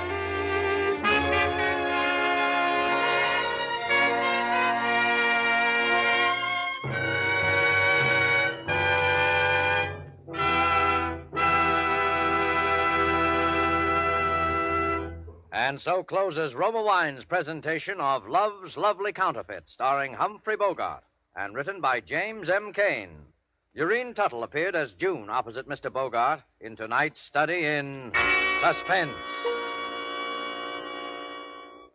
Before Mr. Humphrey Bogart returns to our microphone, this is Truman Bradley for Roma Wines. Few hostesses have entertained as extensively, as often as the world-renowned hostess, Miss Elsa Maxwell. That's why these words of hers are significant. Back in the horse and buggy days, the serving of wine was surrounded by all manner of complicated do's and don'ts. Today, it's fashionable to serve delicious Roma wines whenever and however you choose. For example, the delicious, versatile Roma California Tokay is a light, moderately sweet, flame-bright wine that goes well before or after meals, during the cocktail hour, actually delightful at any time. Everyone enjoys the velvety, smooth, rich flavor of Roma Tokay, served cool. While Roma Tokay is different in flavor from other Roma wines, it is like them in these respects. Always delicious, never varying in fine quality. And since Roma wines cost only pennies a glass, you can serve them often. Remember, more Americans enjoy Roma than any other wine. And the next time you use vermouth, sweet or dry, choose Roma vermouth. Zestful, full-flavored Roma vermouth is blended, mellowed, and developed with all the traditional winemaking skill of the Roma wineries, yet surprisingly low-priced. Try Roma vermouth soon, won't you? This is Humphrey Bogart. It's been a great pleasure and privilege to appear for the Suspense audience, and I hope they'll have me back soon. I'm certainly going to make it a point to hear next Thursday's Suspense show, which sounds like one of the most unusual of the year. Two of the most distinguished ladies of the acting profession will be your stars. There's 75 years difference between their ages. They are Miss Margaret O'Brien and Dame May Whitty.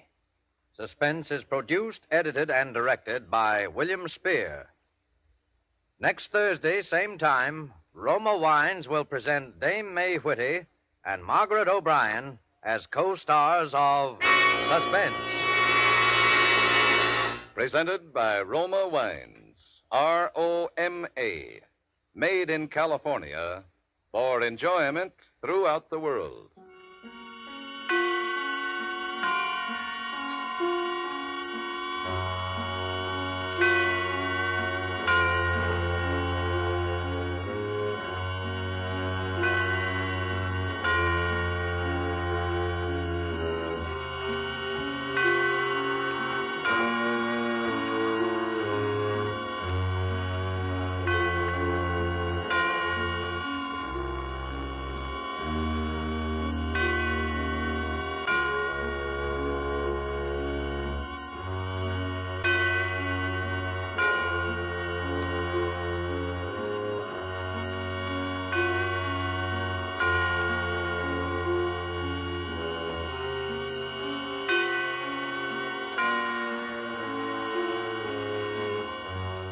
This is CBS, the Columbia Broadcasting System.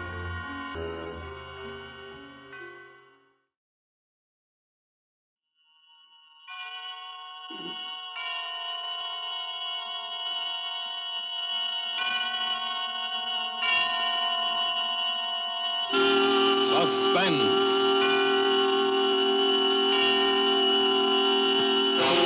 Autolite and its 96,000 dealers present Mr. Eddie Cantor in Double Entry, a suspense play produced and edited by William Spear.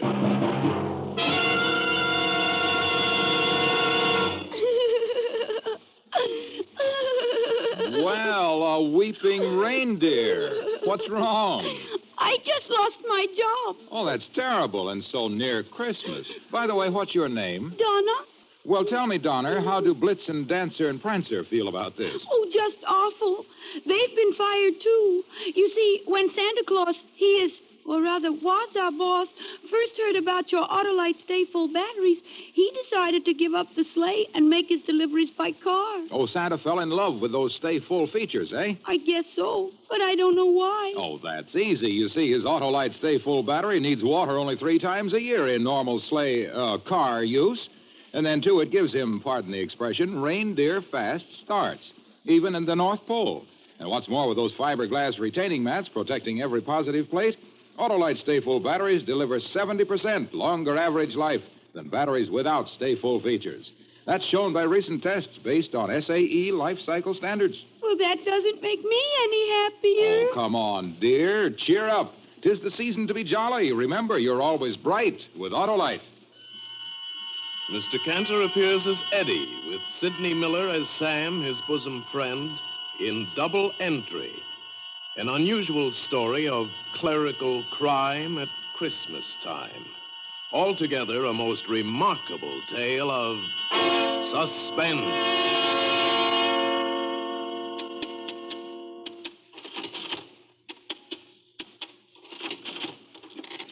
It always balances in the double entry system. If it don't, you hang around until it does. Yeah, even Christmas week. That's what I've been doing all my life, keeping books. It's fascinating, positively fascinating. Look at them figures. Beautiful, ain't they? Calligraphy, they call it. That's Greek for beautiful handwriting, you know. I bet in my day I've written billions of figures. Oh, hundreds of billions. And cash? Say, I've handled so much cash, my fingers are calloused. Why, once I even got water on the thumb from licking it to count money. But so what? What's cash? You go along every day counting it, piling it up, never thinking who owns it, never even think about what it will buy. Handling cash is just the same as adding figures. A job. Then, one day, something happens that makes you look on things different. There's no excitement in an office, no danger, no heroism, no adventure, not much chance to risk anything, to do something for a pal. So if a guy gets a chance to do a favor, to help out a pal who's in a jam, well, maybe you look on cash a little different.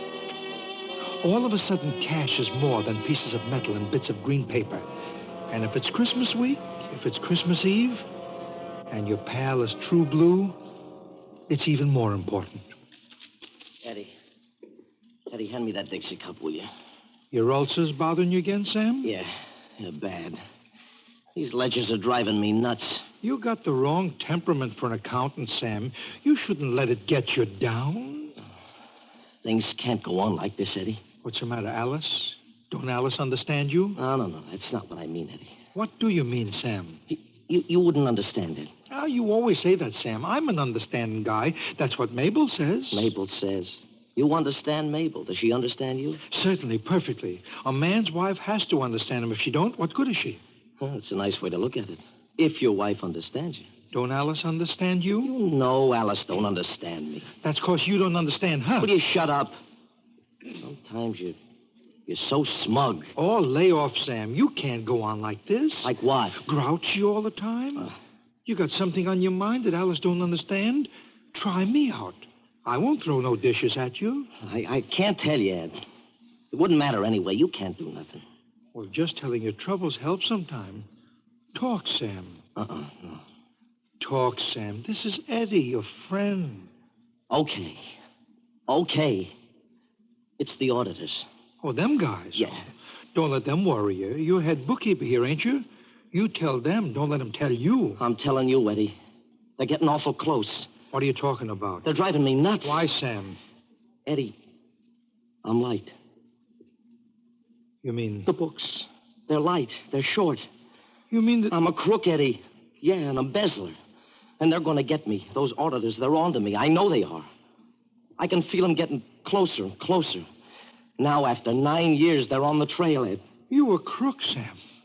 I don't believe it. Oh, I wish I were dreaming. Why, Sam, you're the fair-haired boy around here. All you had to do was ask. Ask who? Bartholomew, that tight-fisted It's stubborn... Alice. She's to blame, I know. She wasn't satisfied with your salary. She wanted ermine, capes, diamonds, a box at the opera. I know she drove you to it, Sam. Don't blame her, Eddie. This one we can't blame on Alice. She doesn't even know anything about this caper. Well, if she didn't drive you to it, why'd you do it? All those kids on the block. They wanted to go to camp. Yeah, that's how it started, Eddie. With unknown benefactory. What?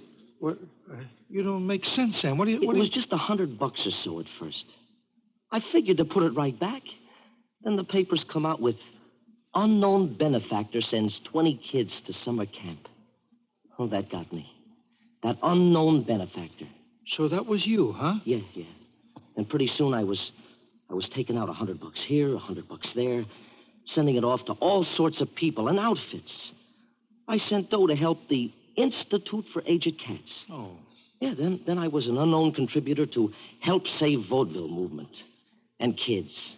I was always helping kids. A regular Scrooge. No. Santa Claus, Sam. Yeah. And it made me feel great. Of course, I'd cover up on the books here with a fake entry, hoping I'd hit on the market and be able to put it all back, you know. Yeah, but you were always unable to make a recoup. Kept getting in deeper. Sam Crockett, an embezzler, and for 9 years. Don't say it, Eddie. 9 years. How much did you take in all that time? $100,000 and 11 cents. Where am I going to get that kind of money? I could dig up the 11 cents. But... Oh, wisecracks. That's all you're good for. Jail staring me in the face. What do you want me to say? What do you generally say? What do you generally say to your friend when he tells you he's a crook? I told you because it feels good to get it off my chest. 9 years of hell. That's why you've been so nervous. That's where my ulcers come from. Every night working late, covering up and... Sweating, worrying, thinking of the ultimate end. The wall's closing in on me, Eddie. And now... Hello, yes? Yes, Mr. Bartholomew. Send Crockett in? Okay. My master's voice. Bartholomew wants to see you. Wag your tail, Fido. Wag it? I can't even drag it. Say, Eddie, didn't I see the auditors go in there a minute ago? Yeah. Yeah, come to think they did, Sam. This is it, kid. Merry Christmas. Maybe it's not, Sam. I got a feeling. I'm not scared, Eddie. No, it's a relief. Now I'll sleep nights. Maybe my ulcer will clear up. Oh, but those kids are going to take it hard when they read about their unknown benefactor doing time. 100 grand. Holy. Wonder what he did with the 11 cents. Sales tax, I suppose. What a chump. Your name Eddie? Yeah, what about it? What about it? I'm Fink Freeze. Mr. Flint said to drop in and see if you want to place a bet today. Flint who? What do you mean, Flint who? Mike Flint. Ain't your name Eddie? Sure, but I never heard of Mike Flint. You got the wrong Eddie. My name's Sullivan. Oh, he didn't tell me the last name. I don't know. He says look up Eddie in 411 Perry Trust Building. This is 511. Oh, for Pete's sake. Yeah. Wait a minute. Huh? Wait. You say you take bets on horses? I'll take a bet on a camel if he's running a tropical park. Are you a bookie? Well, I ain't no taxidermist, pal. Say, I may be the right Eddie after all. Got any odds? Well, if you're on the level, Eddie. You're in the business. Do I look like a stool pigeon? Okay, Eddie. I guess you're okay. Odds, huh? You want odds? Well, let's see. A tropical park, I can give you 10-1 in the first race. Aleppo finished last in a field of 9, his only other start. Let's see the form. You see, odds is okay if you don't bet too heavy. Play odds like a side bet, Eddie. The thing to play is the jockey, not the horse. Now, you take Sylvester. Won 3 yesterday, 2 on Monday, 1 on Sunday. Oh, he's hot, very hot. He can ride any dog into the money. Does he ride a long shot today? No, he's got 2 favorites and 4 short odds nags. He'll win, say, 2 races today, maybe 3, 1 for Santa Claus. Say, here's a 50-1 shot. Altruism. Altruism? I never heard of him. I got a hunch. Well, play it. Always play hunches. Let's see who this altruism is. Never raced before. Then how do you know he's no good? Well, I don't, but look who he's running against. War Alarm, unbeaten in 3 starts. Test Tube, last year's Gold Cup runner-up, and File Clerk. Oh, say, there's a hunch for you, Eddie. I ain't no file clerk, and I'm playing altruism if you don't mind. Okay, Eddie, okay. Just give me your $2. Is that all I can bet? Well, no, Eddie, but, gee, I don't want to play you for a sucker. How about $2,000? Oh, why don't you tie that bull to a fence? Will you take $2,000 on altruism? On the level, Eddie? Sure as tonight's Christmas Eve. Where would you get that kind of dough? Borrow it from the boss. Well, I'll have to get Flint's okay. Let me use your phone, huh? Go ahead. $2,000. Oh, well, that's not stage money, Eddie. Neither is $100,000. Could you pay off? Well, sure. Flint will cover any bet I make. Hello, give me Flint. See, this Flint is a very smart cookie. Maybe he don't want... Oh, hello, Mike? This is Fink. Look, there's a man's got $2,000 he wants to put on an ad called Altruism in the 3rd of Tropical. The odds are 50-1. How about it? Uh-huh. Yeah, but if he wins, Mike... well, sure, I'm a gambler, but 50-... Hey! The guy hung up.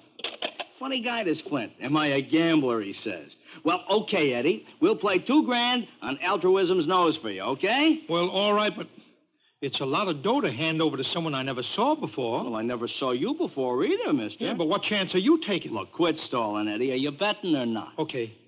Wait till I get the money.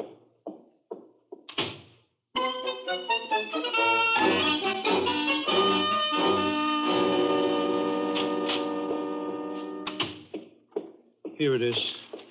1,000, 1,100, 2, 3, 4, 5, 6, 7, 8, 9, and 10.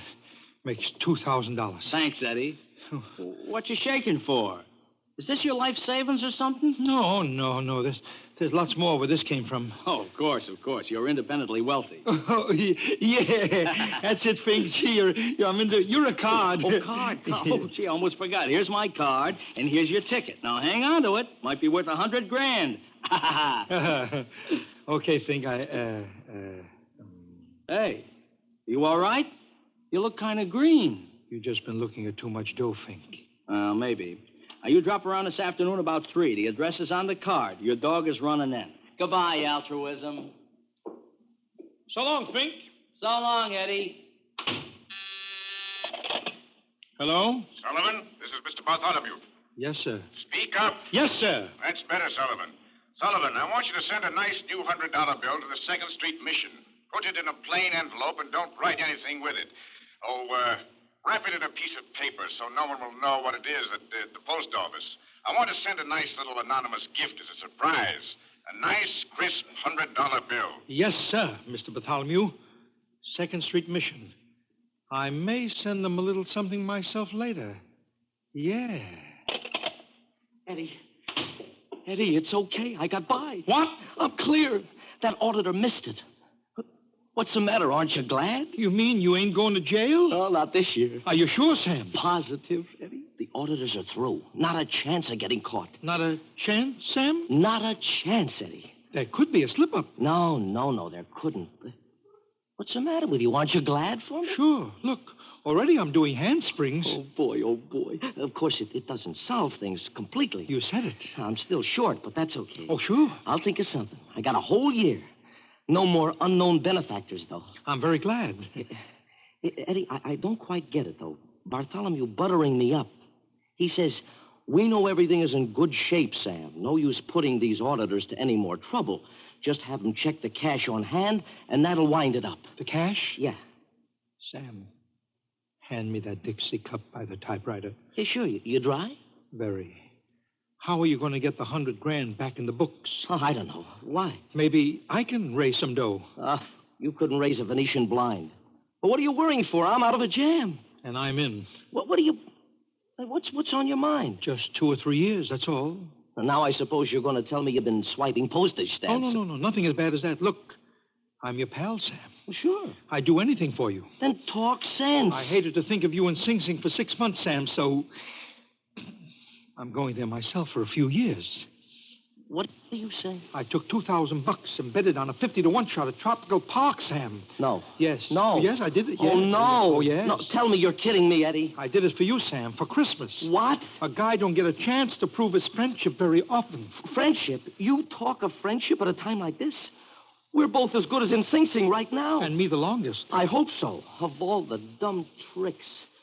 And you didn't make any entries, huh? No. Just took it. Eddie, how'd you come to bet on a horse? You never made a bet. What bookies do you know? Here's his card. He just happened in by accident. A truck should just happen by accident to run over you. Maybe he'd give it back, Sam. Oh, sure. Bookies are that way. Philanthropists, all of them. Besides, there's probably no such address as this. Oh, don't be hard on me, Sam. After all, I risked my own neck to save yours. No greater love. And maybe this horse will win. A 50-to-1? Well? Let me see that card. All we can do is try and get the dough back. He was awful nice, Sam. Oh, shut up. Nice. Look, fake an entry in the books. Then we'll pay Mr. Fink Freeze a call. Friendship. Yeah, friendship. We're in this together, pal.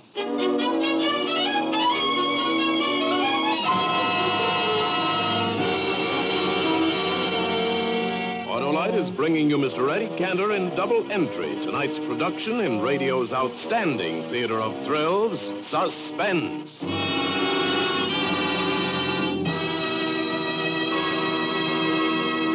Happy days are here again. Jingle bells, jingle bells. Hey, Donner, why the sudden switch? You were sadder than a bride's first batch of biscuits a few minutes ago. Oh, Santa changed his mind. He's sticking to tradition, and I'm going back to work. Well, good for you. It's even better for you. Santa thinks your Autolite stay-full batteries are so good, he's decided to bring one to every car owner. Gosh, what a wonderful way to be greeted Christmas morning. Imagine finding one of these brawny bundles of endless energy, the Autolite Stay Full battery that needs water only 3 times a year in normal car use, all wrapped up in red ribbon under your tree. But speaking of Christmas greetings, friends, I have a card here, and it's addressed to you. It says, may your holiday this year be the cheeriest ever, and it's signed the Autolite folks. To that, let me add Merry Christmas wishes from all of us on Suspense. Happy holiday to you all. And now, Autolite brings back to our Hollywood soundstage our star, Eddie Cantor, with Sidney Miller in Double Entry, a tale well calculated to keep you in suspense.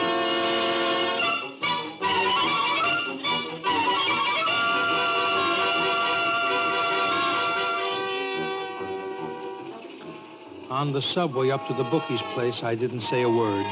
I just stared at the ads and kept thinking of how I'd messed things up and wondering what Sam was thinking. The window we sat near had bars on it, and I felt I was already in jail. Well, we got to the bookies. It was a great big large room. The track is now past the Tropical Park. Well, if it ain't the millionaire bookkeeper. Hi, Eddie. Oh, hello there, Fink. Welcome to our humble joint. Of course, it ain't like Hialeah. Oh, but it's as close to it as we can get in New York, I know. This is Sam Crockett, Fink, my friend. Oh, glad to meet you, Mr. Crockett. Smart man you got working with you. He's going to make himself a pile of dough this afternoon, aren't you, Eddie? Look, fella, this is all a mistake. Huh? Eddie had no business betting $2,000 on a horse. The fact is, it wasn't his money. Well, I am surprised. You see, he was trying to help someone. So he helped himself to $2,000, huh? Think, give us a break and return the money. We'll both go to jail if we don't put it back. Scratch Lowboy number 6. I'm very sorry, fellas, but I can't do nothing. I've turned in the dough. I just work here. I can't get that back. Oh, you've got to help us, Fink. Look, I'd like to, Crockett, but how can I? This is a business. Now, supposing I ask the boss. He says it's a contract. He can't back out, neither can you. Where would we be if we asked you to take your money back? Yeah, but don't you see, we'll go to Sing Sing, 2 Fink. minutes to post time for the 3rd at Tropical Place. Your bets now, men. Yeah, maybe those bills were counterfeit. You could tell the cashier the dough's no good, huh? Now, how can I, Eddie? He can spot a phony from 50 yards. Look, Fink, the auditors are checking our books now. All I can say is I'm very sorry, and I hope this nag wins for you. Tropical, But I they're can't at the do a thing post about it. In the 3rd. Oh, we're sunk, Eddie. I'm really sorry, boys. I should have known better than to take your dough. He sounded like he meant it, Sam. So what? Come on, let's go. Ain't you interested in hearing the race over the loudspeaker? No. Well, I am. It's me who started this. I'm going to get my money's worth. Tropical in the 3rd, a correction. Sylvester is riding altruism. Did you hear that, Sam? You mean we get a jockey? Now, don't be funny. This guy Sylvester is hot. He's winning 2 or 3 races a day. 3rd, they're away at 3:17. They're off, Sam. I got ears. Oh, gosh. At the quarter, it's War Alarm, Dive Bomber, Calumet Powell, Done In, Westwood Ho, File Clerk, Valiant Ned, Mashy Niblick, Timid Soul, Golden West, Test Tube, Auction Block, Early Riser, and altruism. No wonder you got 50 to 1. There's 50 horses. That's not a race. It's a caravan. Last place. Now, are you satisfied? Okay, Sam, let's go. Seabiscuit couldn't win in a crowd like that unless he cut across the infield. Oh, you sure pick 'em. Come on. What are you waiting for? I'm not waiting. Quit pushing me. Am I pushing you? Half. Shh, listen. Valiant Ned by a length. War Alarm is 2nd. Test Tube is 3rd. Dive Bomber 4th. Done In. Calumet Powell. Westwood Ho. File Clerk. Timid Soul. Golden West. Early Riser. Mashy Niblick. Altruism. And Auction Block has dropped out. That nag is taking the pause that refreshes. Well, he's come up. If enough drop out, he can win. Yeah, the race would have to last 2 days, huh? Why didn't they run it in heats? Well, might as well hang around till the end, huh, Sam? Well, I guess so. Stretch. Valiant Ned is still leading by a length. Test Tube is 2nd. War Alarm is 3rd. And coming up is Altruism. Did he say altruism? He said it. Get the results. Hey, Porky, how about the finish? Coming over the line now, Fink. Sylvester, ride, boy, ride, ride. No, don't wring your hands. It's too late to pray. The race is over. Who's the winner? Who's the winner? How do I know? The wire is always a minute behind. Eddie, we've got a chance. Christmas comes but once a year. That's too close for comfort. Oh, why did Flint let me take that bet? The winner of the 3rd at Tropical is Altruism. No, my horse. No. Yours, mine. He won. He won. Sam, he won. No, he won. He won, Eddie. Well, am I a chump now? You're a champ, Eddie, a champ. Oh, it was nothing, Sam. Only a sap could do it. Thanks, Sam. Holy smoke, this does it. Fink, I almost forgot. You got to fork over the money. Yeah, that just about busts this joint. Look, how about calling it off? Remember what you said about contracts? Well, yeah, if I'd have known they were switching Sylvester on that dog. Come on, when do we get paid off? Well, right now, Crockett. Come on over to the cashier. Cash? Do we have to take cash? Oh, absolutely. Here, give me your ticket. Here. Now, here's the cashier at this window. 100 grand, Speed. Look, the cashier don't bat an eye. I'm going to take the money. The cops! Yep. It's a race! How about my dough? Grab that cashier! He's going out the back door!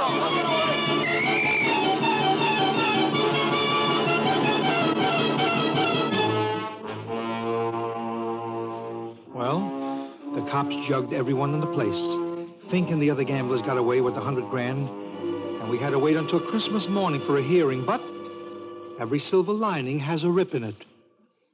Oh, I don't see how they got away.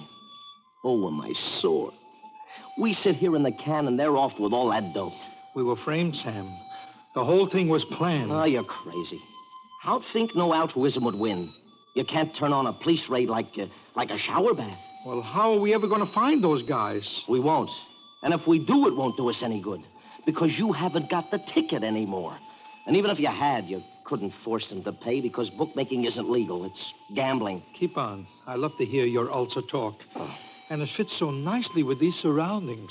You might as well get used to it. We'll be living in quarters like this for some time. Quiet, Sam.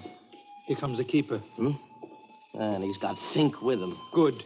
He deserves to be in jail, the dirty... Hello, Eddie. I got something for you. I'm sorry. I'm just not interested in tips, that's all. Oh, no, Eddie, you don't understand.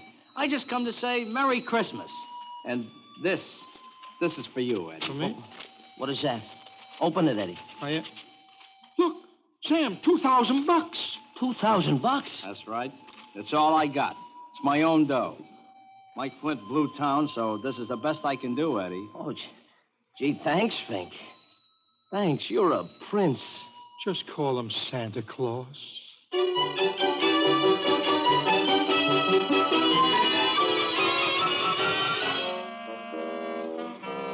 So there I was, back where I started, at scratch.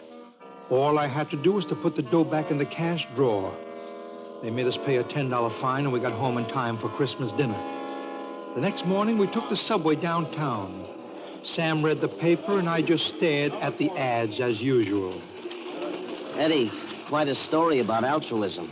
Picture of Sylvester. Just a kid, 19, weighs 105. Look at that ad. It says to spell it backwards. If they want you to read it that way, why didn't they turn it around? Yeah. Eddie, look. I don't know why they... What is it, Sam? Look, this picture. It's Bartholomew. Where? They've arrested him. What for? Embezzlement, Eddie. But that's you, Sam. Listen to this. Bartholomew confessed to having embezzled company funds to the tune of $250,000 when auditors discovered a shortage in cash of $2,000. So that's why he was hurrying those guys around. Let me see. Look. What a business. Everyone in it is a crook. Hey, Sam. Sam, where you going? Back to the police station. I'm giving myself up. Giving yourself up? But, Sam... No, Betty. I'd never sleep again if I escape scot-free. Besides, I'd like to get away from Alice for 6 months. But, Sam...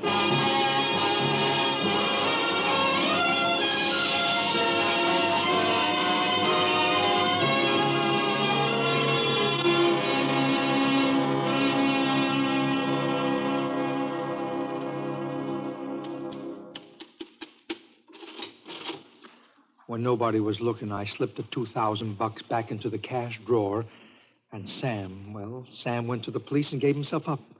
But guess what? They didn't want him. They already had their man. Sam wrote out a confession, offered to show them the books, but they just laughed at him. Called him a publicity seeker. He pleaded with them, but it was no use. Even Bartholomew called him a fool. Imagine Sam fought for the right to go to prison, and they laughed at him. Then he went to the newspapers, even to the district attorney, explaining what he'd done with the money. But they wouldn't believe him either. That's the thing that finally broke Sam's heart. No one would believe that he was the famous unknown benefactor. They told him, go on, Santa Claus, go back to your reindeer. Sam would have preferred a few quiet months in Sing Sing breaking rocks. He could have got rid of his ulcers. He would have got away from Alice, but no. Hey, Eddie, hand me that Dixie cup, will you? Your ulcers bothering you again, Sam? Yeah, something awful. Keeping ledgers straight is driving me nuts. Oh, Sam.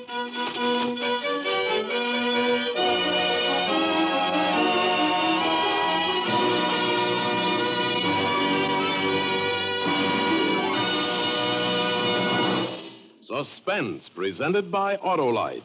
Tonight's star, Eddie Cantor with Sidney Miller. Well, Eddie, Suspense is a far cry from your Sunday night Take It or Leave It show. Oh, not so far. There's a lot of suspense when we get to the $64 question. Well, to make you feel at home here, Eddie, I've prepared a question for you to ask me. I'll bet I know the category, batteries. What else? All right.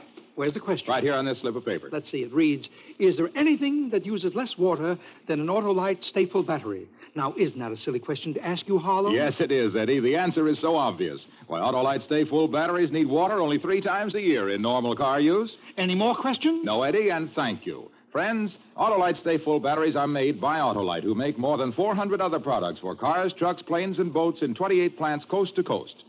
These include complete electrical systems used as original equipment on many makes of America's finest cars. Batteries, spark plugs, generators, coils, distributors, starting motors, and bullseye seal beam headlights. All engineered to fit together perfectly, work together perfectly because they're a perfect team. So don't accept electrical parts supposed to be as good. Ask for and insist on Autolite, original factory parts at your neighborhood service station, car dealer, garage, or repair shop. Remember, you're always right with Autolite. And friends, once again, Merry Christmas to all, and to all, good night.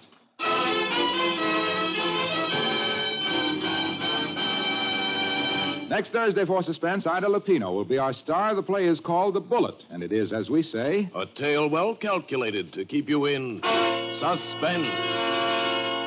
Tonight's Suspense play was produced and edited by William Spear and directed by Norman MacDonald. Music for Suspense is composed by Lucien Morawek and conducted by Lud Gluskin. Double Entry is an original radio play by Robert Minton. You can buy Autolite stay-full batteries, Autolite resistor or regular spark plugs, Autolite electrical parts at your neighborhood Autolite dealers. Switch to Autolite. Good night. This is CBS, the Columbia Broadcasting System.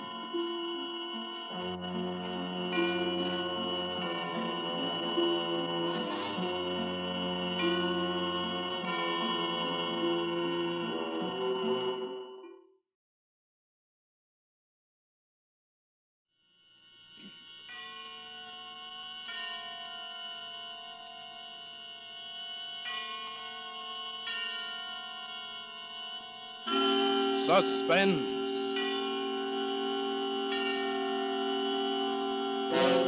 Autolite and its 96,000 dealers present Mr. Mickey Rooney in For Love or Murder, a suspense play produced and edited by William Spear.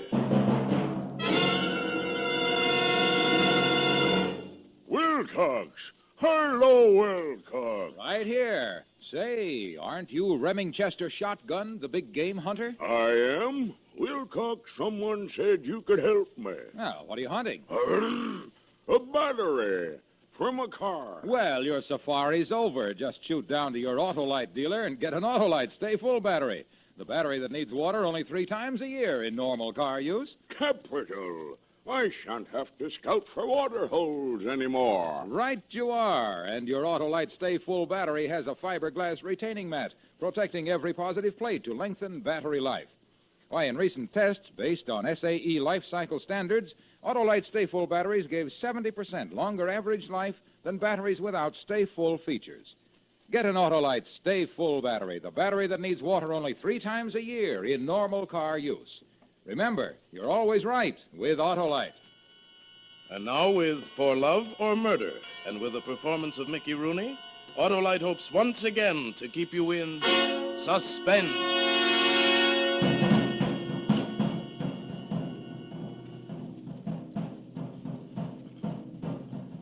Nothing could have stopped me. Nothing on earth could have stopped me. There were drums beating in my head as I left the taxi and started down 55th Street. The moon was high over Jersey, staring. There was no one outside the building, no one near it at all. I walked slowly toward the service entrance and into the cellar. I knew where the back stairs were. We'd rehearsed the whole thing on paper 100 times, more than 100 times. It wasn't something you blundered into. Anne had taught me that. It wasn't something you did on the spur of the moment. Murder had to be a calm, organized thing. Murder had to be planned. If anyone saw me going up the back stairs, it might cause a little fuss. But if I were calm, if I were organized, if I moved slowly and acted as though nothing was wrong, they'd pass and ignore me. I was just an eccentric fellow who'd rather walk upstairs than ride elevators. New York was full of such people. But no one saw me. All the way up to the 4th floor, no one saw me. Then I stepped out onto the landing.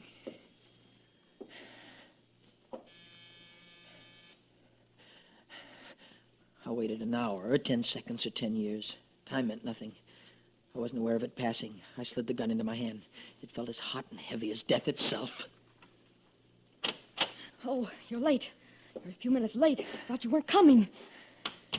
Where is he? In there. In there. Who is it, Ann? Who is it? Do it quickly, darling. Do it fast. Yeah. Who is it, Ann? Who is it? Who are you? What do you want? The fat little man who was about to die looked at me, at my face, at my neck, and then his eyes fluttered down into the gun that hung there. He looked like a little fish. Like a helpless, harmless, scared fish, and the drums in my head beat louder, and wheels turned, and lights flashed, and the fat little man melted toward me. No, I say. No. No. I hit him. I hit him. I hit him. I hit him.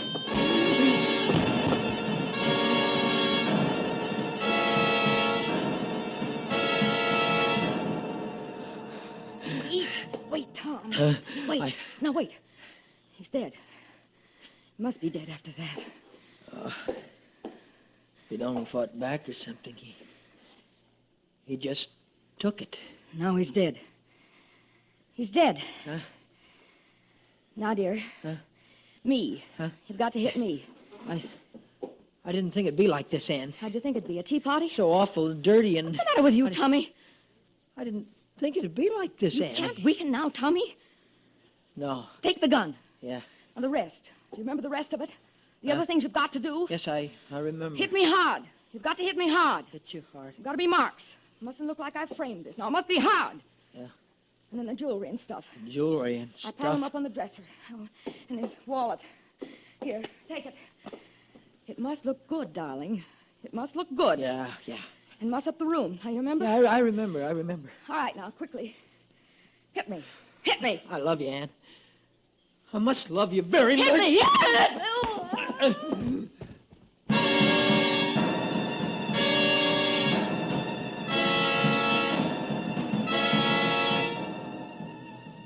She fell, but she didn't just fall down. She fell into a graceful little ball.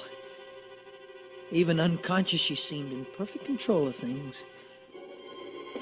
Room had to be ripped up.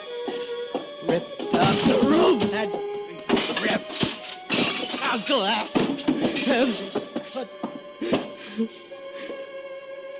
Took the stuff she had piled up on the dresser. Bracelets, rings, pins. I stuffed his wallet into my pocket. And then I got out. I got out as fast as I could. The way was clear all the way down, just the cellar. That was all that was left. One fast. Hey,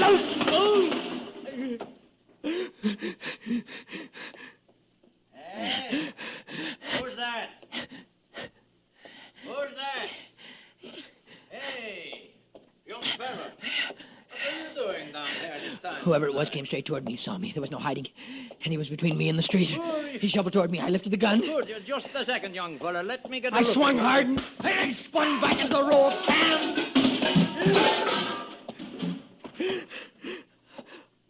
I waited a moment. And then...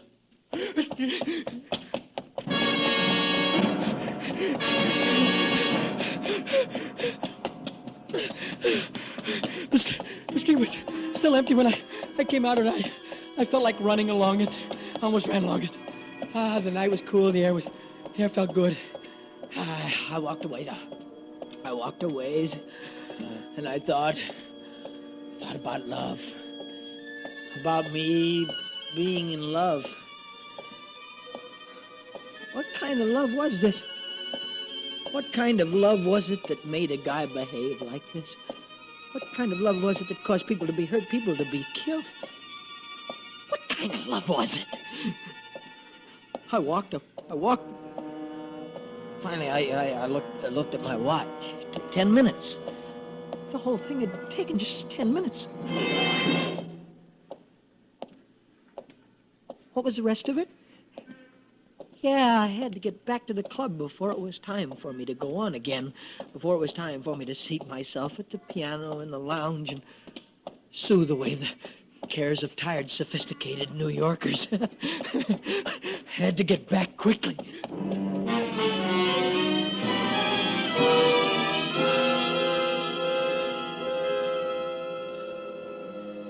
No one saw me.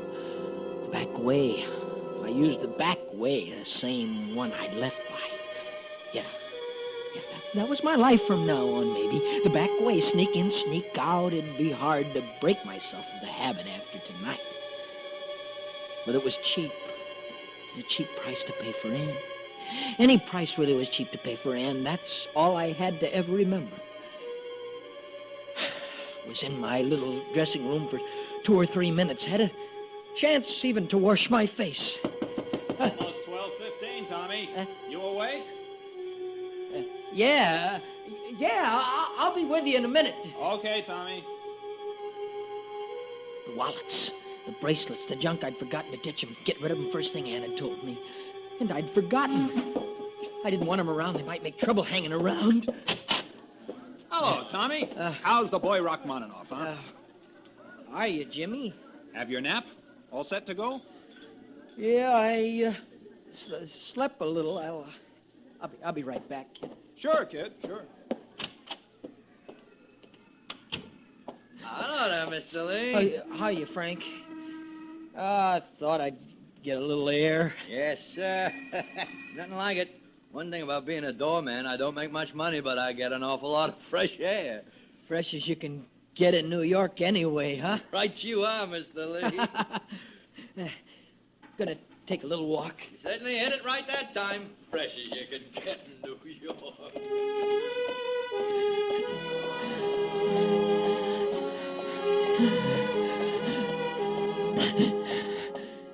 The moon was still high over Jersey. Staring. Sewer. That was the best spot. Just throw him in and let the East River take care of him. I had the wallet in my hand when I... Tommy? You look like you're in love. Officer, I didn't see you. Just... Officer, is it? Yeah. You're getting awful formal.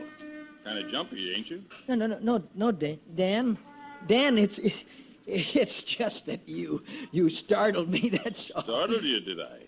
Yeah. I was just standing there, and you walked within 2 inches of me and didn't see me. Yes, you're in love. I know the symptoms. You're in love. Love. Yeah, maybe you're right, Dan. That's a great feeling, lad. And dangerous. If you need someone to help you find your way back to the club, just tell me. In your condition, no telling where you'll walk. Yeah. I waited till his footsteps died out, and then... the sewer. The sewer fast. Had to get some...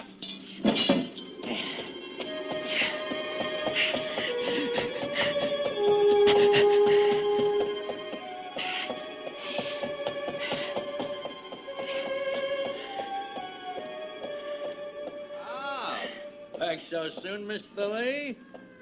Gotta go to work, gotta... what's that? Now there's boys with something on their mind. Yeah. Gone down 55th, looks like from here. Somebody's in for it. I gotta be Tommy, the customers are screaming for you. Come on, come on.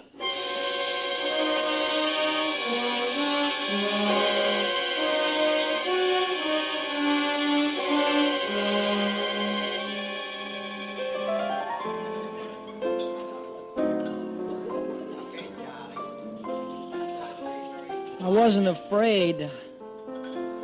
I wasn't nervous. The cops would be talking to Ann now.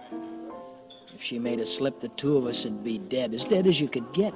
But I knew she wouldn't make any slips. She'd be too smart for him. We'd planned too well for him. It was all so simple. They couldn't make anything out of it. A crook slipped into her apartment, killed her husband. Her rich, fat, tired, helpless husband.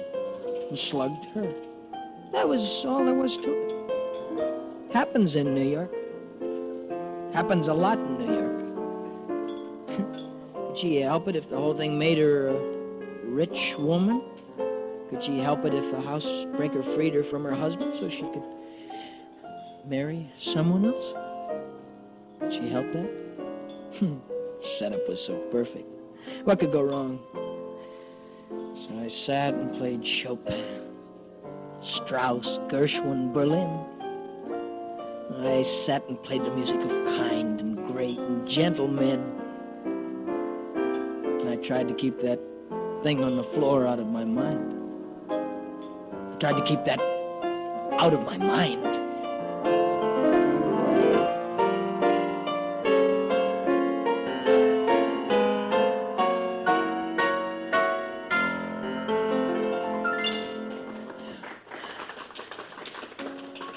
Thank you. Thank you. Hey, Tommy. Yeah. You know that dame that used to come in here, that Ann Thomas? I don't think Oh, you remember the one? The brunette. The cute one used to have a crush on you. Lives on 55th Street. Ann Thomas? Yeah. I remember. What? Fuss down her house tonight. Somebody broke in and messed things up. Killed her husband. Banged her around. Dan Ryan was telling me. It's too bad. Yeah. You're never safe in these big towns, are you? Never safe anywhere.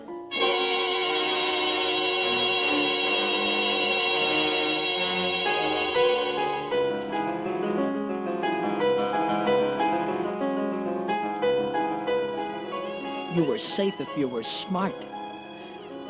You were safe if you had someone like Ann to think things out for you.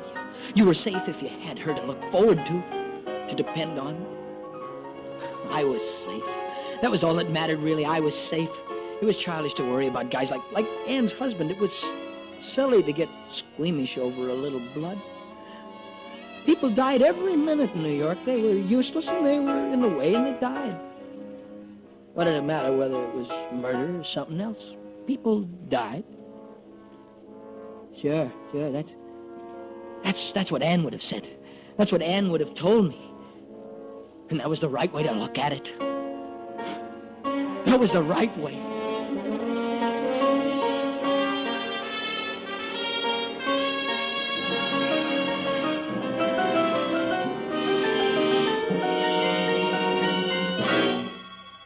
Autolite is bringing you Mr. Mickey Rooney in For Love or Murder, tonight's production in radio's outstanding theater of thrills, Suspense.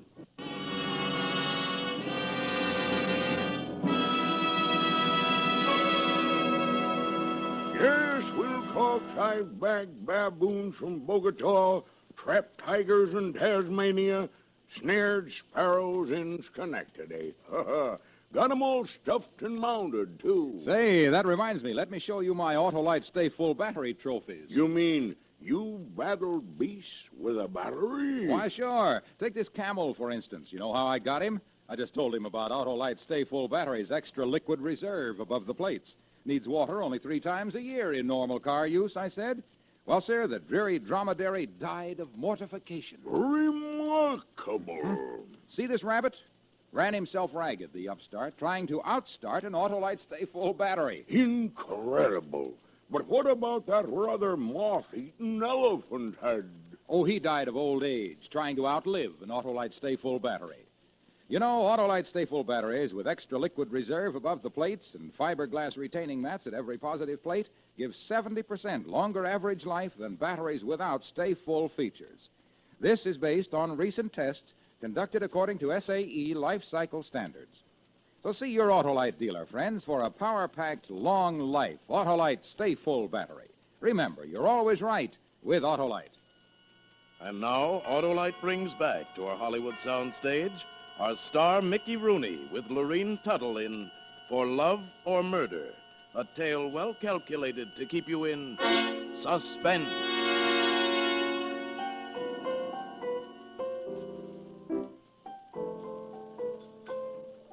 The night went fast. People came, people went. Stood in front of the piano. They smiled, frowned. Once in a while, someone requested a number. Once in a while, someone applauded. It was a night like any other night. Hey, you gonna play till Christmas, Tommy? What time is it? Almost 3. Oh. You sure can tickle those keys, Tommy. You must have a beautiful soul. Well, what's the matter? Shut up. What? I said shut up! Well, I didn't mean to say anything wrong, Tommy. What'd I say? Shut up! Shut up!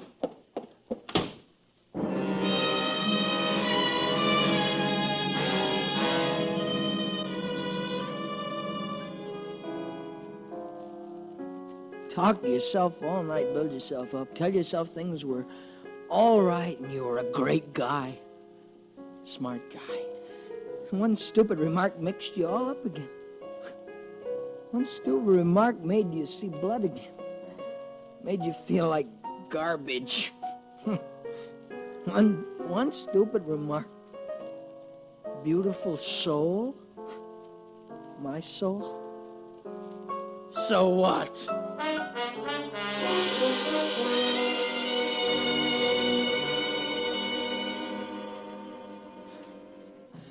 The apartment was like a big, bare, ugly cave. I tried to sleep. And I got up and tried to read. Words danced in front of me like they'd been hung on rubber bands. Nerves, nerves, nerves. It's just nerves. Ann could have talked me out of them in a minute. All I had to do was get some sleep or talk to Ann. Yeah. Huh. All night, not a word. That's why I was jumpy. Suppose she was in trouble. Suppose something had gone wrong. Suppose somewhere we'd slip. Operator, give me... No. If the wires were tapped, no, it wouldn't do to call. But if I went to the apartment the way I went last night, no one would see me. The police wouldn't expect that. That's the last thing they'd expect. I had to touch her. I needed her strength. I needed her to tell me things were all right. I had to see her. I had to see her.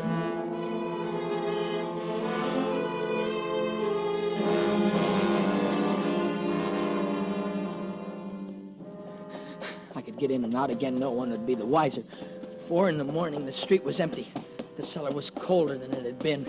The stairs were lighted, a thin red bulb at each landing. I didn't remember that. Finally. Who's there? It's me. It's Tom. No, Tom, no. Let me in.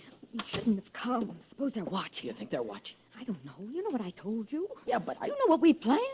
You weren't to get in touch with me for days. For days. I know, but I had to see you, baby. Please, No, let me... now stop it. Let me shouldn't have come. Just a moment. I love you so, honey. I had to be with you. No, Please. no. I had to be with you, baby. You're really a sweet boy, Tom. You're not angry with me, honey. Did anyone see you? No, I'm sure of it. I was careful. Let me kiss you. I feel strong again. I feel strong. I could do anything now. I was kind of mixed up tonight, but I'm all right now. I feel good now. Sweet boy. You worried? Huh? Why? Didn't we plan?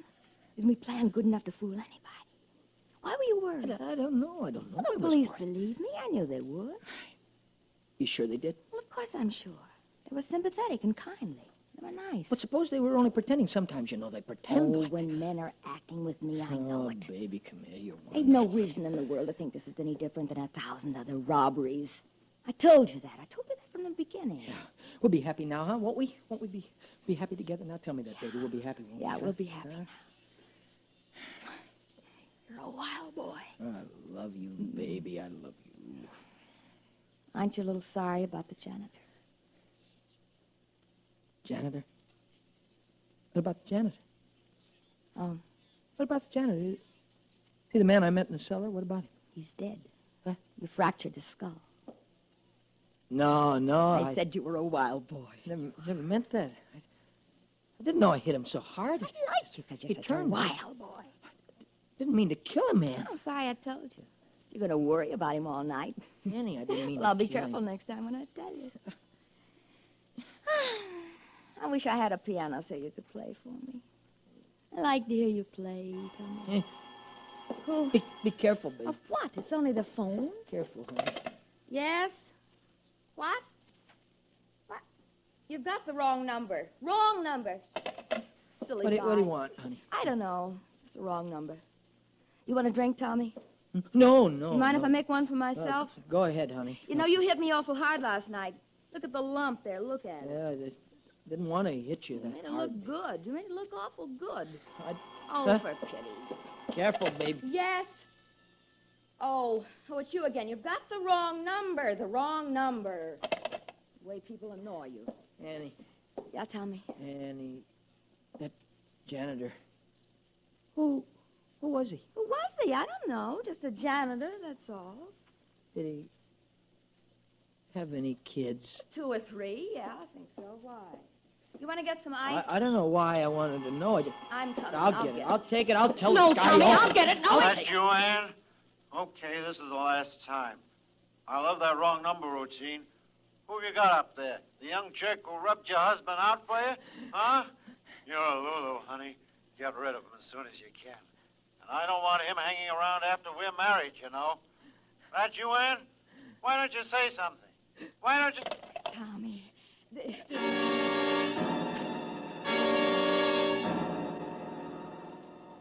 I sat down in the bed and I felt very calm and very organized.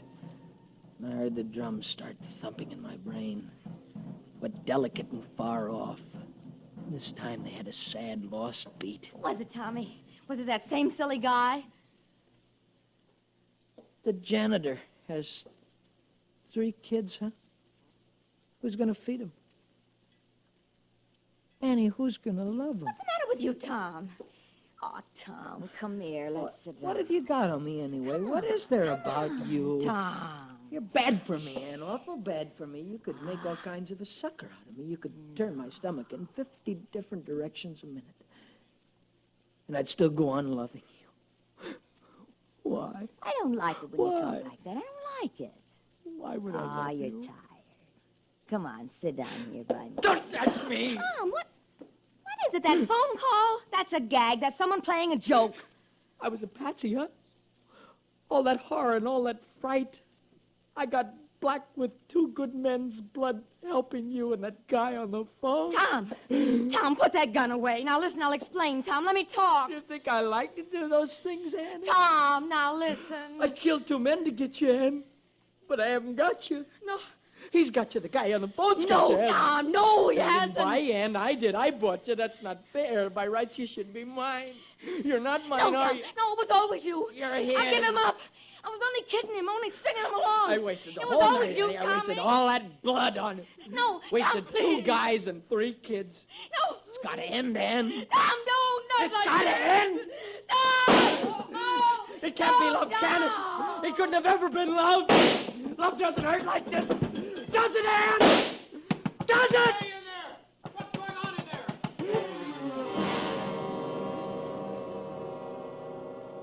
Wasn't neat now.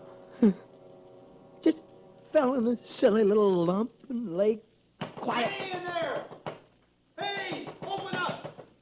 What's going on in there? What's going on?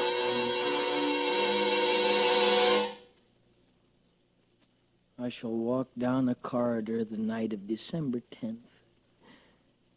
And I shall die. It's not important. They've let me play the piano here. I've even composed some stuff, short pieces. I always wanted to compose, but I never had the time for it. Maybe someday somebody important will play my stuff. Maybe someday you'll hear some of it. Funnier things have happened. There are even people who get away with murder. They tell me.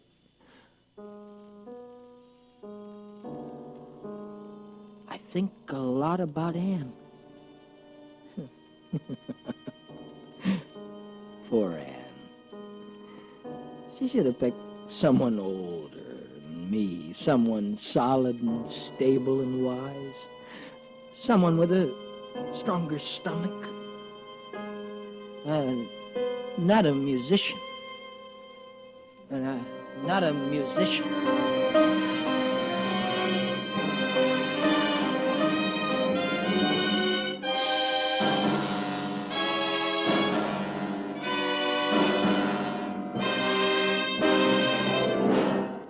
Suspense, presented by Autolite. Tonight's star, Mickey Rooney, with Lorene Tuttle. I like your trophies, Harrow. You'll like your Autolite Stay Full battery even more, Remingchester. It's just one of more than 400 products made by Autolite for cars, trucks, planes, and boats in 28 plants coast to coast. These include complete electrical systems for many makes of America's finest cars, batteries, spark plugs, generators, coils, distributors, starting motors, and Autolite bullseye headlights. All engineered to fit together perfectly, work together perfectly, because they're a perfect team. So don't accept electrical parts supposed to be as good. Demand and get Autolite, original factory parts at your neighborhood service station, car dealer, garage, or repair shop. Remember, you're always right with Autolite.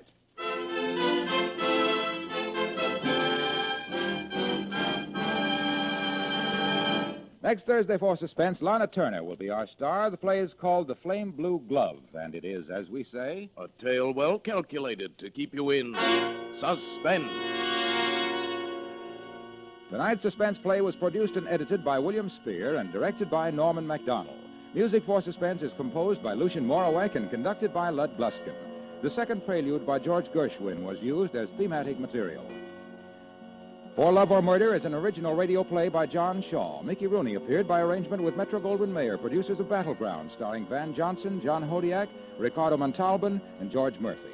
In the coming weeks, you will hear such stars as Eddie Cantor, Ida Lupino, and Daddy Kay. Don't forget, next Thursday, same time, Autolite will present Suspense, starring Lana Turner.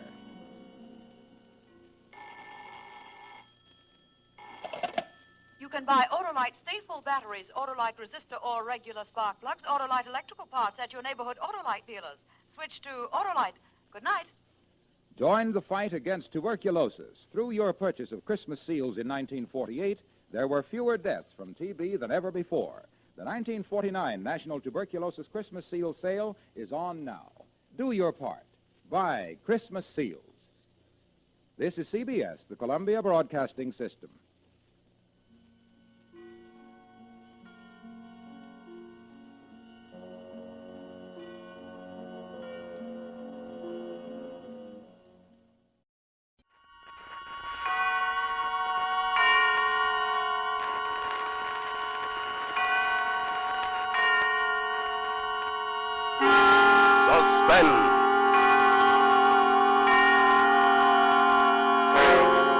Autolite and its 96,000 dealers present Mr. James Stewart in Mission Completed, a suspense play produced and edited by William Spear.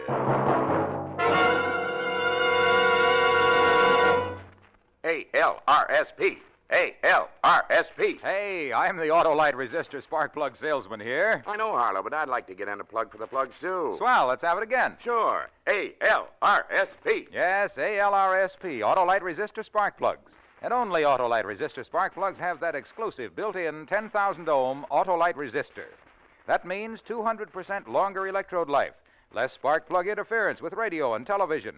Why, with wide gap Autolite resistor spark plugs, your engine idles smoother, runs better on leaner gas mixtures, actually saves you gas. So, friends, see your Autolite spark plug dealer and have him install a set of the new sensational Autolite resistor spark plugs in your car. Remember, you're always right with Autolite. And now, with the performance of James Stewart in Mission Completed, a special Pearl Harbor anniversary drama, Autolite hopes once again to keep you in suspense. Are you all right for the night, Tom? How do you know when he's all right? Tom and I have a secret code, don't we, Tom? He blinks once for yes and twice for no. Are you okay, Tom? Night.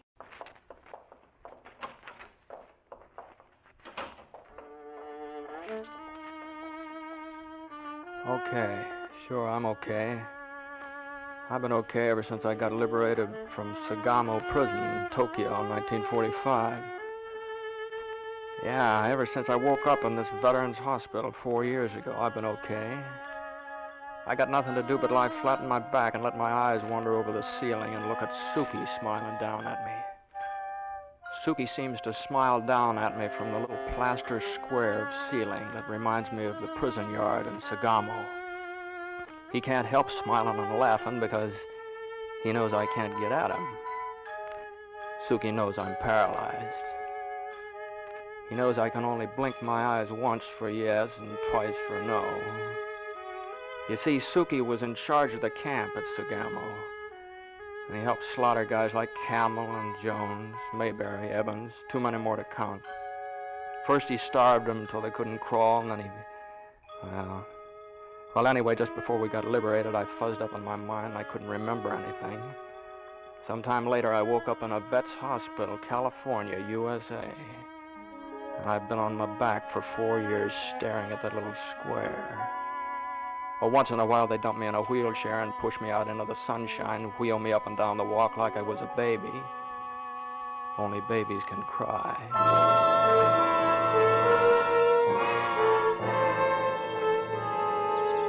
Which road today, Tom? Do we go down the walk through the grounds or the sidewalk down by the flower shop? Just open your eyes wide if it's a sidewalk. Well, good. You'll see all the flowers. Oh, here comes Janet wheeling Murdoch. You remember him? Hello, Tom. Hello, Tom. Hi, Janet. How you doing? Getting in shape for the dance tonight. Am I really? Hiya, Tom. I'll see you there. Hi. Isn't Janet a pretty girl? I'll bet you have a nice girl someplace. Come on now, haven't you? We're almost at the flower shop, Tom. Oh, see that man in the window? Isn't that a pretty bouquet he's getting together? Well, look how tan he is. Oh, I guess he's a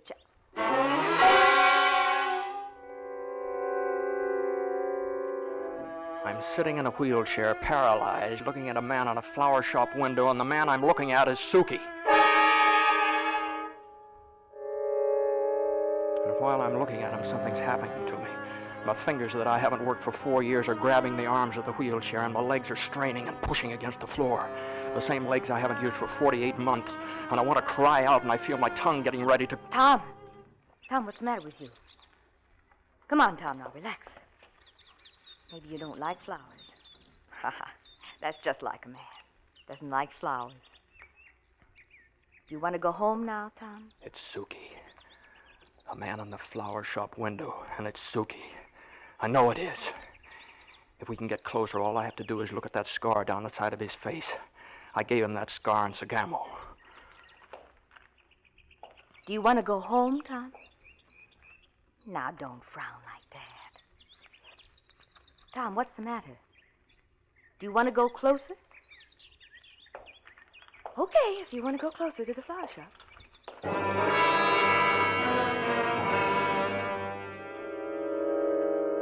It was Suki, all right. Yeah, it was Suki. We got real close to the shop, and I got a good look. The scar on his face stood out like a half moon. He was busy with flowers. Flowers? I couldn't imagine him working with flowers, but it was Suki. And this time I didn't clench my fingers or strain my legs.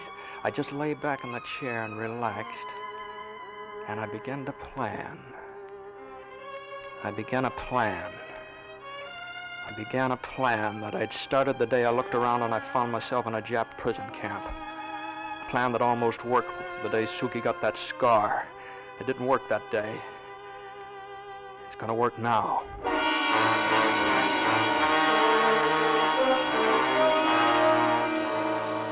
I'll leave you here by the door a minute, Tom.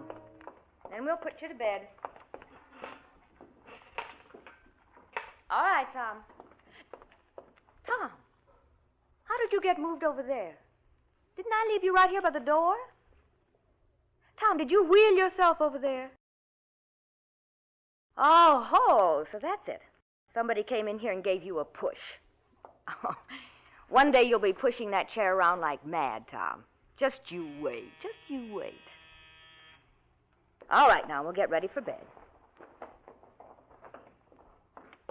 You ready for me? Just about. Would you bring Dr. Benson here? Okay. Can't imagine who just walked in here and gave you a shove. Wouldn't it be funny if you did it yourself? Didn't know it.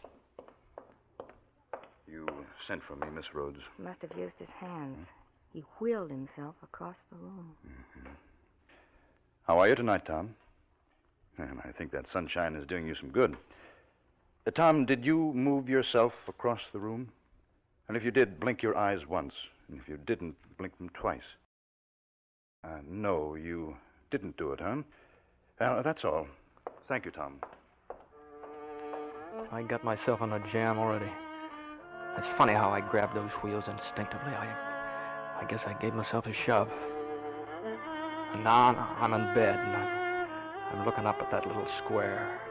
And the hospital's quiet, except for Murdoch, who you can always hear mumbling someplace far off.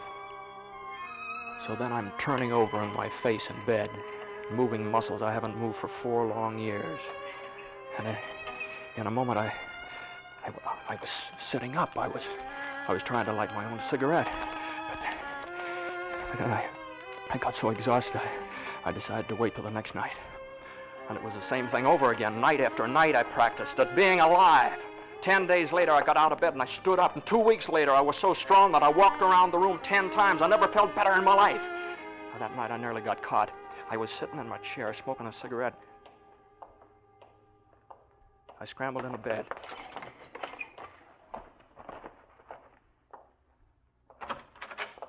Asleep, Tom? Well, you've been having visitors, Tom. The air's full of smoke. Tom, are you asleep? Oh, yeah, that was a close one. Well, nothing ever came of it, though, but I was more careful after that. A week went by. Every day brought me closer and closer to Suki.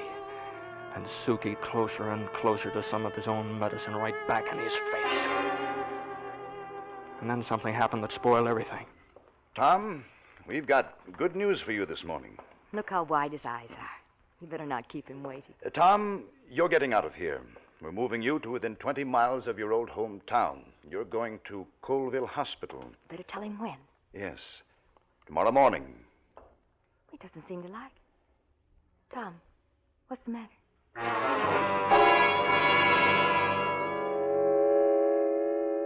Suki was laughing now. He stood in that little square in the ceiling. He laughed down at me because he knew I was going away and I'd never get him. So they were shipping me out on Sunday. Yeah, tomorrow was Sunday.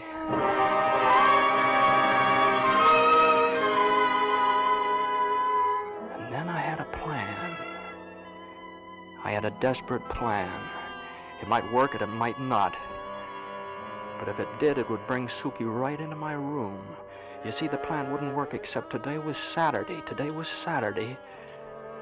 And right the day before they were shipping me to Colville, 3,000 miles away. Today was Saturday, and on Saturday... This is your last spin around the grounds, Tom.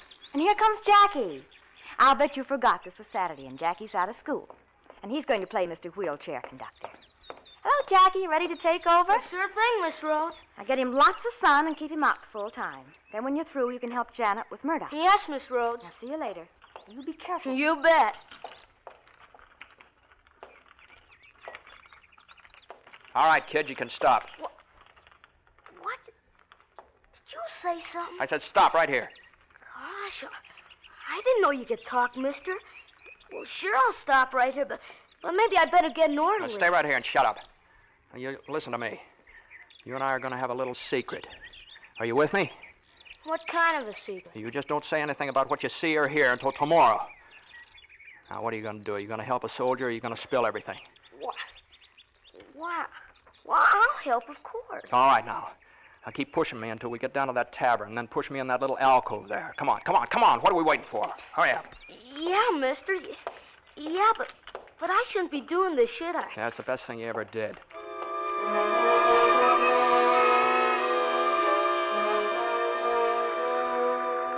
Now, go into that tavern and get me $3 worth of quarters. Here's $3. I'm going to use this phone. And don't get any funny ideas about calling the hospital. You're working with me, aren't you, kid? Well, I guess so.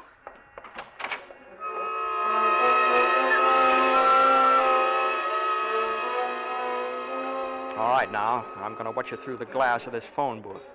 Stay right out there where I can see you. Get me? Yes, sir. All right. All right, here goes. You shouldn't get up. Hey, don't try to get up of your wheelchair. Already out. All right, now stand right there. Stand where I can see you.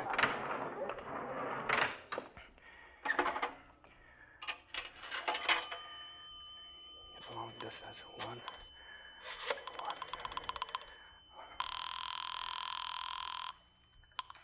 Long distance. I want to talk to Bill Mason at Mason's real estate office in San Bernardino. What is your name, please? My name's Tom Warner. That will be $1.25 for 3 minutes. Dollar. Please deposit $1.25 for 3 minutes. $1.25.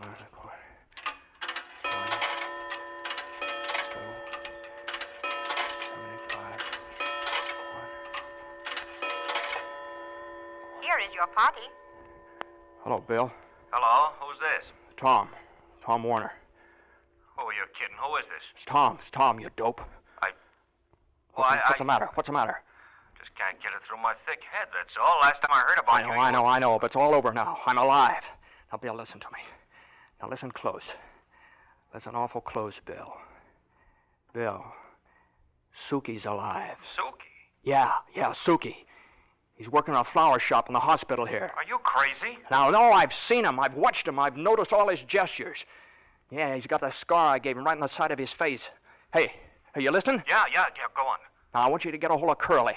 And tonight the three of us will blast him right out of the face of the earth. Tom, are you okay? What's the matter with you? I found Suki. He's here right in the United States where we can get at him. Well, if you're sure it's Suki, why don't you call the cops or the FBI? Because I know what'll happen to him then. He'll end up in an American jail, and he'll have a nice soft bed to sleep in. He'll get 3 good hot meals a day, and he'll get all the comforts of home. Look what he gave to us. Not in your life, Bill. Now, look, if you start driving right now, you can be here by 9 o'clock. Tom, the war's over. I forgot all that stuff a long time ago. I want you to forget it, too. Sure, and you can forget it all if you want to. I know why you're forgetting it. It's because you're chicken, that's why. You haven't got the guts to face him, and your lousy yellow and your backbone has turned to a sponge. I only wish Mayberry and Evans were all here to listen to the lousy rot that was dripping out of you. Tom, what's the matter?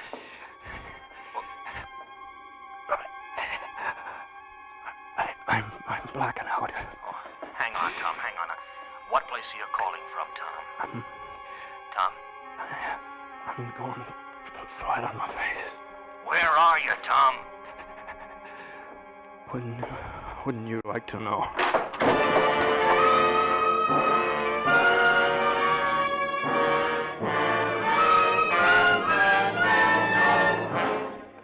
Autolite is bringing you Mr. James Stewart in Mission Completed. Tonight's production in radio's outstanding theater of thrills, Suspense.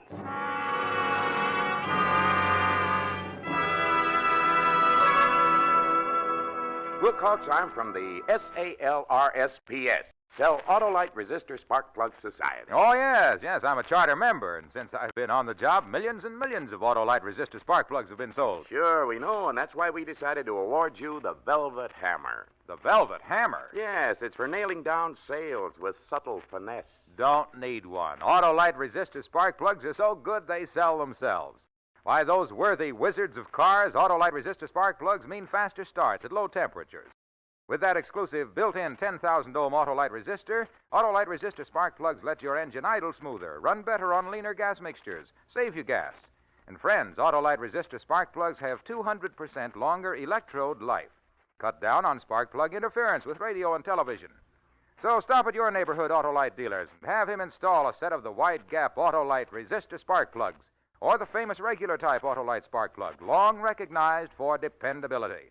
Remember, either way, you're always right with Autolite.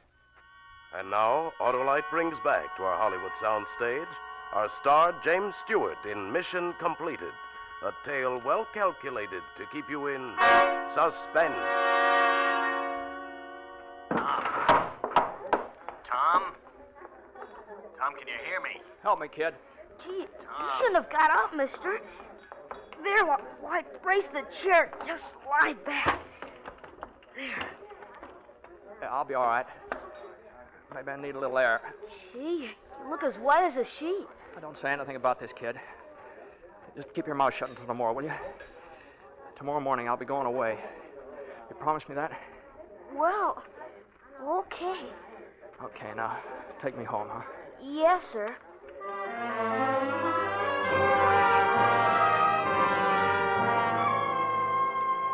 I was back in my room, flattened out like a pancake. And the bed in the room kept spinning around, wouldn't stay still.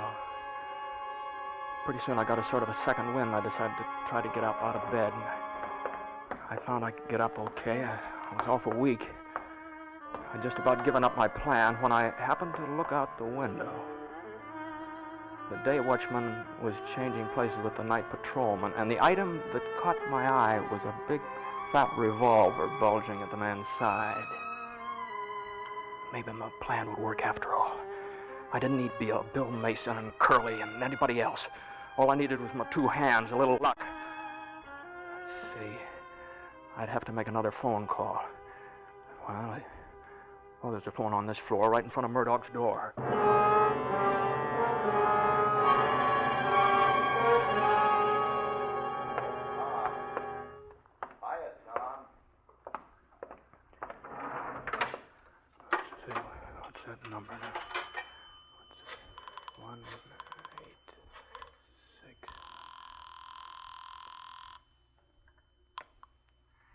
Cantor Flower Shop. Hello. This is Dr. Benson. Oh, yes, Doctor. Would you send a bouquet of flowers? Roses. Yeah, a lot of big roses, up to 411. See, one of the patients is leaving, and we'd like to make him feel good. It's kind of a surprise just before he goes to sleep, and the ward's quiet. You see, about 9 o'clock this evening. Okie dokie. You want some fern to go with it? Yeah, I think that'd be nice. Just a minute. Who delivers at that hour? Have you got someone? Oh, I deliver myself just before I close up. Okie dokie.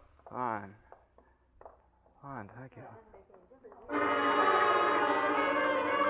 I just got the phone back on the hook when Dr. Benson and 2 nurses came walking along. Like a shot, I dropped to the floor of the phone booth, and I tried to double up like an accordion.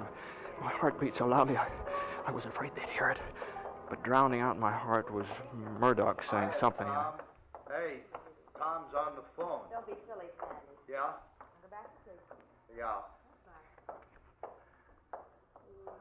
I held my breath, but they kept on walking down the hall, and they turned into the solarium. All right, I got up. I got the door open. I almost fell across the hall and into my room. I lay back in the bed, gasping and waiting for my pulse to get back to normal. And it was 8 o'clock, getting dark outside. The only sound was the clock ticking in the hall. I was getting all the breaks. The summer shower had just come up, light wind blowing. I got down the hall all right and through the solarium to the fire escape. It was easy going down, hugging the shadows. Pretty soon I was at the bottom. I spotted the patrolman sitting under the little eaves at the tool shed. He was trying to keep out of the rain. My hand closed around a broken brick that had fallen off the building. I crept up in back of him. I got the brick ready to smash him on the head when I suddenly realized he was asleep.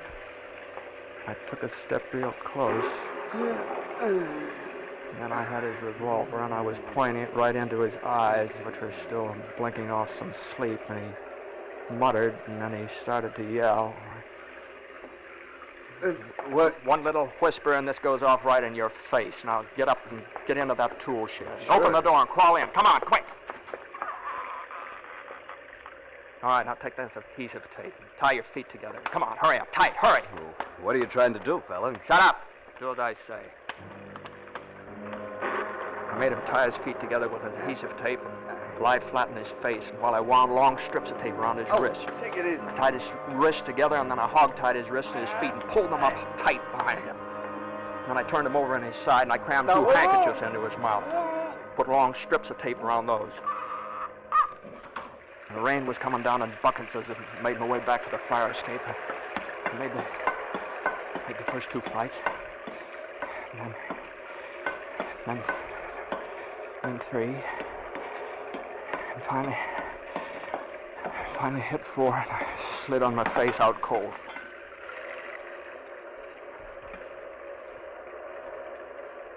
I don't know how long I lay there on those iron bars of the fire escape. It was too long for my plans. Well, there was nobody in the hall, so I ran for it. Still nobody in the hall. Still nobody. Nobody in my room. I slid open the door and I started for bed. The bed met me halfway, and I lay there soaking wet with a gun sticking out of my pocket. I spun the cylinder. I saw 6.45 caliber bullets. 15 minutes went by. And then it was 9 o'clock. The ward was very quiet. You could have heard a pin drop. Nothing sounded until I heard the sound of the elevator.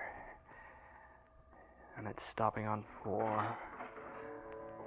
Someone had got out of the elevator and was padding down the hall. And it was the same little shuffle I'd heard every day for 3 years in a bug-infested hellhole called a prison camp. Yeah, the same footsteps, the footsteps I used to turn my brain to water and send my heart right down to my shoes. The footsteps that meant someone was going to get it. And I wanted to yell and scream, "Come on, Suki, it's different now. Come on, Suki. I'm waiting for you." But I couldn't breathe very good. Every breath I took drowned out Suki's feet.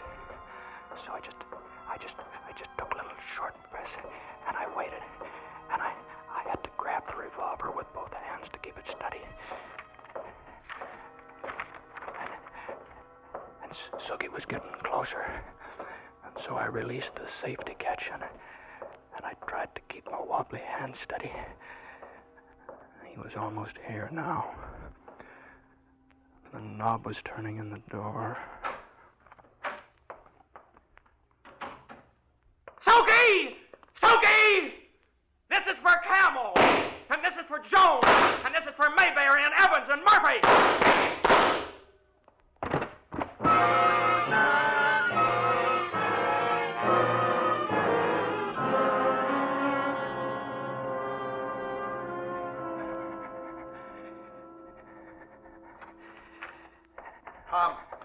Tom? I killed Suki. Yes, you killed Suki, Tom. He's dead, and he'll never bother you again. You killed him. Yes, I did. I killed Suki. Now, give me the gun, Tom. Yeah, that's it. Yes, you killed Suki in your mind. He's dead in your mind. You can forget him now, Tom. Yeah, I think I better sit down. Miss Rhodes, shove that wheelchair out of the room. You can sit in a chair, Tom, but not in a wheelchair. You're through with that for good. What? Now, Jimmy. What's that? Are you all right? Yes, Doctor. No powder burns? No, I'm fine, Doctor. Good. Now, Tom. Tom, I want you to meet Jimmy Cato, who works in our flower shop here, and who was Lieutenant Cato of the Armed Forces in Italy not so long ago. Yeah, I killed Suki. I killed Yes, Suki. yes. In your mind, you killed Suki, Tom, and you're okay now. The man you thought was Suki was Jimmy Cato. He was born and raised here in this community, and he has almost as many medals as you have. Now, I want you to shake hands with him. I'm paralyzed. All I can do is blink my eyes. No, you are not, Tom. You are going to shake hands with Jimmy and thank him. Hello, Cato. I'm sorry. Oh, nothing to be sorry about. When Dr. Benson told me about your reaction the day you saw me, I was glad to help out. You see, Tom, we're pretty thorough here. When you thought you saw Suki, Miss Rhodes made a notation that you flexed muscles you hadn't commanded for nearly 4 years. And so we went from there. Well, you must have thick skin, Cato. I'm a pretty good shot. No. The patrolmen on the grounds here, Tom, always carried blanks, no bullets. You're going home tomorrow, Tom. Well on the way to complete recovery. And in your mind, there's a big X mark, canceling out a nightmare of 4 years' duration. And written in huge letters is a beautiful sign, Tom.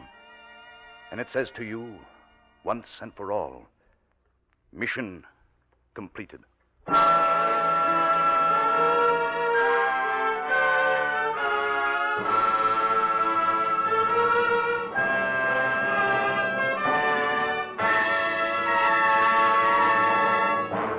Suspense, presented by Autolite. Tonight's star, James Stewart. Oh, Mr. Wilcox, Mr. Wilcox. Well, Gracie Allen, what are you doing here? Well, I came to ask you and Jimmy Stewart if you can fix it with Autolite for my husband, Sugar Throat Burns, to sing on Suspense.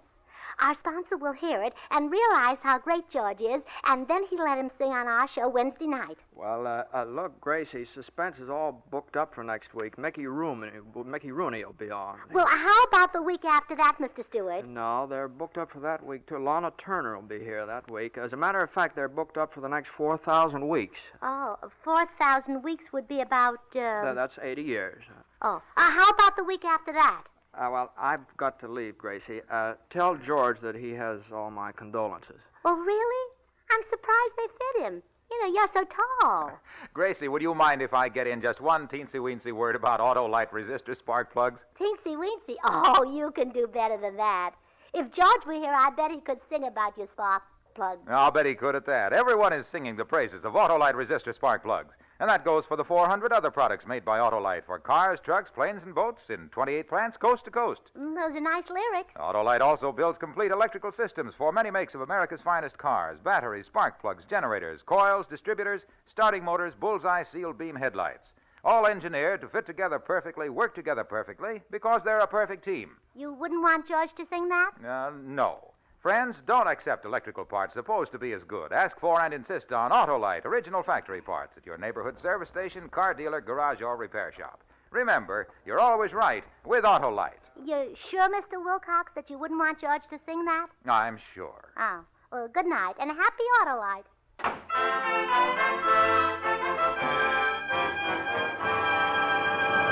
Next Thursday for Suspense, Mickey Rooney will be our star. The play is called For Love or Murder, and it is, as we say, a tale well calculated to keep you in suspense. Tonight's Suspense play was produced and edited by William Spear and directed by Norman MacDonald. Music for Suspense is composed by Lucian Morawek and conducted by Lud Gluskin. Mission Completed is an original radio play by John R. Forrest. James Stewart can currently be seen starred in the title role of the MGM picture The Stratton Story. You can buy Autolite resistor or regular spark plugs, Autolite stay-full batteries, Autolite electrical parts at your neighborhood Autolite dealers. Switch to Autolite. Good night. This is CBS, the Columbia Broadcasting System.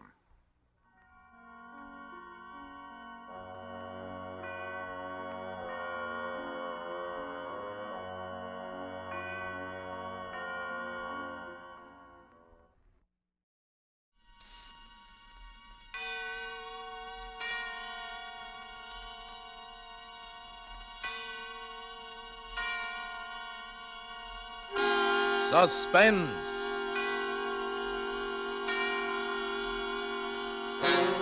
Autolite and its 96,000 dealers present Mr. Red Skelton in The Search for Isabel, a suspense play produced and edited by William Spear. Hey, Hap, did you hear about the super snook from Sandy Hook who found Snoo in his car? Snoo? What's new? Nothing. What's new with you? Oh, Harlow, that's really pretty corny. It sure is. But it just shows how easily you can be fooled. Now, take automobile batteries, for instance. They look alike, but there's only one Autolite Stay Full battery. The difference? Autolite Stay Full batteries need water only 3 times a year in normal car use. In addition, Autolite Stay Full batteries have a fiberglass retaining mat at every positive plate for longer battery life. The fact is, in recent tests based on SAE life cycle standards, Autolite Stay Full batteries gave up to 70% longer average life than batteries without Stay Full features. So get an Autolite Stay Full battery. Remember, you're always right with Autolite.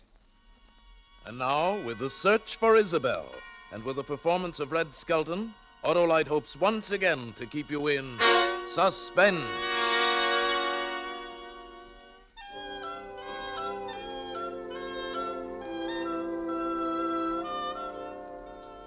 You know, Isabel first came into my life when I received a card from the telephone company stating that my application for a phone had been approved, and they were going to install one in my apartment. Well, I left instructions with the apartment house management to let the serviceman in. When I got home from work that evening, there was the telephone, as big as life, sitting there on the night table. Well, I just looked at it for a minute, like I'd never seen the phone before. Gosh, it started to ring. I about jumped out of my skin. I just let it ring a couple of times. Just wanted to hear it. To me, it sounded like the bells of St. Mary. Hello? Is Isabel LaRue in, please? Oh, I'm sorry. You must have the wrong number. Is this Evergreen 31924? Take a look. Yes, Evergreen 31924. Mm-hmm. Well, isn't Miss LaRue there? No, this phone was just installed. This must be her old number. Oh, I'm sorry to have troubled you. Thank you. Oh, no trouble at all.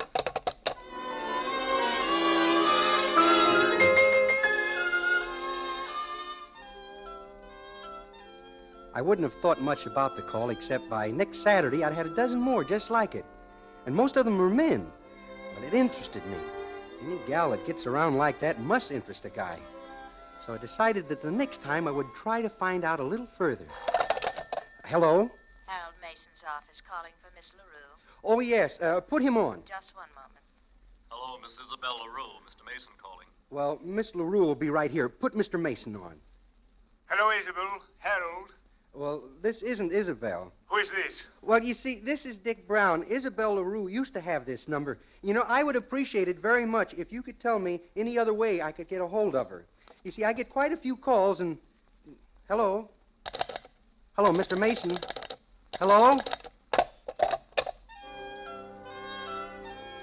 He hung up. Why, I don't know.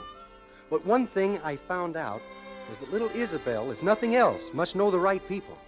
A guy like Mason, who has got to go through 2 secretaries to make a phone call, must have a couple of chips. She was beautiful, no doubt about that.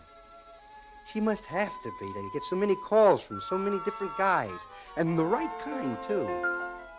She was very mysterious. Or why else would they hang up when I ask about her? She was tall, willowy, very sophisticated, a blonde. No, a brunette, and a lot of fun. I drew a mental picture of her as a gag just to see how close I'd come when I actually met her. Well, I finally dozed off. She must be beautiful and lovely. Beautiful, tall. Maybe a redhead.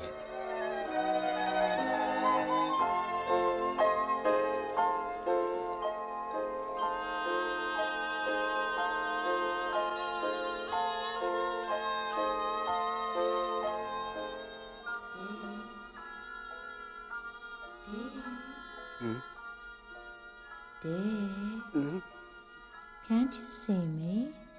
Here I am. Where? Up here. Oh. That's it. Come on, just a little further.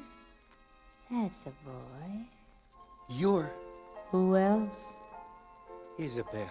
Of course. Oh, you are lovely. So beautiful. Just as I pictured. Thanks, Dick. You're pretty swell yourself. Oh, what am I? Come here. Oh? Well, you wouldn't. Afraid? Of course not. It's just... What? Well, what are you doing with me? I'm just a common bank clerk. What about Mr. Mason? Harold, he bores me terribly. Oh? Look, every man is at my fingertips. Yeah, that's what I mean. If I wanted them, I'd be with them.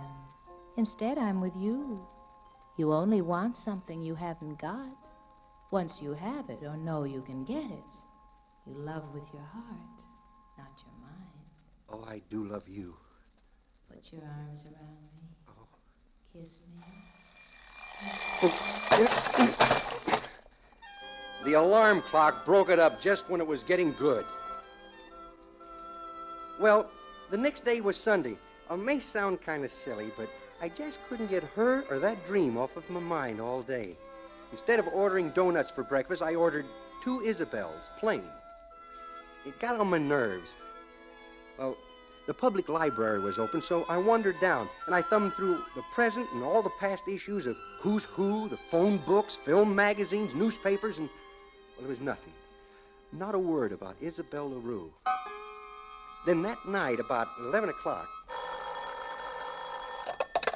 Hello? Let me speak to Isabel, will you? Look, she doesn't live here. The phone... Don't hand me that, pal. This is John Worthington, and I have to speak to LaRue, understand? I'm sorry, I can't help you. Then just give Isabel this message, will you? Listen, I can't... Just tell Isabel I don't want to see her friend, I want to see her. And if she don't call me by tomorrow morning and tell me she'll give me another chance, that'll be all. Get it? Okay. And it'll mean plenty of trouble, too. I'll come down there to the Beverly Towers and really put on an act that she won't forget. Yeah. Got the name? John Worthington. Well... Yeah, I got it.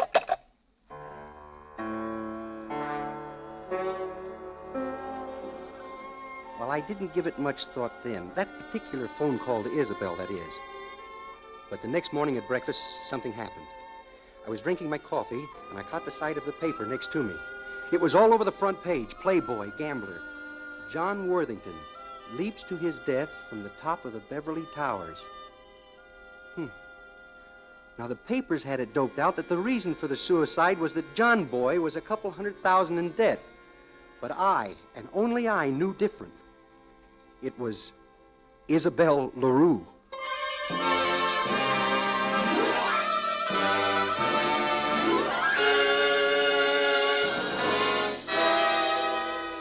Autolite is bringing you Mr. Red Skelton in The Search for Isabel, tonight's production in radio's outstanding theater of thrills, Suspense.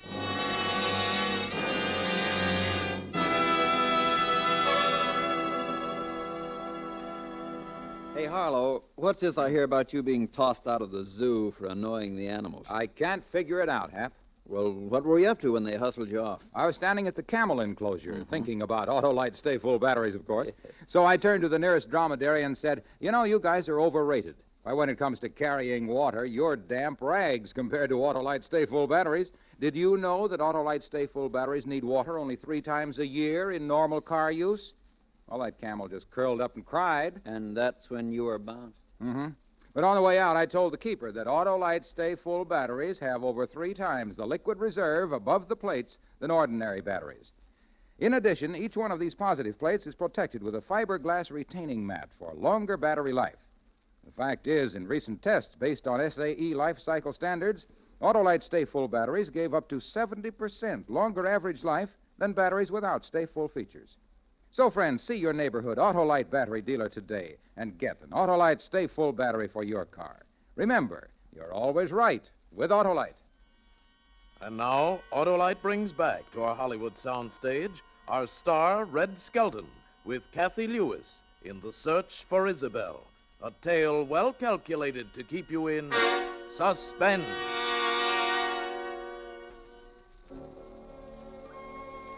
Yes, sir, this millionaire playboy and gambler, John Worthington, had jumped to his death from the top of the Beverly Towers. I knew it was on account of LaRue.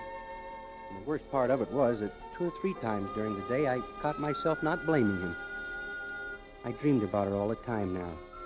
It was getting so bad that I was actually fond of going to sleep so I could meet her again. And suddenly one night, just as I was dropping off, I thought of something. The Beverly Towers. A clue. I would ask her.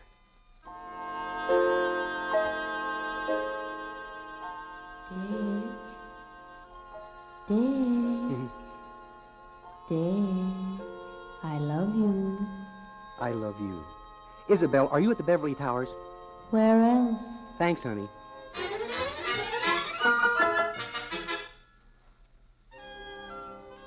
The Beverly Towers is about as swanky as you can get.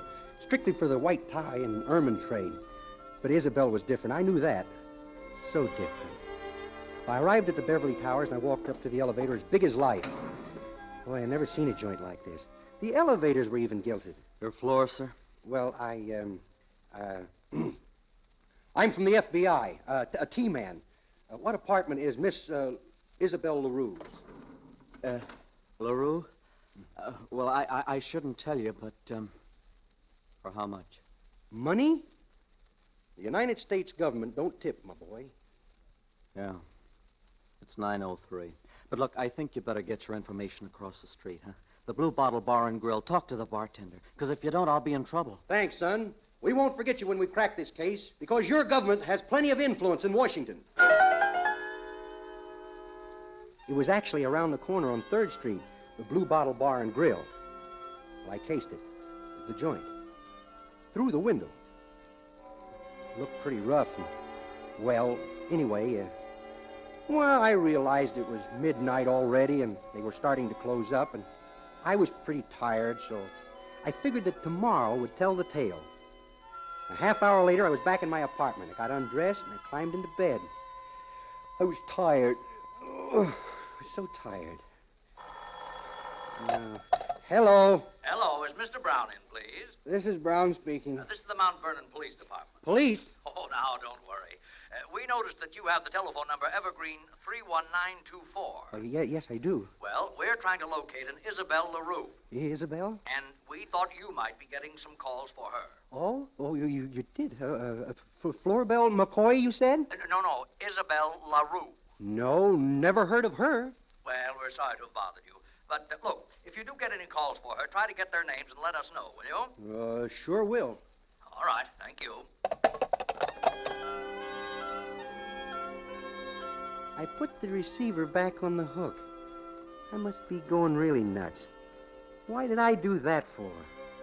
So she's in trouble. What business is it of mine? Why didn't I tell him? Well, about after an hour, I finally went off to sleep again.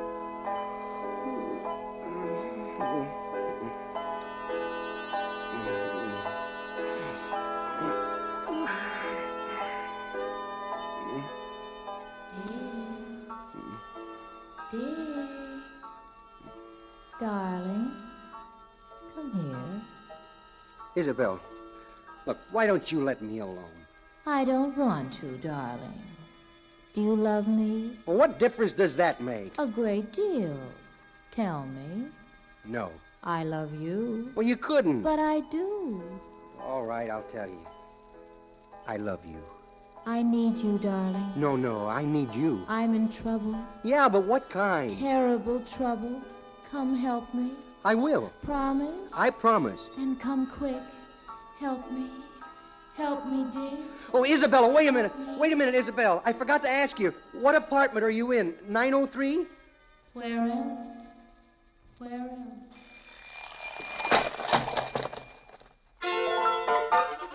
It was 7:30, and by 8:15 that morning, I was standing in front of 903.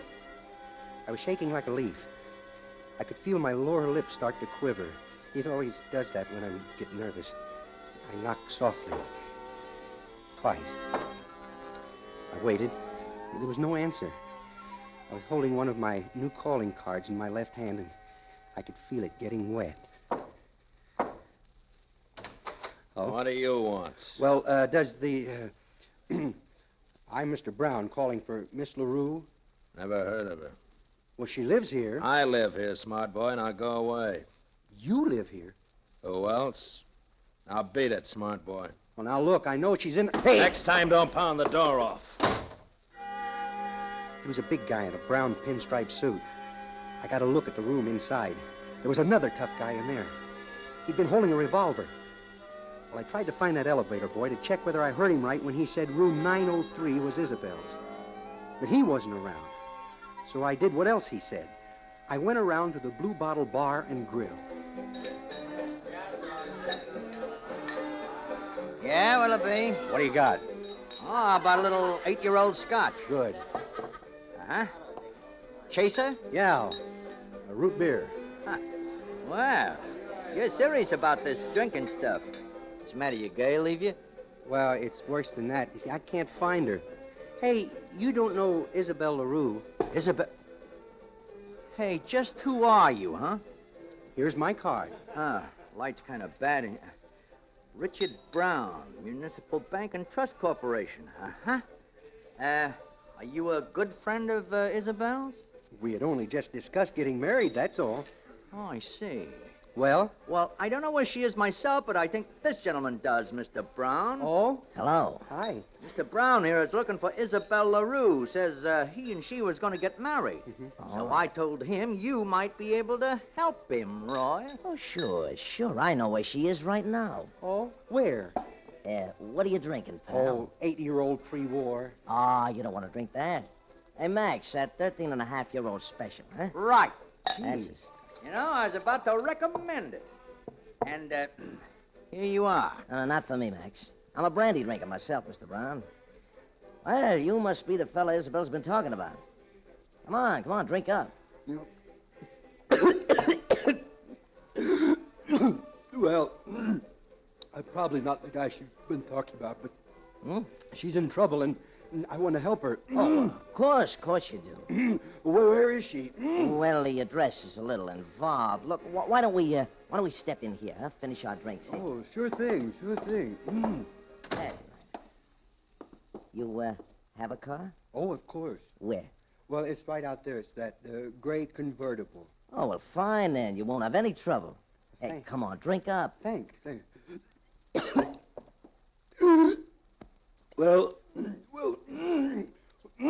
Well, how long have you known the delightful Isabel? Miss LaRue, that is, Mr. Just call me Roy. Oh, thanks, Roy. Forget it. Come on. A toast. A toast to Isabel. The one and only Isabel LaRue. To Isabel, wherever she may be.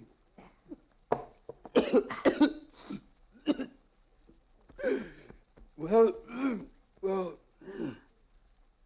how long have you known the delightful Isabel? Miss LaRue, that is. Oh, but...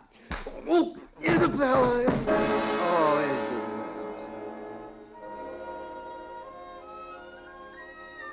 Isabel. Nick, I knew for sure I was back at my apartment with enough bandages around my head to pass for a Hindu Swami, which is maybe what I should have done.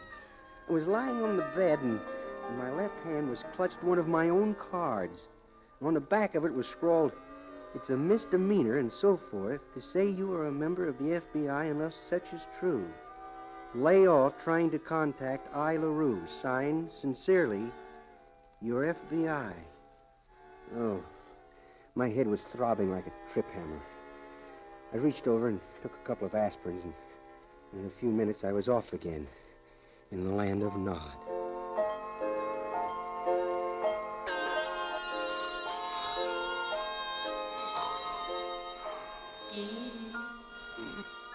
Dear, I'm here. Isabel. Dick. Here, look. Please, don't come near me.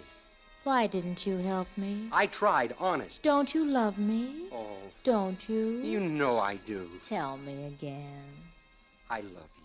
I love you, Dick. I can't go on like this. We can't. I'm with you now. I'll always be with you. But you'll leave again. Never again. No? Come close to me. There.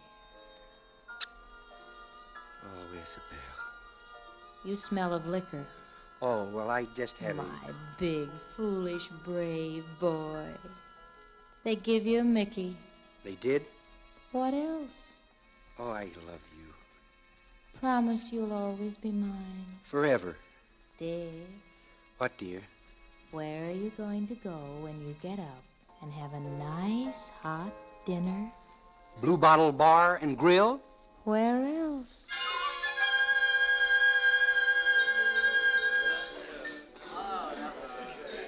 As I walked in, I detected a hush fall over the patrons.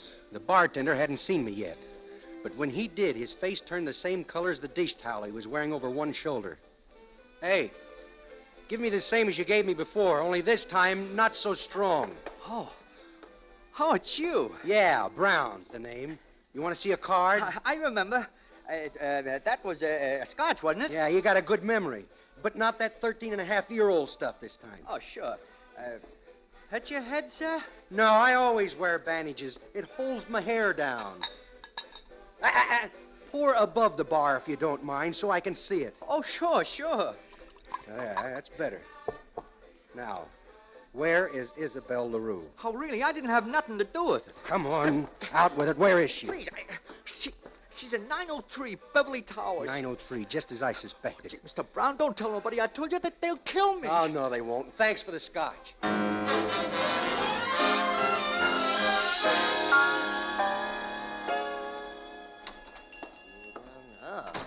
Yes, sir. What can I do for you?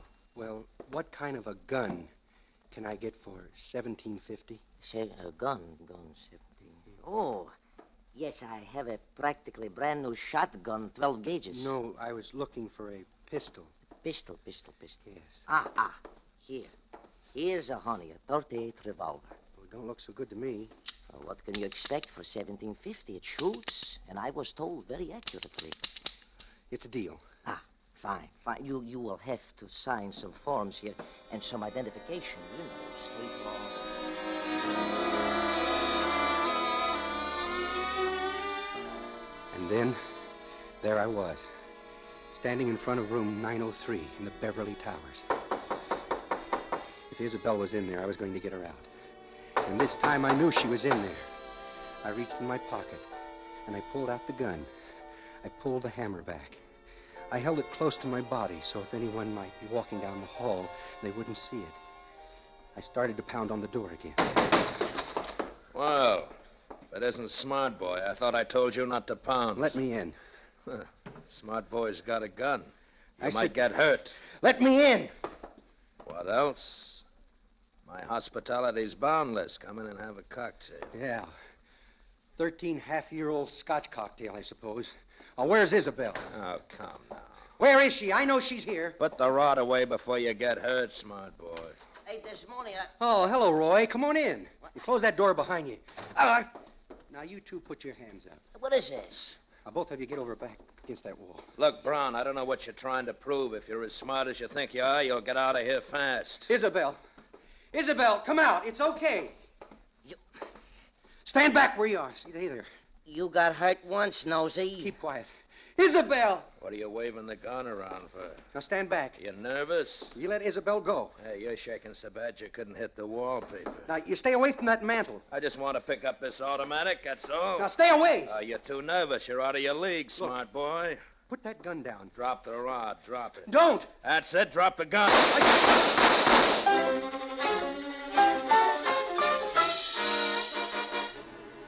Well, the cops were there before the last bullet had left my gun. They slapped handcuffs on me and both of them. Apparently, the only thing I'd shot was the gun out of Desimoni's hands, a feat for which I'm still being complimented for. Well, the lieutenant looked across the desk at me with real respect. Gosh. Yes, sir. I gotta hand it to you, my boy. Takes nerve to walk in on a guy like Desimoni. Who's Desimoni? What do you mean? Tony Desimoni, the guy who tried to murder you. Yeah, but so what? What does he do? You didn't know. The biggest racketeer and bookmaker alive. Oh, yeah, it takes nerve. Does? We were waiting to catch him on something big, and you fixed it for us. Now we got him on attempted murder. Hey, how much do he owe you? Nothing. Oh, you're lucky. He owed about $200,000 in bets he'd taken off the other suckers. Guys like that poor Worthington guy and what's his name, Mason? Oh, yeah. Yeah. Yeah, looks like Isabel LaRue is finally out of business. Oh, don't say that. Oh, why not? Please. Who's Isabel LaRue? You don't know? No, tell me. Oh, you're kidding. No, I'm not. Who is she? You don't know how it works, huh? Well, look, all bookies use fronts. Fronts? You mean Isabel is a front for Tony Desimoni? No. Isabel LaRue is Tony Desimoni. There is no such person as Isabel LaRue. No. Oh, no. Oh, well, that isn't so. What? Now, will you tell me why you went to all of this trouble? Well, you see, there was a girl, and, she's... you wouldn't understand. Tony Desimoni's up in prison now.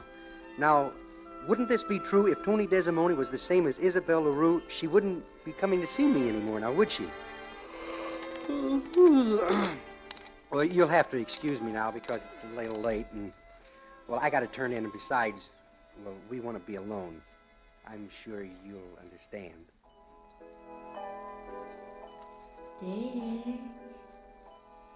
Dick. Oh, dear Isabel. Oh, a new dress. Like it? Well, it's a little... Well, I love it, you understand, but isn't it a little daring? No. Gosh, I wouldn't want to see you wear it around anyone else. I won't, darling. I love you. And I love you. You're so handsome, strong, and brave, wonderful. What else?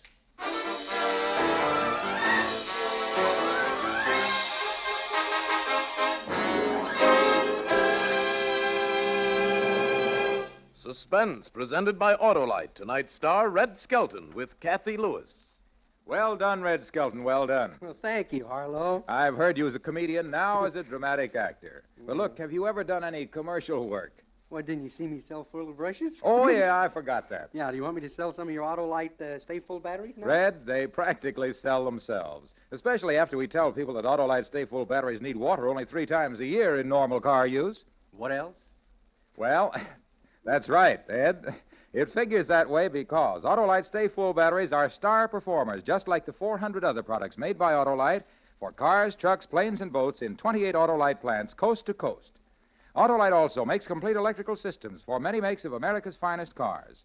Batteries, spark plugs, generators, starting motors, coils, distributors, all engineered to fit together perfectly, work together perfectly, because they're a perfect team. So, friends, don't accept electrical parts supposed to be as good. Insist on and get Autolite original factory parts at your neighborhood service station, car dealer, garage, or repair shop. Remember, you're always right with Autolite.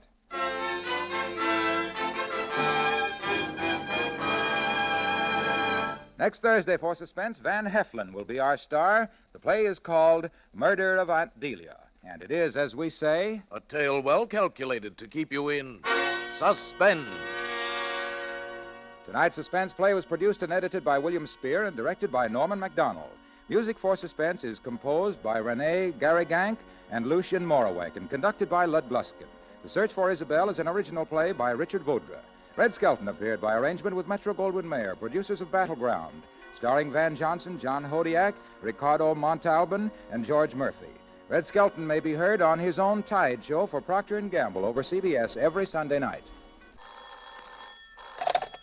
You can buy Autolite Stay-Full batteries, Autolite resistor spark plugs, Autolite electrical parts at your neighborhood Autolite dealers.